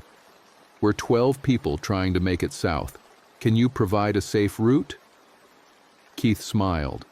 It was a small thing, this voice in the darkness, but it meant people were still out there, still fighting, still surviving. He gave them coordinates, warned them about known infected concentrations, wished them luck. When the broadcast ended, he thought about Denver, about building something larger than just survival, about maybe, possibly finding a purpose beyond simply existing. He decided to go. The journey to Denver took a week, moving cautiously through territory that was still dangerous. Keith traveled with a convoy of 6 people, all experienced survivors. They encountered infected, fewer than before, but still present. Took detours around impassable roads. Spent nights in barricaded buildings, listening to the sounds of the dead outside. But they made it. Denver was larger than Keith had imagined. a sprawling settlement built in the ruins of the city. Thousands of people working together, growing food, maintaining infrastructure, defending against infected and raiders alike. Keith was put to work immediately. They had radio equipment, but it was poorly maintained, cobbled together from salvaged parts with no real organization. He spent weeks reorganizing it, training operators, establishing protocols for communication between Denver and the other settlements. He met people from all over: survivors who'd fled the coasts when the cities fell, military personnel from bases that had been overrun, scientists who'd escaped from CDC facilities. Each had their own story of loss and survival, their own catalog of trauma. One was a woman named Elizabeth who'd been a nurse in Albuquerque. Keith almost didn't ask, afraid of what he might learn, but finally forced himself. "Did you know someone at Presbyterian around the time of the outbreak?" "I was at Presbyterian," Elizabeth said. "I was there when it started, when the first patients came in." Keith felt his throat tighten. "Do you remember, there was a woman, younger. She worked in the ER. I don't want to describe her, don't want to know what happened, but—" "Most of us died," Elizabeth said quietly. "The ones who didn't became infected or ran." "I ran. I'm not proud of it, but I ran." She looked at him. "If you knew someone there, chances are they didn't make it." "I'm sorry." Keith nodded. He'd known, really. Had known for months, but confirmation still hurt, still opened a wound he'd thought had scarred over. "Thank you," he said, "for telling me." He threw himself into work after that. Spent 18-hour days building communications infrastructure, training operators, establishing networks. Made Denver the hub that connected settlements across Colorado and into Wyoming, New Mexico, Nevada. Became known as someone reliable, skilled, essential. 2 years after the outbreak, Keith stood in a meeting of settlement leaders and presented a proposal. A coordinated network of communities, sharing resources and information, providing mutual defense and support. Not a government, no one was ready for that, but a framework for cooperation. The proposal was accepted. Keith became the network's communications director, a title that meant nothing in the old world, but represented crucial infrastructure in the new one. He traveled between settlements, installed equipment, trained people, built the connections that might eventually become a real society. He never forgot what it had cost. Never forgot Tommy or Helen or Rivera or any of the others. Never forgot the woman he'd killed in the apartment, or the desperate scramble to survive, or the slow erosion of everything civilized and human. But he also remembered that survival was possible, that people could endure incredible horror and still function, still build, still find meaning in the simple act of continuing to exist. 3 years after the outbreak, Keith stood on a hill overlooking Denver and thought about everything that had changed. The city below was different, smaller, darker, but alive. People moved through the streets, smoke rose from cooking fires. Children played. Life continued. It wasn't the world he'd known. That world was gone, buried under millions of dead and the collapse of everything he'd taken for granted. But this new world, for all its brutality and loss, was still a world. Still a place where people laughed and cried and loved and survived. Keith descended the hill and returned to his work. There were radios to maintain, messages to send, connections to preserve. Simple tasks, mechanical and repetitive, but they mattered. In their own small way, they were how he fought back against the darkness that had tried to consume everything. He survived, they all survived. And in surviving, they honored everyone who hadn't. Every person lost to the infection, every sacrifice made, every small act of courage in the face of impossible odds. The world had ended. But people, impossibly, endured. And maybe that was enough. Now let's move on to the next story. The morning air off the Savannah River carried the smell of brackish water and diesel fuel as the tour guide stepped onto the weathered gangway of the decommissioned destroyer. Her boots made hollow sounds against the metal grating, a rhythm she'd grown accustomed to over 3 years of leading visitors through the maze of compartments and passageways below. The ship had been a museum for decades, preserved as a memorial to wars fought before she was born, and now it was just another job. Minimum wage, inconsistent tips, tourists who barely listened. She carried a thermos of coffee and a clipboard with the day's schedule. 2 tours booked, a group of retirees at 10, families with children at 2. Standard weekday traffic. The gift shop needed restocking before opening, and maintenance had left a note about a stuck hatch near the engine room. She'd have to check that before the first group arrived. Her name tag read Museum Guide above her first name. She'd worked at the Maritime Center since dropping out of community college, unable to afford the tuition after her father's construction business went under. The job wasn't glamorous, but she knew every inch of this ship. The steep ladders between decks, the cramped berthing areas where sailors once slept in stacked bunks, the massive engine room with its incomprehensible tangle of pipes and valves.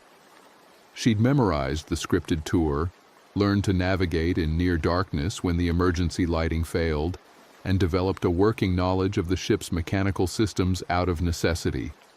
When something broke, the museum director usually told her to fix it herself or find a volunteer with the right skills. She unlocked the main deck entrance and began her opening routine.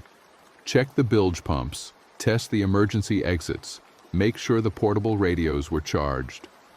The ship rocked gently against the pier, and morning light filtered through portholes, casting long shadows across the steel decks.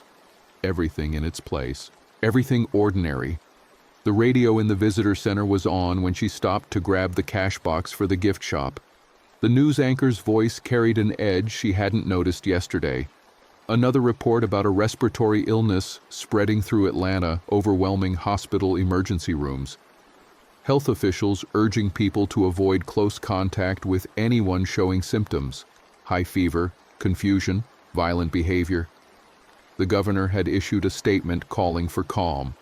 Nothing unusual, they said. Probably just a bad flu season starting early.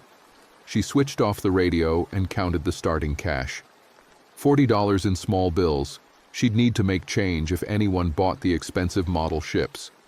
The first co-worker to arrive was an older man who volunteered 3 days a week, a retired Navy veteran who'd actually served on ships like this one during his years in service. He moved slowly, arthritis making the steep ladders difficult, but he loved talking to visitors about what life had been like at sea. He nodded to her as he came aboard, his face drawn with fatigue. "You look like hell," she said. "Didn't sleep." "My daughter called last night. Said they're keeping my grandson home from school. Half the kids in his class are sick with something." She sounded scared. He rubbed his eyes. "Probably nothing. Kids get sick all the time. They're talking about it on the news, some kind of flu." "Yeah, well," he shrugged. "We survived worse. You ready for the retiree group?" "Always." The morning tour arrived on schedule. 8 elderly visitors, most of them veterans themselves or spouses of servicemen. They moved slowly through the ship, asking questions about the gun turrets and radar equipment, sharing stories about their own time in the military. She guided them through the narrow passageways, her flashlight beam cutting through shadows in the lower decks. The ship smelled like old metal and paint, rust and oil that had seeped into every surface over decades. In the berthing area, she explained how sailors lived in these cramped spaces, sleeping in shifts, personal belongings stored in tiny lockers. One woman asked about the watertight doors, the heavy hatches that could seal off compartments in case of flooding. "Do they still work?" "Most of them. We test them quarterly for safety. This ship was designed to survive battle damage. Every section can be isolated." She demonstrated the mechanism, spinning the metal wheel to unlock the door, then reversing it to seal the space again. The dogs clanged into place with satisfying finality. The tour ended without incident. She collected $3 in tips and escorted the group back to solid ground. Between tours, she ate lunch in the small office behind the gift shop, a sandwich from home, an apple going soft. The television mounted in the corner played news coverage of traffic jams around Atlanta. People were leaving the city, the reporter said, despite official assurances that the illness was contained. Footage showed highways packed with cars, frustrated drivers honking at standstills. The camera cut to a hospital entrance where ambulances lined up, paramedics wheeling gurneys through sliding doors that barely closed before the next arrival. Her phone buzzed, a text from her younger brother, a truck driver who'd been hauling freight across the southeast. Stay home if you can. Something weird happening on the roads. Saw an accident near Macon. Cops wouldn't let anyone near it. People acting crazy. She replied, "At work. What do you mean crazy?" No response. She waited 5 minutes, then put the phone away. The afternoon tour was smaller, just one family, parents with a boy around 10 and a girl maybe 7. The kids were energetic, running ahead to peer into compartments, asking rapid-fire questions she answered on autopilot. The father seemed distracted, checking his phone every few minutes despite her request that visitors silence devices during the tour. The mother kept glancing toward the exit, her jaw tight. "Is everything all right?" she asked quietly as they descended into the engine room. "Sorry, yes. My sister works at a hospital in Brunswick. She called this morning and said things are getting strange. Patients coming in with bites, acting violent before they even get treatment. She thinks maybe we should head inland for a few days, but my husband says we're overreacting." "Probably just precaution," she said, though the unease in her chest was growing. "The news says it's just a bad flu." "Yeah, maybe." The kids wanted to see the ammunition storage, so she led them forward through a passage barely wide enough for 2 people to pass. Her flashlight revealed rows of empty shell racks, stenciled warnings about explosive materials still visible on the bulkheads.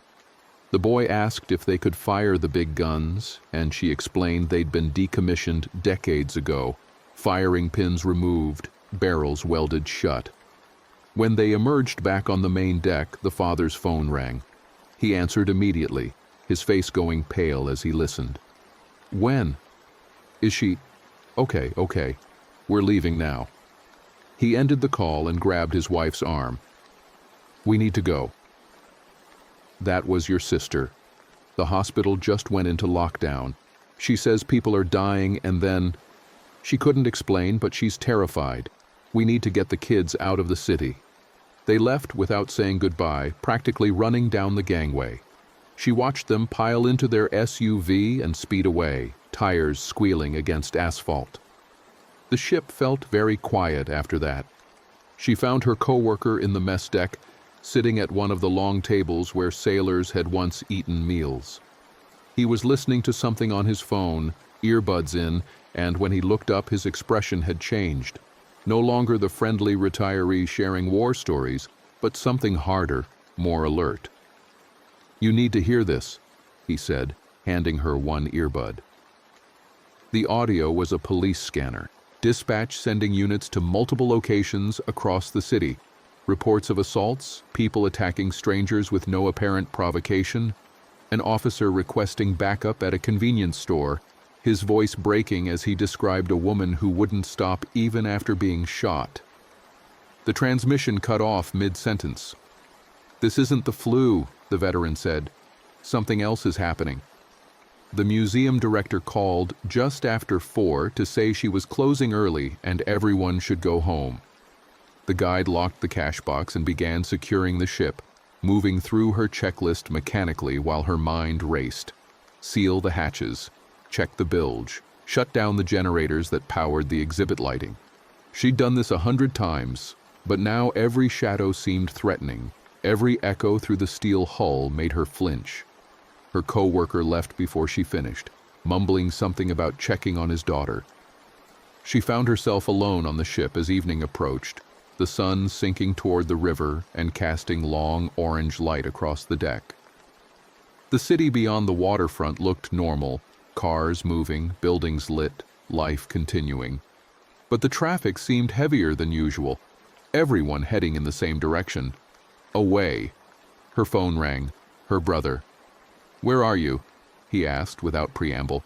"Still at work." "What's going on?" "Get out of Savannah. Now. I'm heading west, away from the coast. The highways are jammed, but you need to move. This thing, whatever it is, it's spreading fast. I saw it happen at a rest stop. Guy collapsed, started convulsing, then got back up and attacked someone. Bit right through the woman's throat. She went down, and 5 minutes later she was up too, going after anyone close.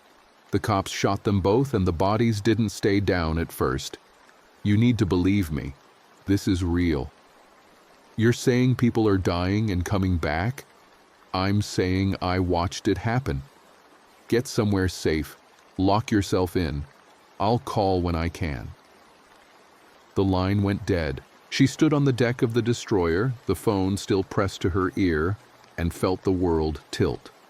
Her practical mind rejected what he'd described: dead people attacking the living, continuing to move after being shot. But the fear in his voice was unmistakable. Her brother was former military himself, deployed twice overseas. He didn't panic easily. The radio scanner in the office was still broadcasting when she returned to check it. More police calls growing frantic, fire department requesting military support, hospitals turning away patients, a distorted transmission about a mass casualty event at the downtown YMCA, multiple officers down, requesting any available units. She thought about leaving, getting in her car and driving until she ran out of gas. But the highways would be packed, gridlocked with everyone else trying to flee. If her brother was right, if this was spreading as fast as he claimed, she might not make it 10 miles before getting trapped in traffic with thousands of others. The ship, though. The ship was defensible. Steel walls, watertight compartments, limited access points. She knew every inch of it. If she could secure the entrances, gather supplies, she could wait this out. Whatever this was. She spent the next hour moving with purpose, driven by instinct and training she didn't know she possessed. First, she locked the main gangway and secured the brow with a chain and padlock from the maintenance locker. Then, she went through the ship compartment by compartment, closing and dogging every watertight door she could reach, creating sealed sections. The emergency supplies were minimal: a first aid kit in the office, bottled water in the gift shop refrigerator, some vending machine snacks. But she gathered everything into the berthing area midship, the most defensible space. The ship had tools, at least: wrenches, hammers, pry bars in the damage control lockers. She took inventory, her hands shaking slightly as she handled the heavy steel tools. Weapons, if it came to that. Night fell. The city lights across the water seemed wrong somehow. Too many dark buildings, too much irregular flashing that might have been emergency vehicles.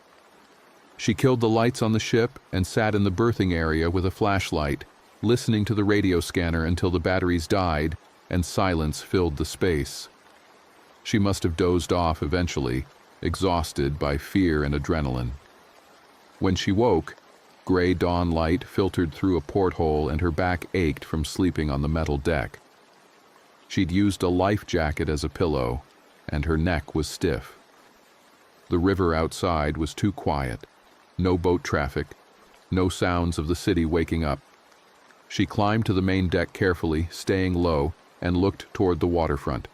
Smoke rose from at least 3 locations she could see. A car sat abandoned on the nearest bridge, doors open. The parking lot of the Maritime Center was empty except for her vehicle and 2 others, probably museum staff who'd left in a hurry yesterday. No sirens, no helicopters, no signs of organized response. The morning passed in terrible stillness. She rationed water, eating crackers from the vending machine and watching the shore. Once, she saw people moving in the distance, shambling figures that didn't walk quite right. They moved in a loose group, following some instinct she couldn't fathom. When one stumbled and fell, the others didn't stop or help. They just kept moving. Her phone had no signal. The ship's radio equipment was purely for show, disconnected decades ago. She was isolated, cut off, alone with her growing certainty that the world beyond the ship had changed fundamentally. Around noon on the second day, she heard voices.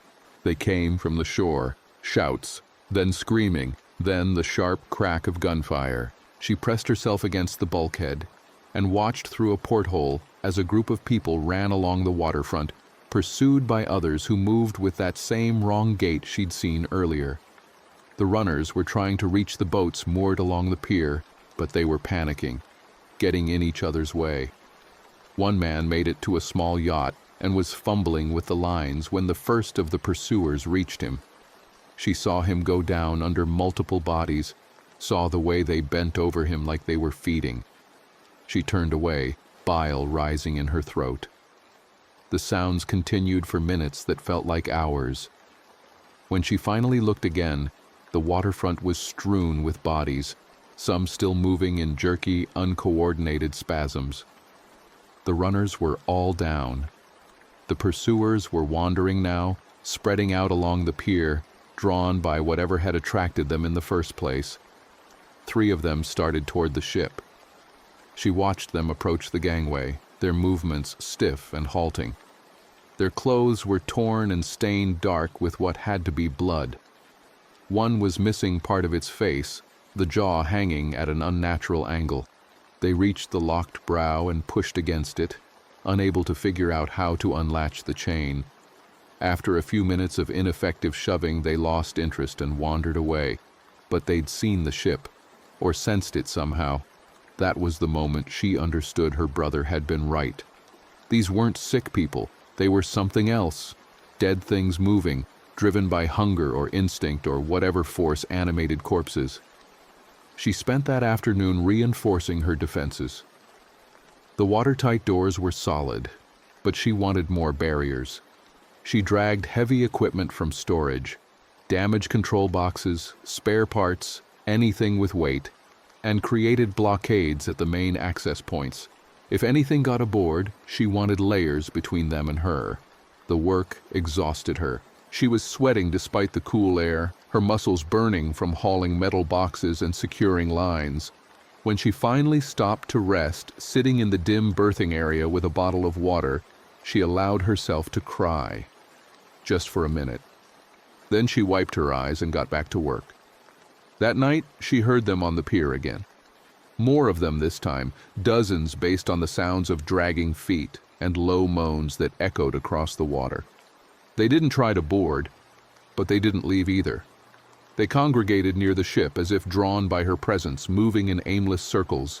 She stayed silent, barely breathing, and eventually they drifted away. On the third day, she saw smoke rising from what looked like downtown, not the scattered fires from before, but a massive plume that turned the sky black. Something big was burning, probably had been for hours. She wondered if anyone was fighting the fires or if the city was just being left to burn. Her food situation was becoming critical. The snacks from the vending machine wouldn't last more than a few days, and she'd already gone through half the bottled water. The ship had a small galley, but it had been converted to museum space years ago. No working stove, no supplies. She'd need to leave eventually, venture onto shore to scavenge. The thought terrified her. She spent the day studying the shore through binoculars from the museum's navigation exhibit. The Maritime Center's gift shop would have more food and water. There was also a convenience store 3 blocks inland. Both might already be looted, but it was worth checking. If she moved fast, stayed quiet, she could be there and back in under an hour. She prepared methodically, a backpack from the lost and found, the heaviest wrench from the damage control locker, its weight reassuring in her hand. A flashlight with fresh batteries.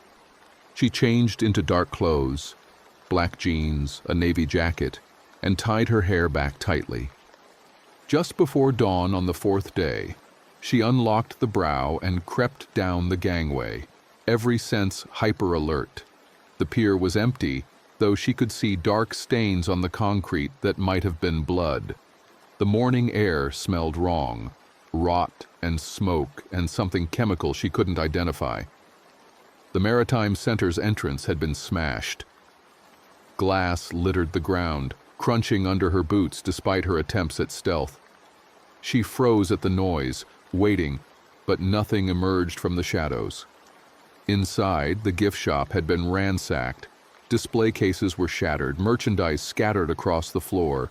Someone had already taken most of the food, but she found 3 bottles of water under a fallen rack and some candy bars near the register. Not enough. Not nearly enough. She moved deeper into the building, checking offices and storage rooms. The staff break room yielded a small jackpot, a case of energy drinks, someone's lunch bag with a sandwich and chips, a box of granola bars in a desk drawer. She stuffed everything into the backpack, her hands shaking with the need to move quickly. That's when she heard the moan. It came from the hallway behind her, low and wet and unmistakably inhuman. She turned slowly, the wrench raised, and saw one of them standing in the doorway. It had been a woman once, wearing what looked like hospital scrubs, now torn and filthy. Its eyes were clouded, milky white, and its mouth hung open to reveal broken teeth. Fresh blood covered its hands and chest. They looked at each other for a frozen moment. Then it lurched forward, faster than she'd expected, arms reaching. She swung the wrench without thinking, connecting with its skull with a sound like a hammer hitting a melon. The thing stumbled but didn't fall. She hit it again, harder, and this time it went down. But it kept moving, trying to crawl toward her even with its head caved in. She brought the wrench down a 3rd time, then a 4th, until it finally stopped moving. Her breath came in ragged gasps, and her arms ached from the impacts. Blood and darker fluids spattered her clothes, warm and viscous. She wanted to vomit, wanted to curl up and cry, but she could hear more of them now, drawn by the noise. Their moans echoed through the building, coming from multiple directions. She ran. The backpack bounced against her spine as she sprinted through the Maritime Center, her boots slipping on debris. She burst through the broken entrance and onto the waterfront, not caring about stealth anymore. Behind her, the moans grew louder. She risked a glance back and saw at least 5 of them emerging from the building, their movements jerky but persistent. The gangway had never seemed so long. She pounded across it, the metal clanging under her feet, and didn't stop until she was on the ship's deck. Then she turned and hauled the brow up behind her, her muscles screaming with effort. The chain snapped into place just as the first of them reached the pier. They gathered at the edge, reaching toward the ship with rotting hands, but the gap was too wide. They couldn't cross. She stood at the rail, gasping for breath, and watched them mill about uselessly. After a while, she went below and locked herself in the berthing area. She set the backpack down carefully and took inventory of what she'd gathered. Enough food and water for maybe a week if she was careful. Not enough. Never enough. She washed the blood off her hands and face using a tiny amount of precious water, scrubbing until her skin felt raw. The wrench sat on the deck beside her, darkened with gore she couldn't quite clean away. She'd killed something, someone. It hadn't been human anymore, she told herself. It was already dead. But the memory of the impacts, the sound of skull cracking, would stay with her. That night, she heard screaming from somewhere in the city, high and terrified and then suddenly cut off. The dead moaned in response, a chorus that made her skin crawl. She covered her ears and tried to sleep, but every time she closed her eyes, she saw that woman in hospital scrubs reaching for her. On the 5th day, she forced herself to eat breakfast, half a granola bar and 3 sips of water. Rationing was essential. She had no idea how long she'd need to hold out, or if rescue would ever come. The radio scanner was dead, her phone useless. For all she knew, she was the only living person left in Savannah. The thought was almost comforting. If everyone was gone, she didn't have to feel guilty about hiding on the ship while others died. She spent the morning hours exploring sections of the ship she'd rarely visited. The aft magazines, the damage control stations, the cramped spaces where equipment had been stored during the ship's active service. Most compartments were empty now, stripped for the museum conversion, but she found useful items. A coil of rope, a box of flares, a rusted but functional manual pump. In the lower engineering spaces, she discovered the ship still had water in its tanks. Not much and probably stagnant, but it could be boiled if she could figure out how to heat it. The galley's stove was dead, but there were emergency heating units in the damage control inventory. Chemical warmers designed to be lit in case of power failure. She'd never used one, but the instructions were stenciled on the canister. Small victories. They kept her sane. Around midday, she heard an engine. She scrambled to the deck, hope surging painfully in her chest. A boat was approaching from downriver, a small fishing vessel moving erratically. She could see two people on deck waving frantically. "Please!" a man's voice carried across the water. "We need help! Let us aboard!" She hesitated, every instinct warring. The ship was her sanctuary, her fortress. Letting others in meant sharing supplies, trusting strangers, risking betrayal. But they were alive, human, maybe the first she'd seen in days. The boat drew closer. She could see them clearly now, a middle-aged man and a teenage boy, both filthy and exhausted. The man was steering while the boy frantically bailed water from the hull. The boat was sinking, she realized. They'd be in the water soon if they didn't reach shelter. "Hold on!" she shouted. "I'll get a line." She found a mooring rope and threw it down as they pulled alongside. The man caught it and secured it to his boat's cleat, then helped the boy climb onto the rope. The kid was maybe 16, skinny and terrified. He hauled himself up hand over hand while she braced to pull him the last few feet onto the deck. The man followed, moving slower, his hands bleeding from rope burns. When he finally collapsed on the deck beside his son, she could see bite marks on his arm, deep, ragged wounds that were already festering. "When did you get bitten?" she asked, her voice flat. He looked at the wound, then at her. Understanding passed between them. "This morning. We were trying to get fuel from a marina. One of those things came out of nowhere. I thought maybe it was different. Maybe I wouldn't turn." "How long ago?" 4 hours, maybe 5. She'd seen the pattern now, heard enough about it on the scanner before it died. Bites led to fever, then death, then reanimation. The timeline varied, but it was always the same end result. This man was dying, and when he did, he'd become one of them. The boy was crying silently, his whole body shaking. "I'm sorry," the man said. "We didn't have anywhere else to go. The whole coast is overrun. We thought maybe we could find a boat, get offshore, but everything's either taken or destroyed. When we saw your ship, we thought..." He trailed off, looking at his son. "Can you take care of him?" "Please. He's a good kid. He deserves a chance." She wanted to refuse, wanted to tell them to get back in their sinking boat and die somewhere else. But the boy was looking at her with desperate eyes, and she remembered what it felt like to be young and terrified. "What's your name?" she asked the kid. "Tommy." His voice cracked. "Are you really going to help us?" "I don't know yet." She turned to the father.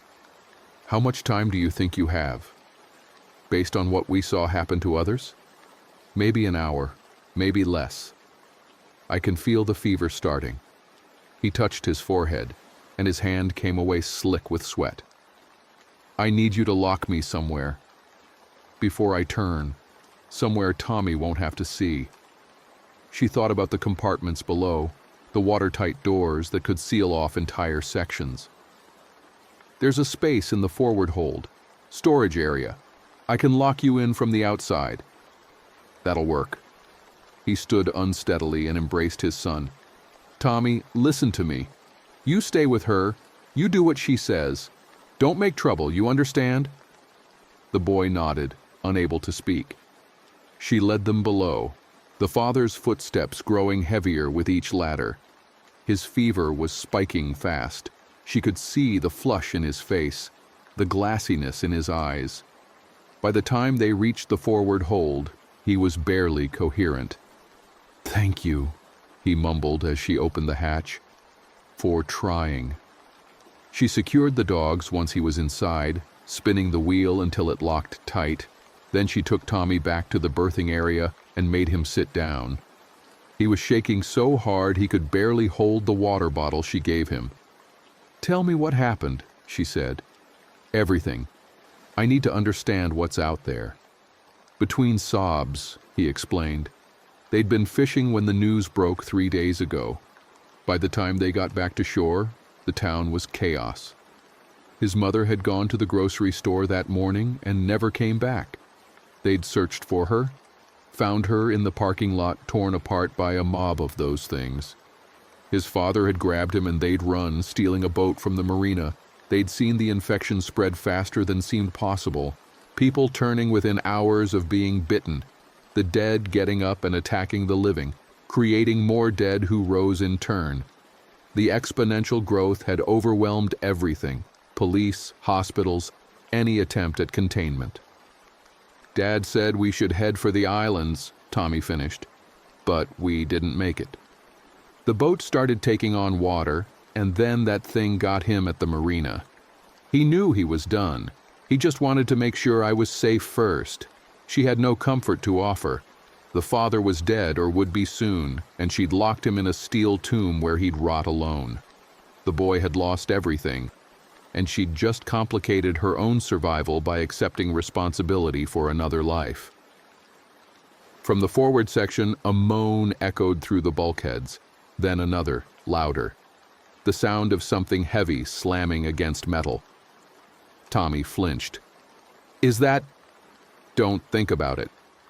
She stood and began organizing the supplies she'd scavenged. "We need to focus on staying alive. That means rationing food and water.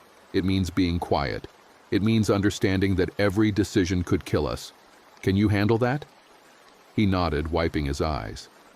"Good. First thing you need to learn is the layout of this ship. If something goes wrong, if those things get aboard, you need to know how to move through the compartments, how to seal yourself in, how to get out through emergency exits. I'm going to teach you everything I know. Pay attention."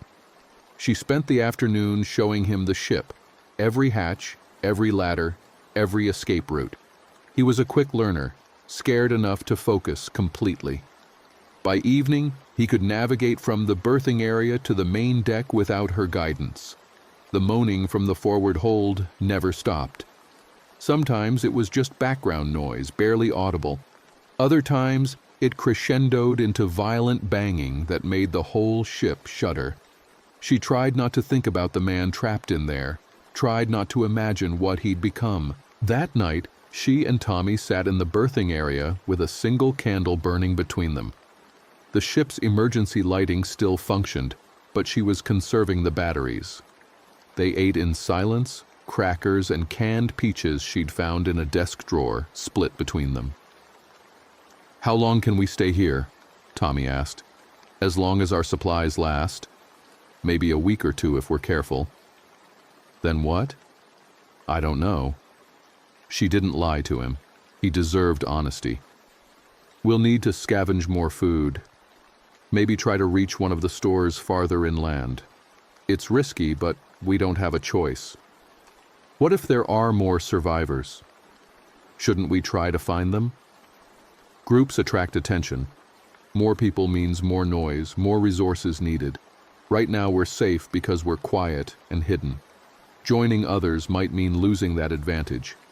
He absorbed this, then asked the question she'd been dreading. "What about my dad?" "In the hold." "How long before?" "I don't know. The ones I've seen seem to last indefinitely. They decay slowly, but they keep moving. We can't let him out. Ever." "I know." His voice was small. "I just needed to hear you say it." She understood. Accepting loss required acknowledging it aloud. On the 6th day, she woke to the sound of voices on the shore. Not moans, actual human voices calling out. She and Tommy scrambled to the deck and saw a group of about 15 people moving along the waterfront, heavily armed. They were organized, moving in formation, checking buildings systematically. One of them spotted the ship and raised a hand. "Anyone aboard?" She hesitated, but Tommy was already waving. The group approached the pier, and she could see they were a mix of ages and types. Men and women, young and old, some in military gear, and others in civilian clothes. Their leader was a stocky woman with graying hair who carried a shotgun with casual confidence. "We're clearing the waterfront," the woman called up, "establishing a safe zone at the old fort. You're welcome to join us. We've got food, clean water, medical supplies." "How many survivors?" she asked. "About 60 now. More coming in every day. We're trying to organize, make sure everyone has shelter and enough to eat. It's not much, but it's better than being alone." Tommy looked at her hopefully. A community, safety in numbers, resources beyond what they could scavenge alone. But she'd seen what desperation did to people. 60 survivors meant 60 mouths to feed, 60 sources of potential conflict. It meant trusting strangers with her life. "We'll think about it," she said. The woman shrugged. "Your choice. But winter's coming. You won't last long out here by yourselves. Fort's 3 blocks west, can't miss it. Come by if you change your mind." The group moved on, continuing their sweep. Tommy was practically vibrating with eagerness. "We should go. They have food. They're organized. They're also strangers with guns in a world where laws don't matter anymore. We don't know anything about them. What if they decide to take our ship? What if they steal our supplies? What if they're actually trying to help? We can't survive alone forever." She wanted to argue, but he wasn't wrong. Their resources were finite. They'd need to take risks eventually. "We'll observe them first," she decided.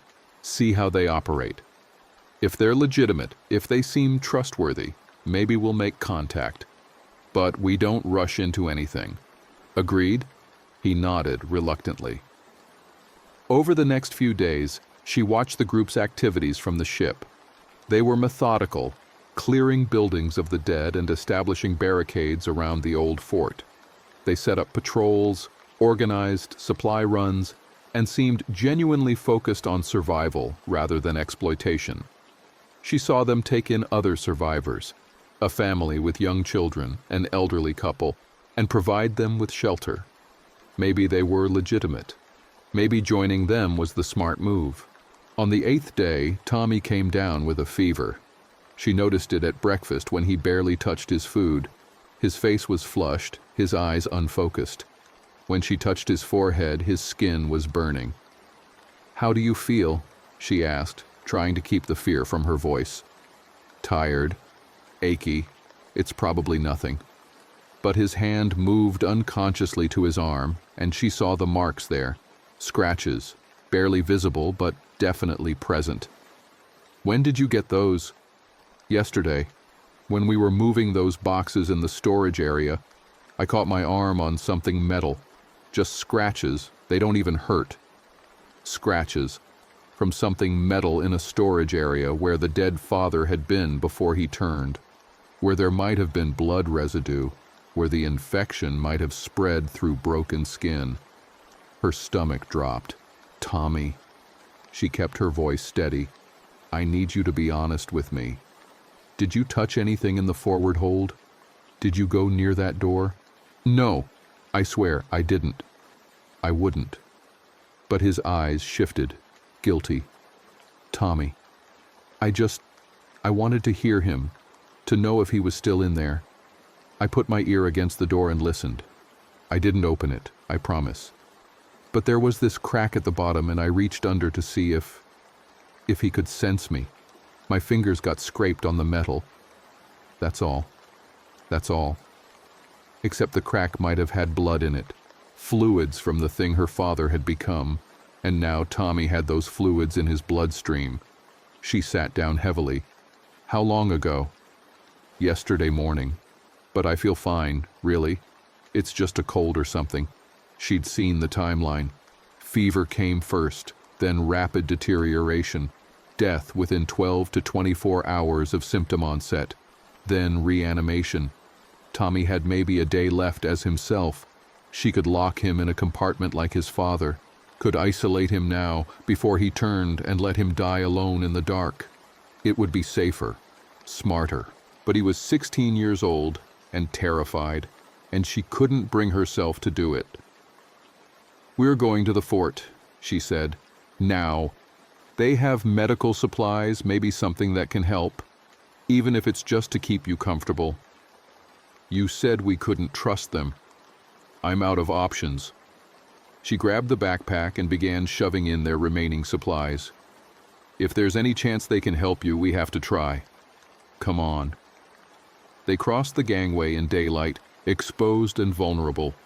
She kept the wrench in one hand and Tommy's arm in the other, half dragging him along the waterfront. His fever was climbing fast, making him weak and disoriented. The dead noticed them. A group of maybe 8 began shambling in their direction, drawn by the noise and movement.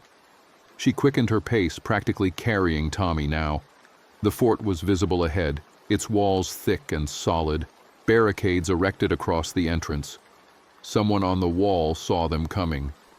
"Runners! Open the gate!" The barricade shifted, and hands reached out to pull them through. She stumbled into the compound with Tommy collapsing against her, and the gate slammed shut behind them as the dead reached it. They clawed at the barrier, moaning but couldn't get through. The stocky woman from before approached, her expression grim. "Is he bitten? Infected somehow. Scratches. He's burning up." The woman examined Tommy briefly, then shook her head. "We can make him comfortable, but there's nothing we can do. Once the fever starts, it's over. I'm sorry. There has to be something. Antibiotics, antivirals, anything. We've tried. It doesn't work. The infection isn't bacterial or viral. It's something else. Nothing stops it." Tommy was barely conscious now, his whole body shaking with fever. They carried him to a makeshift medical area, a corner of the fort's interior with cots and supplies scavenged from pharmacies. A woman who'd been a nurse before the collapse checked his vitals and confirmed what everyone already knew. Hours, maybe. He's progressing fast.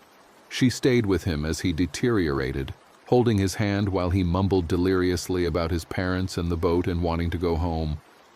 Other survivors came and went, offering sympathy but keeping their distance. They'd all seen this before. When he finally stopped breathing, it was almost a relief.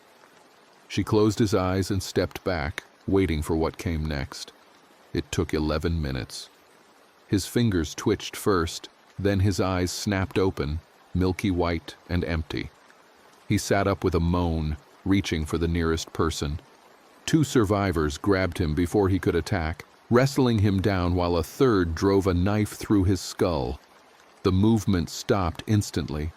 She watched it happen without reacting, felt nothing at all.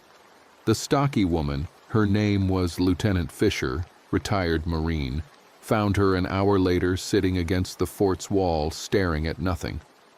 "You did the right thing bringing him here. He wasn't alone at the end. He died because of me.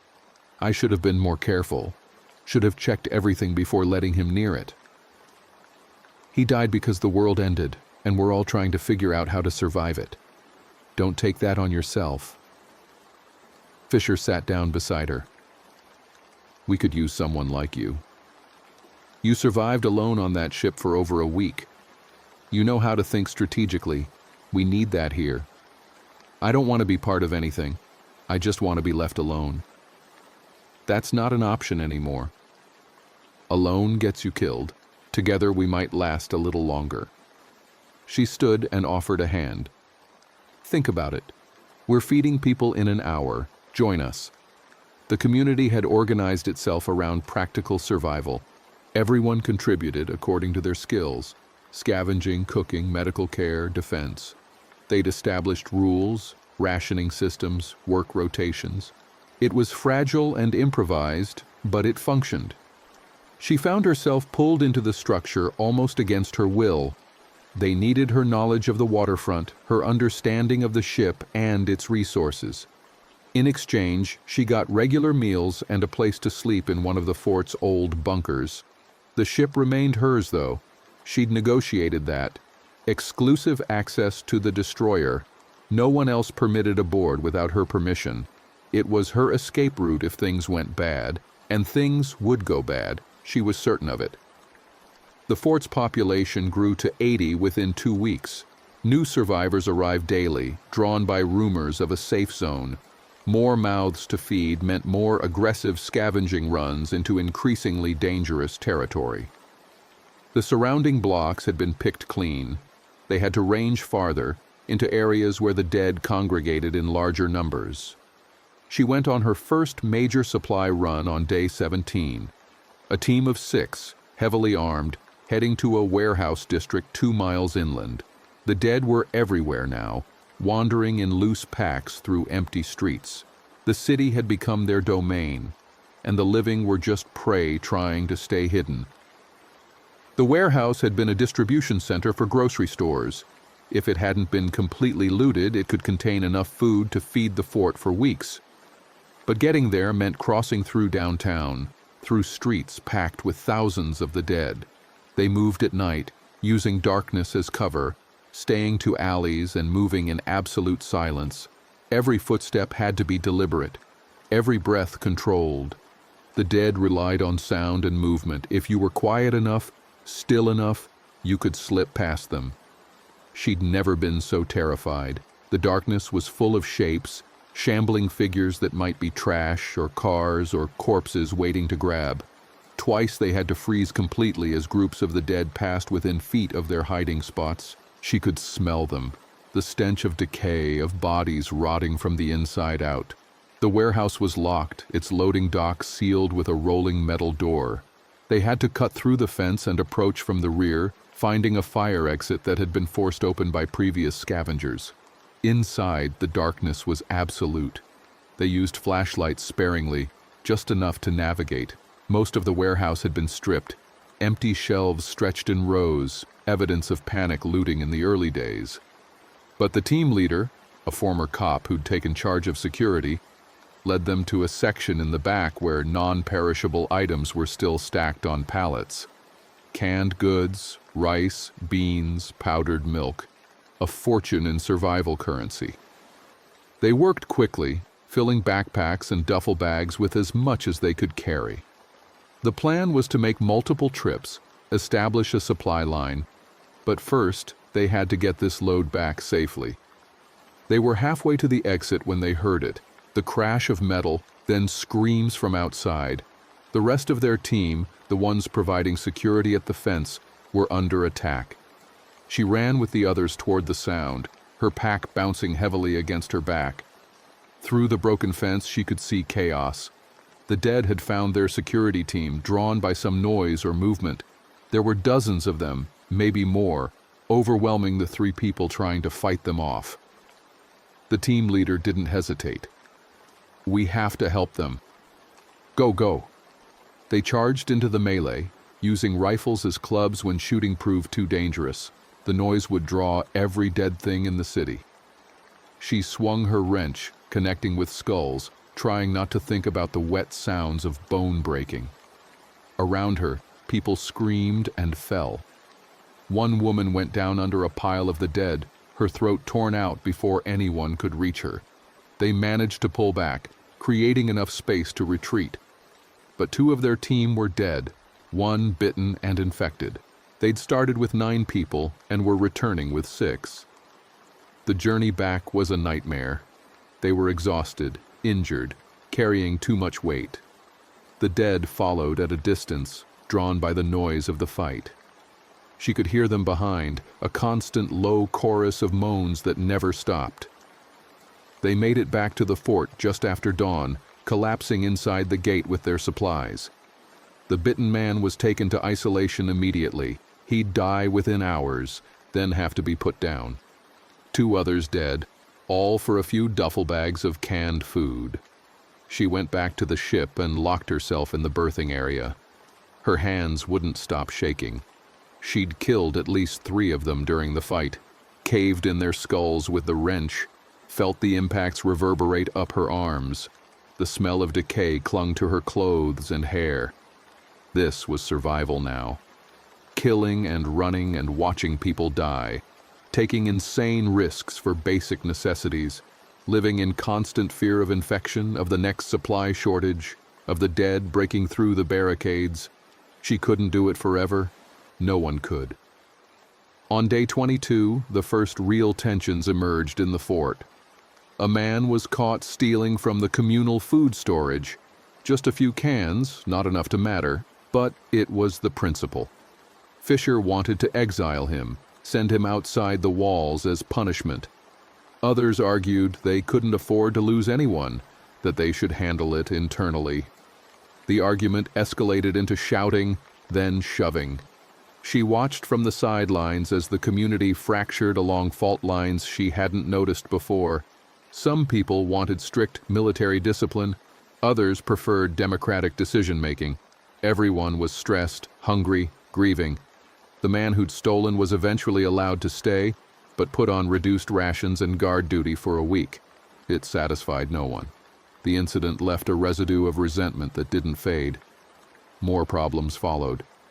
A woman accused of hoarding supplies in her quarters. 2 men fighting over a sleeping spot. A teenager caught trying to sneak out for a private scavenging run. Each conflict eroded trust a little more. And then the raiders came. They arrived at dawn on day 26. A group of maybe 20 people, armed with guns and makeshift weapons. They didn't bother with negotiation.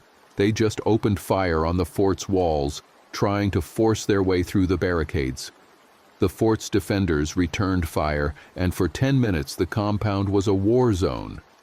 She grabbed a rifle she barely knew how to use and took a position on the wall, shooting at figures in the street below. Most of her shots missed, but the noise and smoke contributed to the chaos. The raiders were better armed and more aggressive, but they didn't understand the fort's defenses.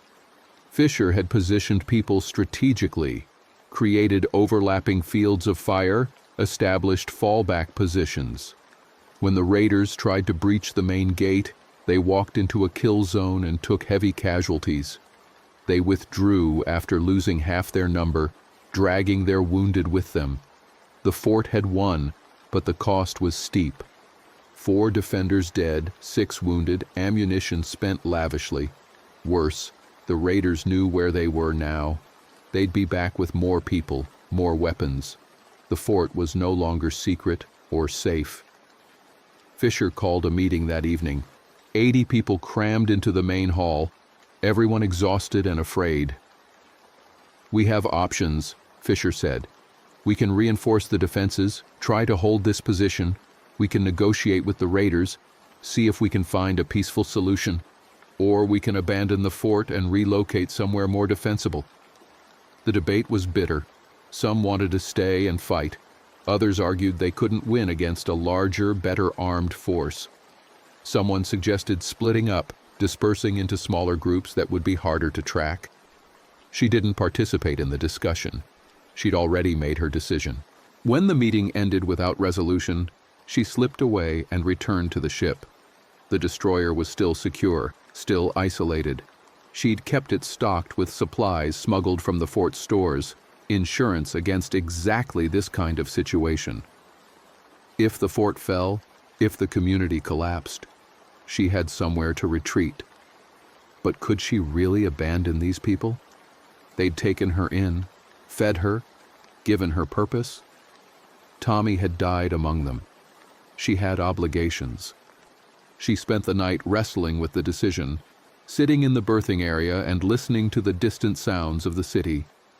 The dead were always out there, moving through empty streets, searching for prey.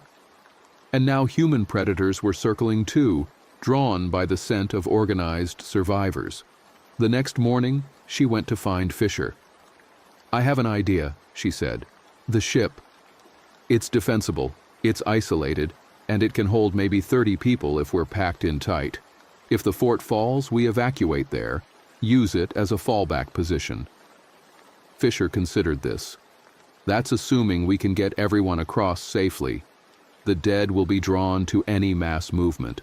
So we don't move everyone at once.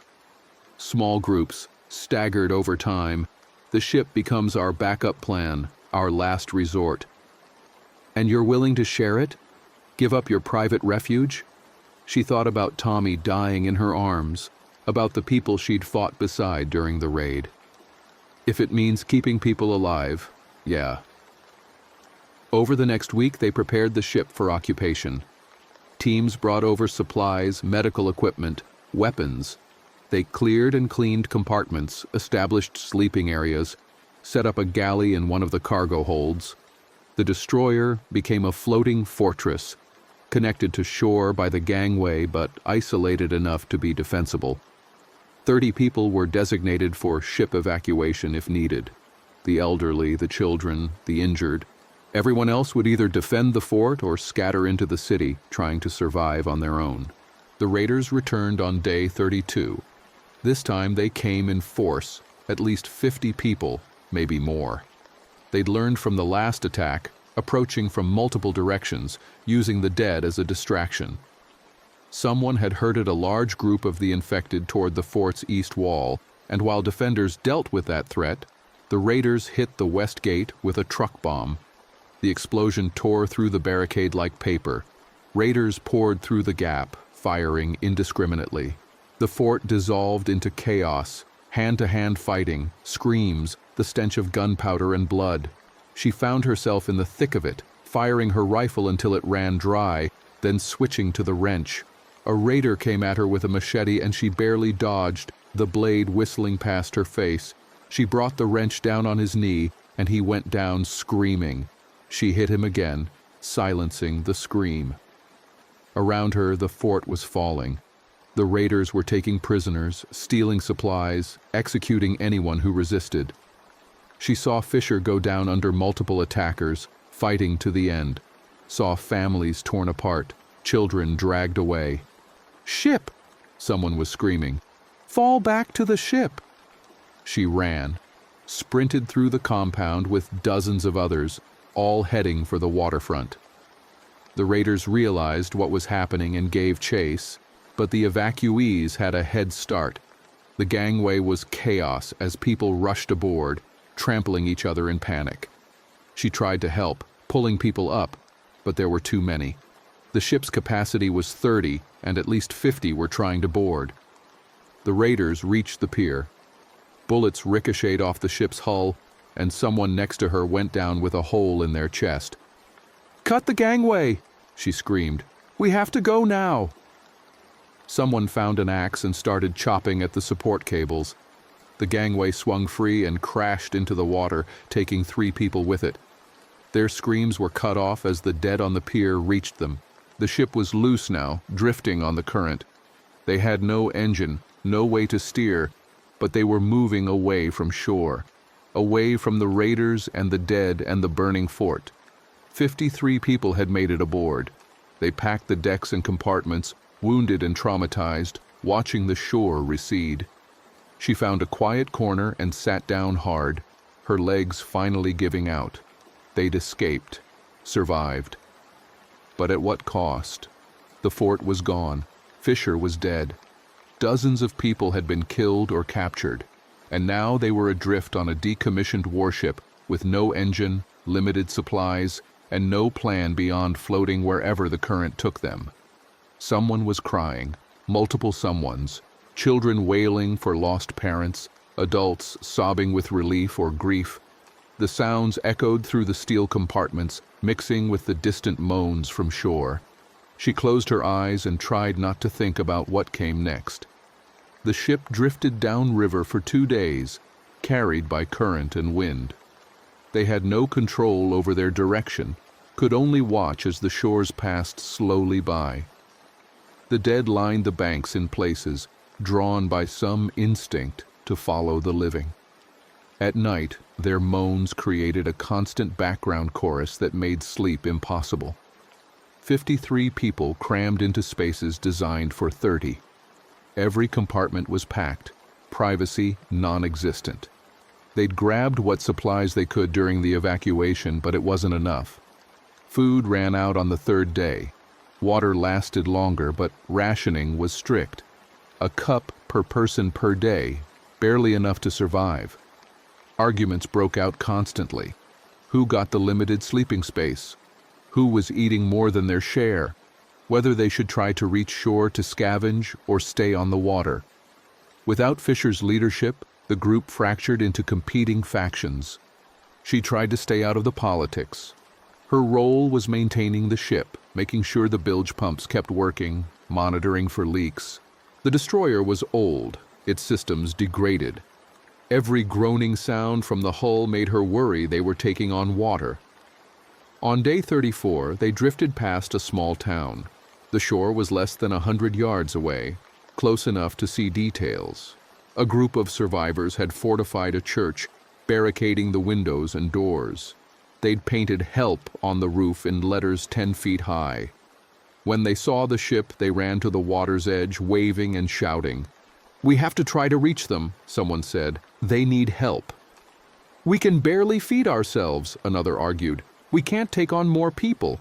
We can't just leave them there." The debate raged while the current carried them past the church.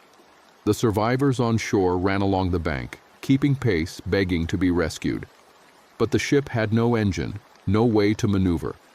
By the time someone suggested using the life rafts to ferry people, they'd drifted too far. The church disappeared around a bend in the river.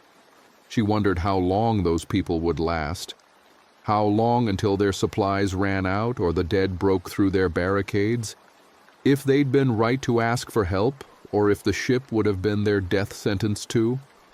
That night, the first person died from injuries sustained during the evacuation. A man who'd been shot in the abdomen, the wound going septic without antibiotics. They wrapped his body in canvas and dropped it overboard, not wanting to risk him turning in the cramped compartments. More would follow. They all knew it. The ship wasn't a haven, it was a floating coffin. On day 37, they ran aground. The impact came without warning, a grinding shudder as the hull scraped bottom, throwing people against bulkheads. For a terrifying moment she thought they were sinking, but the ship held. They'd hit a sandbar in the middle of the river, stuck fast. It took hours to understand their situation. The ship was grounded but stable, listing slightly to port. They were roughly half a mile from either shore, too far to swim, but close enough to make out details of the banks.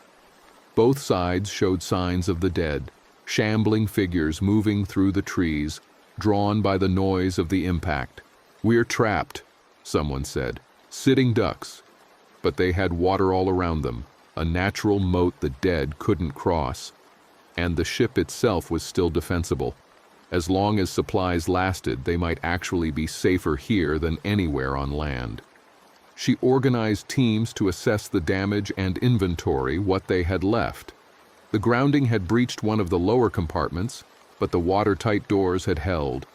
They were taking on water slowly, but the pumps could handle it. Food was the critical problem. They had maybe 3 days left, even with strict rationing. Someone had to go ashore, had to brave the dead and search for supplies. It was suicide, but the alternative was slow starvation. She volunteered. So did 6 others, all people who'd proven themselves during scavenging runs before the fort fell. They spent a day preparing, fashioning crude rafts from debris, gathering weapons, planning their route. The nearest town was a quarter mile from where they'd run aground. If they moved fast and quiet, they might reach it, find food, and return before the dead overwhelmed them. Might they set out at dawn on day 39, paddling the rafts toward shore with improvised oars. The water was cold and murky, the current stronger than expected.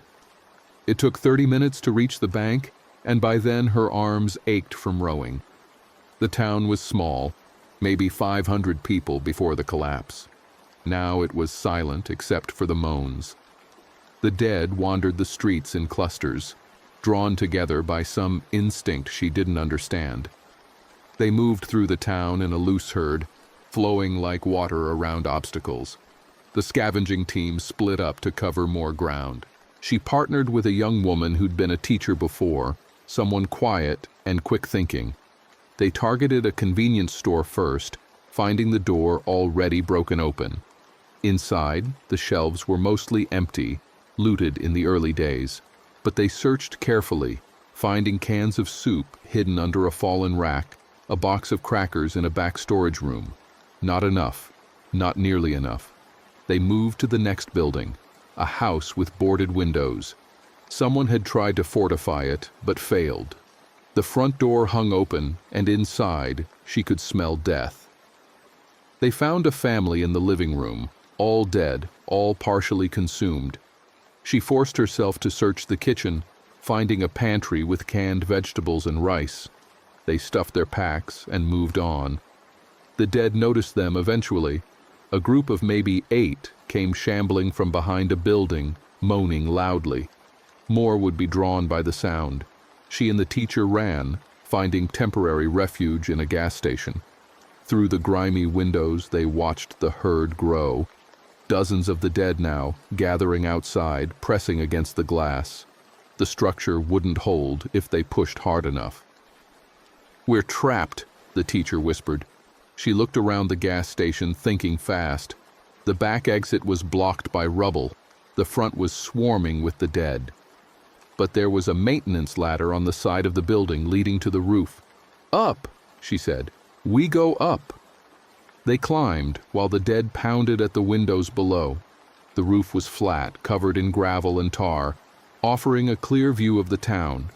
She could see their teammates scattered across different buildings, some pinned down like them, others still moving. The rafts were distant specks on the shore. "Now what?" the teacher asked. "We wait. Eventually, they'll lose interest and wander off. Then we make a run for it." But the dead didn't wander off. They stayed, circling the gas station, moaning continuously. Hours passed. The sun climbed overhead, and the roof became an oven, the tar soft under their feet. They had water in their packs, but limited food. If they didn't move soon, they'd be stuck here when night fell. She watched the patterns of movement below, looking for gaps in the herd. The dead weren't intelligent, but they responded to stimuli. Sound and movement drew them. If she could create a distraction, pull them away from the building, they might have a chance. She found what she needed in her pack, one of the emergency flares from the ship. If she threw it far enough, the light and smoke might draw the dead's attention. "When I light this, we run," she told the teacher. "Don't stop, don't look back. Head straight for the rafts." She lit the flare and hurled it toward the far end of town. It landed in an intersection, burning bright red, smoke billowing. The dead turned toward it like flowers following the sun, shambling away from the gas station. "Go!" They scrambled down the ladder and hit the ground running. Behind them, the dead noticed and changed direction, but the scavenging team had a head start. She sprinted through the streets with the teacher beside her, their packs bouncing heavily. Other teammates emerged from hiding, all running for the shore. The dead gave chase, their moans rising to a crescendo that seemed to shake the air. She didn't look back, just focused on the ground ahead, on not tripping, on keeping her legs moving. They reached the rafts with the herd maybe 50 yards behind. Hands pulled them aboard, and they shoved off immediately, paddling frantically. The dead reached the water's edge and kept coming, wading in up to their chests before the depth stopped them. They stood there in the shallows, reaching toward the rafts with rotting hands. 7 people had gone ashore, 5 made it back. The supplies they'd gathered were pitiful. A few cans, some boxes of pasta, crackers, maybe 2 days' worth for 53 people. They'd lost 2 teammates for this. The math was brutal and getting worse. That night, a woman started coughing. A wet, rattling sound that echoed through the berthing area. By morning, she had a high fever. Someone suggested isolation, but there was nowhere to put her. The ship was too crowded, every space occupied.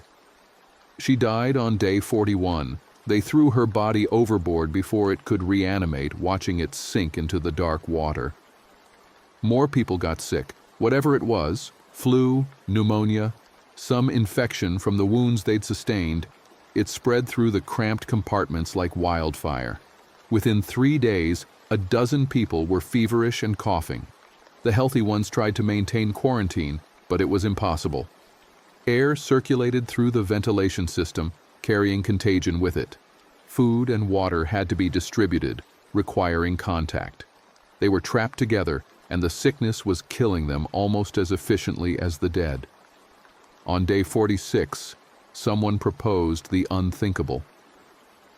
"We need to thin out," a man said during the nightly meeting.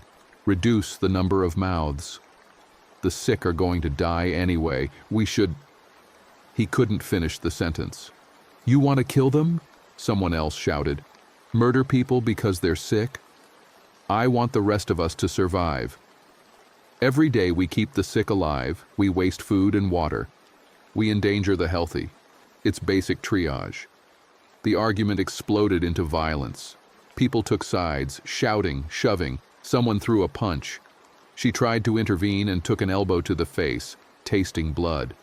The fight was broken up eventually, but the damage was done. The community was fracturing completely now, splitting into factions that viewed each other as threats. Some wanted to organize mercy killings of the sick. Others demanded everyone get equal treatment. A third group was talking about taking one of the remaining rafts and leaving, taking their chances on shore. She couldn't stop it. Couldn't hold together what was already broken. She retreated to the engineering spaces, as far from the conflict as she could get, and tried to think. The ship was dying. The people on it were dying. Everything they'd built, every alliance and plan and hope, was collapsing into chaos and desperation, and she had no idea how to fix it. On day 48, the decision was made for them. The sick died overnight, all 12 of them, probably from dehydration and fever working together. When morning came, the compartments were full of corpses that had started to reanimate. The healthy survivors had to fight through the birthing area, crushing skulls with tools and weapons, while trying not to get bitten. It was a massacre. People died trapped in their bunks, torn apart by the things their friends and family had become. Others were infected during the fighting, bitten or scratched. By the time they'd cleared all the dead, the group had shrunk to 37. 37 traumatized, exhausted, starving people on a grounded ship with no hope of rescue. That afternoon, while cleaning the blood from the birthing area, she found a loaded pistol tucked under a bunk. Someone's secret weapon kept hidden until it was too late to use. She held it for a long time, feeling the weight, considering options. She could end it, right now. One bullet, and all of this would stop. But she put the gun in her pocket instead and kept working. Not yet. Not while there was still a chance. On day 50, a boat appeared. It was just a small fishing vessel, moving upriver under motor power. The people aboard looked healthy, well-fed. They anchored near the grounded destroyer and hailed the survivors. "We're from a settlement 20 miles upriver," their leader called. "We've been establishing outposts, looking for other survivors. You look like you could use help." Hope surged through the ship. Help, a settlement. Other people who'd survived, who had resources and organization. After weeks of despair, maybe there was a way forward, but she'd learned to be cautious. What kind of help? Food, medicine, safe passage to our settlement. We've got walls, farmland, clean water, room for everyone. What's the cost? The leader smiled. Just cooperation. Everyone works, everyone contributes. We're building something sustainable, a real community. It sounded too good to be true. But what choice did they have? Stay on the ship and starve? Try to return to shore and face the dead? Most of the survivors wanted to go immediately, but a few were suspicious, and she counted herself among them. She negotiated carefully, asking questions, gauging responses. The settlement leader was patient, answering everything, but there was something in his eyes that made her uneasy. "We'll send a scouting party first," she decided. "See your settlement, Verify what you're saying. If it checks out, the rest will follow." The leader agreed readily, too readily. She volunteered for the scouting party along with 3 others. They boarded the fishing boat and headed upriver, leaving the destroyer behind. As the grounded ship faded into the distance, she felt a twist of anxiety. What if this was a mistake? What if they never saw the others again? The settlement was real, a walled compound built around an old plantation house, surrounded by fields where crops were actually growing. Maybe 40 people lived there, all looking healthy and organized. They had solar panels for power, wells for water, livestock in pens. It was everything the leader had promised. But something felt wrong. The people were too quiet, too watchful. They moved with military precision, and everyone was armed. When she asked about their survival story, the answers were vague. They'd gotten lucky, they made hard choices, they did what was necessary. That night, locked in a guest room under the guise of hospitality, she heard screaming from somewhere in the compound. When she asked about it the next morning, she was told someone had tried to escape and been punished.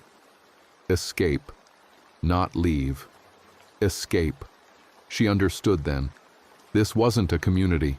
It was forced labor. The settlement had survived by capturing other survivors, forcing them to work the fields and maintain the compound. The guards, the weapons, the walls, they were as much to keep people in as to keep the dead out. And they just delivered 37 more workers. She and the other scouts were put to work in the fields that day, their weapons confiscated, their movements watched constantly. Any attempt to leave was met with threats of violence. They were prisoners now, and the others on the destroyer would be too once the fishing boat returned for them, unless she warned them first. She spent 3 days looking for an opportunity. The settlement's security was tight, but not perfect. She noticed the guards changed shifts at dawn, a brief window where the night crew was tired and the day crew wasn't fully alert. The walls were tall but climbable, and the fields extended to a tree line maybe 200 yards away. On the 4th night, she made her move. She'd stolen a knife from the kitchen, tucked it into her boot. When the guards weren't looking, she slipped away from the barracks and made for the wall. Her hands found purchase on the rough wood, and she hauled herself up, muscles screaming with effort. Someone shouted behind her. She pulled harder, got a leg over the top, and dropped to the other side. The fall was 15 feet, and she landed badly, her ankle twisting with a pop of pain. But she forced herself up and ran for the trees, ignoring the agony shooting up her leg. Gunfire cracked behind her. Bullets whipped past, thudding into tree trunks. She kept running, zigzagging through the forest, using the darkness as cover. Her ankle throbbed with every step, but adrenaline kept her moving. It took her 2 days to make it back to the river, following the banks and hiding whenever she heard engines. Her ankle had swollen to twice its normal size, and she was feverish from infection. But she had to reach the destroyer, had to warn them before the fishing boat arrived. When she finally spotted the grounded ship, the fishing boat was already there, tied alongside. People were boarding, carrying their few belongings. The settlement leader was directing traffic, all smiles and reassurances. She was too late. She watched from shore as the boat filled with survivors, as the last of them climbed aboard. The engine started, and the vessel began moving upriver. In a few hours, those people would be prisoners, worked to death in the fields or worse, and there was nothing she could do to stop it. She collapsed on the riverbank, her fever spiking. The infection in her ankle was spreading, red lines climbing her calf. Without antibiotics, she'd be dead in days. The destroyer sat empty now, abandoned on the sandbar. Her refuge, her fortress. It had saved her once before. Maybe it could again. She found a piece of driftwood to use as a crutch and waded into the water. The current was strong and the distance intimidating, but she had no other options. She half swam, half floated across, her injured leg useless. The the cold water shocking against her feverish skin. It took 30 minutes to reach the ship. She pulled herself up the rope ladder someone had left hanging, each movement agony. The deck was littered with abandoned supplies, discarded in the rush to leave. She dragged herself below and found the medical kit, still stocked with basic supplies. The antibiotics were expired, but she took them anyway, swallowed pills dry and wrapped her ankle as tightly as she could stand. Then she found a bunk in the berthing area and passed out. Fever dreams consumed her. She dreamed of Tommy dying, of Fisher fighting to the end, of the family in the house torn apart by the dead. She dreamed of the settlement and the screaming, of people trapped in fields working until they collapsed. She dreamed of her brother calling to warn her, of the tourists she'd guided through the ship back when the world was normal. When she woke, 3 days had passed. Her fever had broken, and the infection in her ankle was no worse. The antibiotics had worked? Barely. She was alive. Alone, but alive.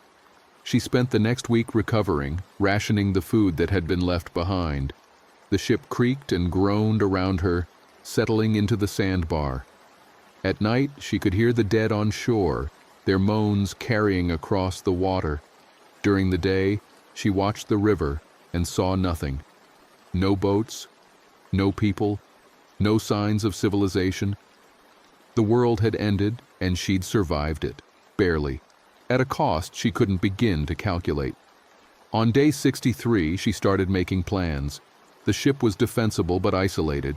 She had limited supplies and no way to get more without returning to shore. Her ankle was healing, but she'd never move the same way again. The limp would be permanent. She could stay here and slowly starve, or she could take her chances in the dead world beyond the water. Neither option was good, but she'd learned that survival wasn't about good choices. It was about choosing to keep breathing despite everything. She spent days preparing, made weapons from ship components, a spear from a handrail, a club from a piece of pipe, created a pack with essentials, water, the last of the food, tools, the pistol she'd found. When her ankle felt strong enough to walk on, she gathered her courage and made a raft from debris. Before she left, she toured the ship one final time, walked through the compartments where she'd led tourists and later hidden from the dead, found the forward hold where Tommy's father had turned, the berthing area where Tommy had died, touched the bulkheads she'd maintained, the hatches she'd sealed to keep everyone safe. The destroyer had been her fortress, her prison, her salvation. Now it was just steel and memories. She pushed the raft into the water and climbed aboard, using the improvised paddle to steer toward shore. The current fought her, and her ankle throbbed, but she made slow progress. The dead noticed her approach, gathering on the bank, moaning their hunger. She landed 50 yards from them and ran into the forest before they could reach her. Her ankle screamed, but she ignored it. Pain was just sensation. Weakness was just a state of mind. She'd survived too much to quit now. Days blurred together as she moved inland, avoiding the dead, scavenging from abandoned buildings. She saw other survivors occasionally, small groups, individuals like herself. Some were hostile, others were too afraid to make contact. She kept moving, trusting no one. Winter was coming. She could feel it in the air, the first frost appearing on morning grass. She needed shelter, supplies, a plan for the cold months ahead. The dead were slowing down as temperatures dropped, their movements more sluggish, their responses delayed, but they didn't stop, didn't die again. They just kept existing, kept hunting. She found a house in the woods, isolated and defensible. The previous occupants were dead in the upstairs bedroom, and she put them down efficiently before they could reanimate. Then she cleared the space and made it hers. Boarded windows, reinforced doors, inventoried supplies, enough food for a month maybe.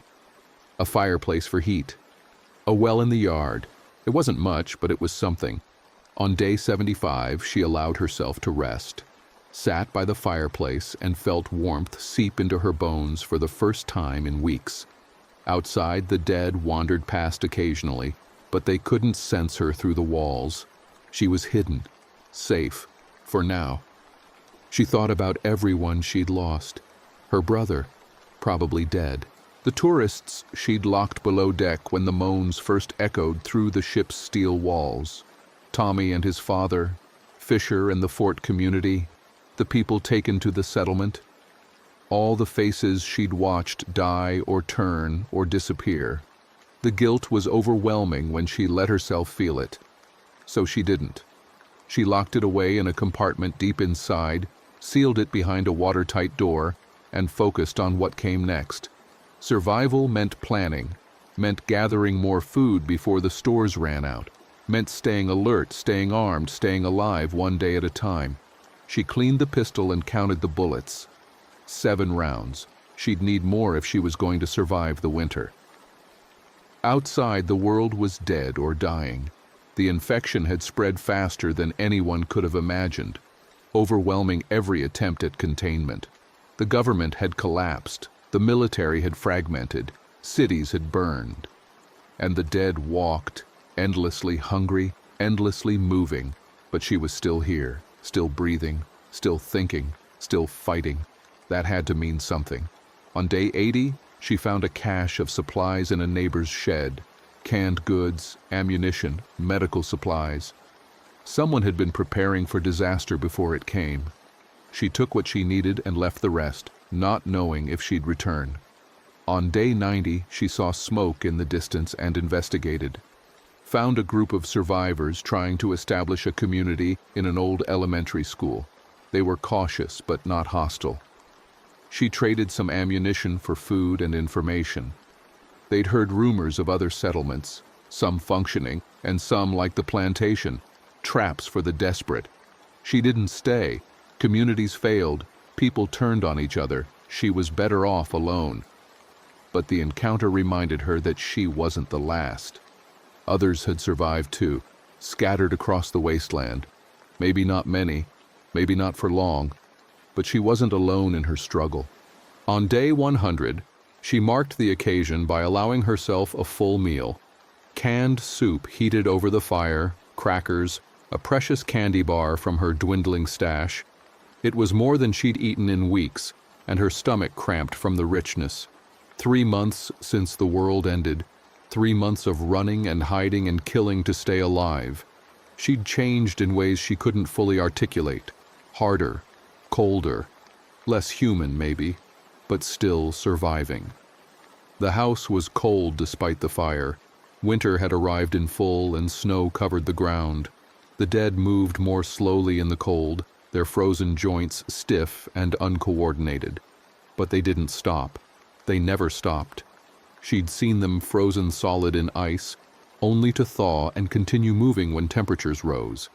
Seen them buried in snow, waiting motionless until something living came close enough to trigger their hunting instinct. They were patient in a way the living could never be. On day 110, her supplies ran critically low. The house had been thoroughly scavenged, and she'd need to venture farther to find more food. The nearest town was 5 miles through forest and open fields. Dangerous but necessary. She prepared carefully, layered clothing against the cold. Weapons, the pistol, the spear, a knife, a pack for supplies. Then she set out at dawn, moving as quickly as her bad ankle allowed. The town was small and thoroughly picked over. She found scattered cans in houses, some freeze-dried camping food in a sporting goods store. Not much, but enough to extend her survival another week or two. On the return trip, she encountered others. 3 men, armed and desperate. They demanded she share what she'd found. When she refused, they tried to take it by force. She shot one before they could react. The gunshot echoed across the frozen landscape, and the other 2 ran. She didn't pursue, just gathered what the dead man had been carrying, a few more supplies, another weapon, and continued home. The encounter left her shaking. Not from fear, She'd passed beyond that, but from the realization of what she'd become. A killer. Someone who could shoot another person without hesitation, without regret. But if that was what survival required, she'd do it. Would do whatever it took to see another sunrise. On day 120, she heard engines, helicopters, flying low over the forest, military markings. Her heart leapt. Rescue, organization, hope. But the helicopters didn't land. They just circled and moved on, heading south. When she tried to signal them, they ignored her. Later, she'd learned they were evacuating to islands and offshore facilities, abandoning the mainland to the dead. Only the connected, the wealthy, the military personnel got seats. Everyone else was left to fend for themselves. The bitterness of that knowledge was worse than hunger. Days passed. She hunted, scavenged, fought, survived. The dead were everywhere, but she'd learned their patterns, knew how to avoid them, how to slip past their detection, knew when to run and when to hide and when to kill. Her ankle had healed as much as it ever would, leaving her with a permanent limp. Her body was thinner, harder, covered in scars from a dozen close calls. Her hair had grown long and matted, and she'd stopped caring about appearance weeks ago. She was a survivor now. Not a museum guide, not a member of a community, not anything she'd been before. Just a person alone in a dead world, doing whatever it took to keep breathing. On day 140, she found something unexpected in an abandoned farmhouse. A radio that still worked, powered by a solar panel. She tuned it through the frequencies and found, miraculously, voices. A broadcast from somewhere west. A settlement calling itself New Hope, claiming to have walls and resources and a functioning society. Coordinates were given, directions provided. All survivors were welcome. She listened to the broadcast 3 times, memorizing the information. It was probably a trap. Probably another plantation, another group using desperate people for labor or worse. But maybe, just maybe, it was real. The coordinates were 200 miles away, through territory thick with the dead, across rivers and mountains, with winter making travel deadly. She'd probably die trying to reach it, but staying here meant slow death anyway. At least traveling gave her purpose. She spent a week preparing, gathered every scrap of food and supply she could carry, studied maps, planned her route through the least populated areas. When she was ready, she locked the house one final time and set out. The journey was brutal. She covered maybe 5 miles a day, moving carefully, avoiding the dead. At night, she found shelter wherever she could. Abandoned cars, storage sheds, trees when nothing else was available. The cold was relentless, and several times she came close to freezing. On day 160, she stumbled into an ambush. Survivors had set up a trap along the road, using mannequins as bait. When she approached to investigate, they surrounded her. There were 5 of them, armed and organized. They took her weapons, her supplies, everything she'd gathered. One of them wanted to kill her, but the leader decided she might be useful. They forced her to their camp and put her to work. She'd been captured before, at the plantation. Had escaped. She could do it again. But these people were smarter, more cautious. They kept her bound at night, watched her constantly during the day. Weeks passed as she looked for opportunities that never came. On day 180, the camp was attacked, not by the dead, by another group of survivors, better armed and more numerous. The fighting was chaotic and brutal. She used the confusion to slip her bonds and run, grabbing a weapon from a fallen fighter. She didn't look back, didn't care who won, just ran into the forest and kept running until her legs gave out. When she finally stopped, she'd lost everything again. No food, no supplies, no idea where she was. Just a knife and the clothes on her back. She almost gave up then, almost sat down in the snow and waited to freeze. But something stubborn in her refused to quit. She'd come too far, survived too much. So she kept moving. On day 200, she crossed into what the radio had indicated was New Hope's territory. The signs were subtle: cleared roads, marked trails, occasional guard posts abandoned, but recently occupied. Someone was maintaining infrastructure here. She followed the markers and finally saw it. Walls made of shipping containers and scrap metal, guard towers with armed sentries, smoke rising from chimneys inside. Real civilization, real organization. The sentries challenged her approach. She raised her hands, showing she was unarmed and alone. After a tense conversation, they let her inside. New Hope was real. Maybe 300 people living in a compound built around an old factory complex. They had greenhouses, workshops, a medical clinic. Children played in a courtyard while adults worked on various tasks. It looked like something from before the collapse. The community took her in cautiously, put her through quarantine, interviewed her extensively, assessed her skills. When they learned she could maintain machinery and had experience with ship systems, they assigned her to the maintenance crew. She was given a bunk in a communal building, regular meals, work that had purpose. After months of isolation and struggle, the sudden return to structure was disorienting. It took weeks to adapt, to trust that the food would keep coming, to sleep without weapons within reach, to be around people without expecting betrayal. But slowly, she began to believe it might last. The community had survived through cooperation and careful planning. They'd established trade with other settlements, created sustainable food sources, maintained security without becoming tyrants. It wasn't perfect, but it was better than anything she'd seen since the collapse. On day 220, she allowed herself to think about the future. Not just surviving the next day, but actually living. Maybe rebuilding something worth having. She thought about the ship, still grounded in the river, about Tommy and Fisher and her brother, about all the people who'd died so she could make it here. The guilt remained, but it was tempered now by the understanding that their deaths hadn't been meaningless. She'd survived because of what they'd taught her, because of their sacrifices. And maybe that was enough. Maybe survival itself was the point. Bearing witness, remembering, carrying forward. On day 240, she volunteered to lead a scavenging mission. Her experience and skills made her valuable, and she'd learned the territory around New Hope thoroughly. The council approved her request. She took a team of 4 into the ruins of a nearby city, searching for specific supplies the community needed. The dead were thick there, but they moved carefully, using tactics she'd refined over months of survival.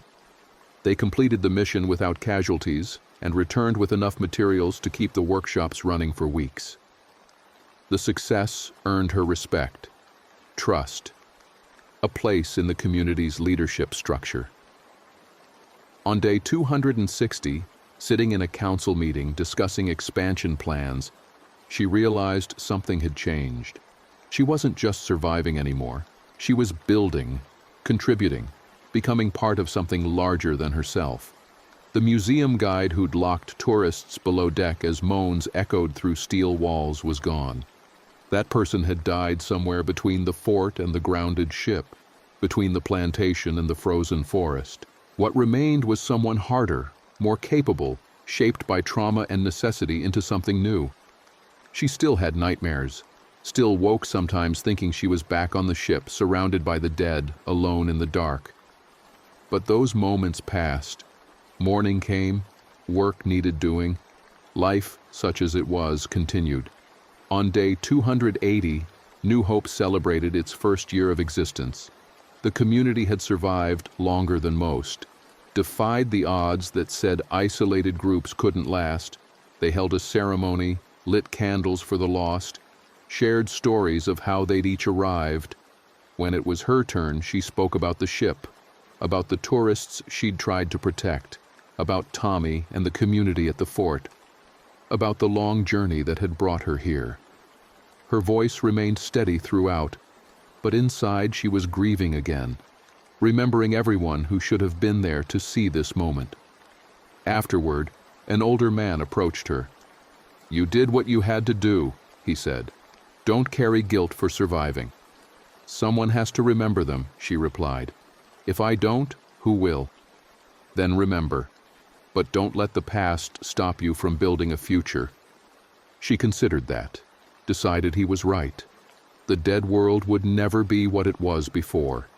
The infection had permanently altered civilization, reduced humanity to scattered remnants clinging to survival.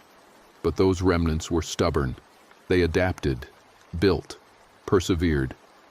And sometimes, if they were careful and lucky and willing to do what was necessary, they survived. She'd learned what survival cost, had paid the price in blood and trauma and loss. But she'd also learned what it meant to endure, not just to exist, but to maintain some core of humanity despite everything trying to strip it away. The ship was gone now, either sunk or rotted beyond repair. The fort had fallen. The plantation continued its brutal work, and everywhere the dead wandered, waiting for the living to make mistakes. But here, in this fragile community built from desperation and hope, people were trying to do more than just survive. They were trying to live. And maybe that was enough. Maybe that was everything. On day 300, she stood on the wall watching the sunrise paint the sky in shades of orange and pink. The beauty of it struck her, how the world could be so brutal and so beautiful simultaneously. Somewhere out there, other survivors were fighting their own battles. Some would win, most would lose. The dead would claim more territory, more lives, continuing their relentless expansion until nothing living remained. Or maybe not. Maybe humanity's stubborn refusal to quit would prevail. Maybe communities like New Hope would multiply, establishing networks and trade routes, slowly reclaiming the world from the infection. She didn't know, couldn't predict, could only control her own actions, her own choices. And she chose to keep going, to honor the dead by living as well as she could, to build something worth protecting, to face each new day with the same determination that had carried her from the ship to here. The sun cleared the horizon, and morning light flooded the compound. Below, people emerged from buildings to begin their daily work. The community was waking up, preparing for whatever challenges the day would bring. She descended from the wall and joined them. There was work to do, supplies to organize, systems to maintain, a future to build from the ruins of the past. The moans still echoed sometimes, in her memory if not in reality. The steel walls of the ship still enclosed her in dreams, but she'd learned to carry those ghosts without being crushed by their weight.